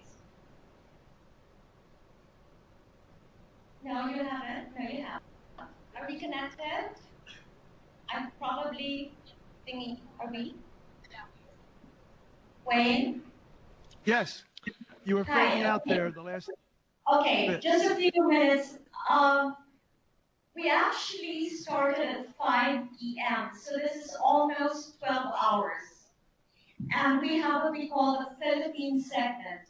So today we were honored by having the Secretary of the Department of Science and Technology attend this conference. We also had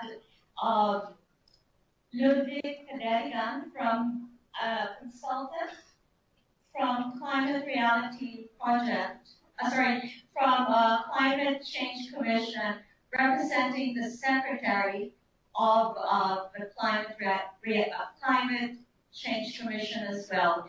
And a lot of social civic groups, particularly women's groups that were here today. And UNICEF came as well to talk about their WASH program, Water, Sanitation, and Hygiene. And this is the 6th year. We've continued to bring in very, very energized. We're happy, and I'm personally very happy this year. We've had a wonderful crowd and also very active leadership, okay? And this is, and I would also like to thank, we have model UN delegates that are now the INSAM Model UN Process Mentors.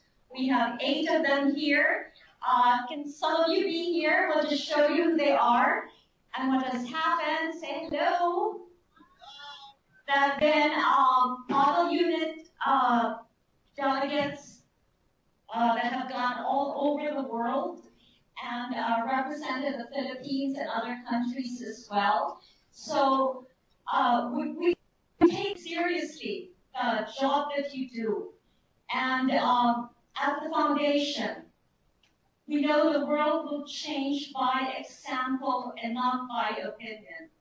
So they know very well, the student delegates here know very well, that they will not get a certificate that's signed by you and me, Ludwig Federican and Rodney Galicia of the Climate Reality Project, unless they have a project. Okay? So with this, we thank you again for this wonderful, wonderful opportunity. And always onward, Wayne and Tashi Delay. We honor the greatness in you and all of you at the United Nations. Thank you very much.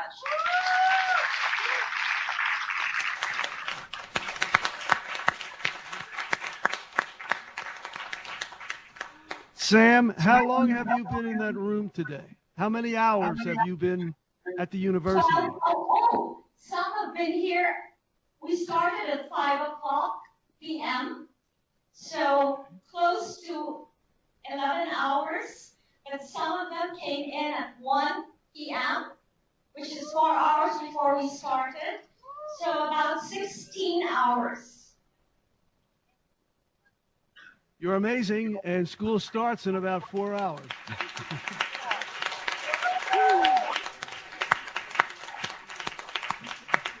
Before I say, oh, I'm sorry, go ahead. No, I'm saying they're still so bright-eyed and bushy-tailed. And Wayne, please come over to the Philippines. We have to get you here. Oh, yes. That's on my bucket list, to come to the Philippines, yes. I think God didn't hear you. Wayne didn't hear you.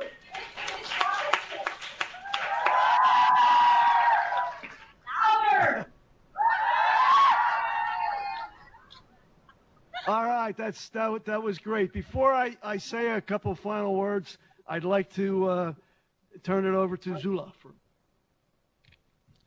I would like to make some final thank yous. I want to thank my fellow leaders today, Nafisa, Dimitri, and Nini. I'd also like to thank all the delegates, the editing team, the social media team, everyone in this room who helped out. I'd like to thank Caitlin and Mr. Soto, Mr. Wayne, and most especially my sponsor, Ms. Michelle Joseph from SCAP. I wouldn't be able to do this without any of you guys, and I'm so grateful. Thank you.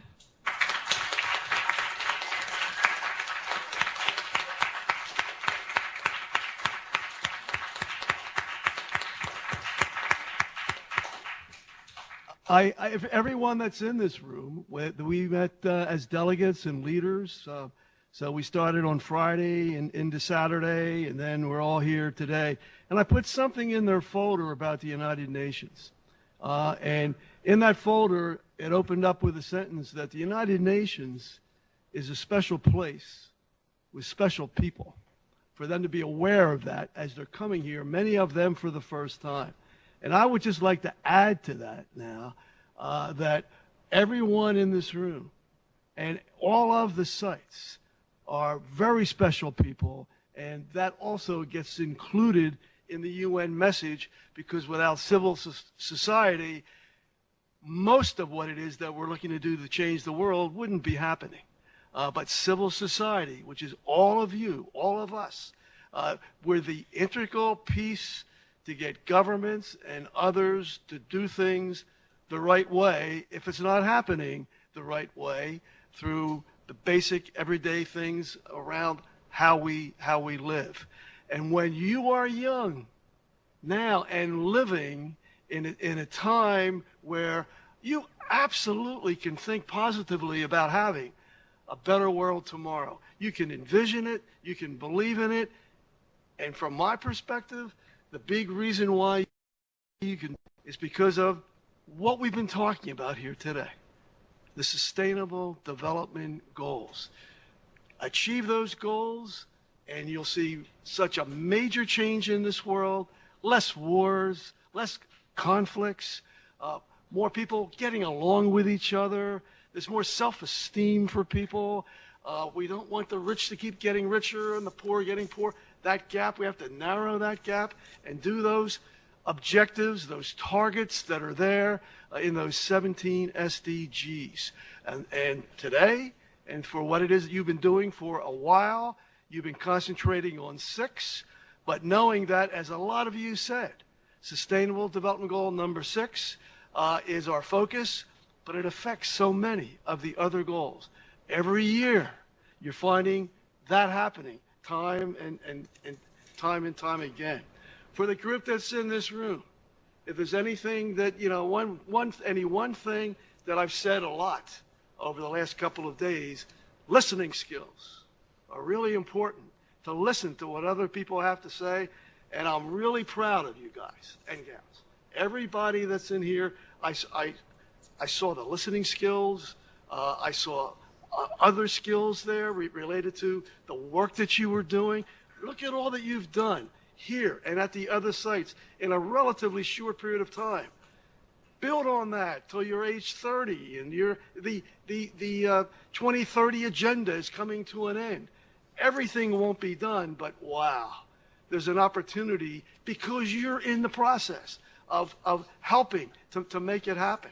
There's a lot of true, real interest here at the UN to get your perspective on things like what we're talking about now, and especially climate change, and around that and other things. Believe positively about tomorrow. We're going to get to that promised land, but we can't get there without you, and you're going to be leading the way. You are a very, very powerful group when you have things like this phone. And you're so overly connected to the world and your peers everywhere. Wow, I could go on for a long time related to that, but believe that the future is very promising because of students like you and what it is that you're bringing to the world. So keep moving forward, build on this, tell others, stay involved, be good, do good, and the world tomorrow will be good. So thanks, everybody, for being here. Let's do it.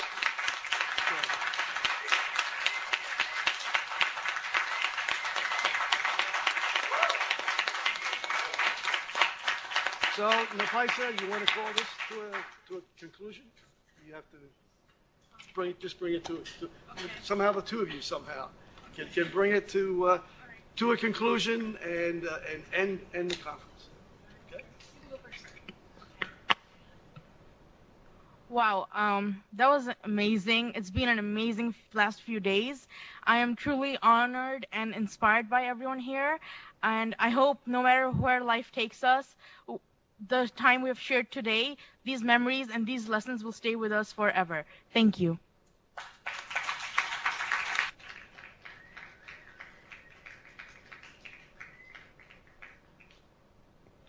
I believe I speak for my co-chair when I say this, that we are so proud of everyone in this room and everyone at our different sites. This is an amazing learning experience, and I'm so excited to work with you guys in the future. Thank you so much.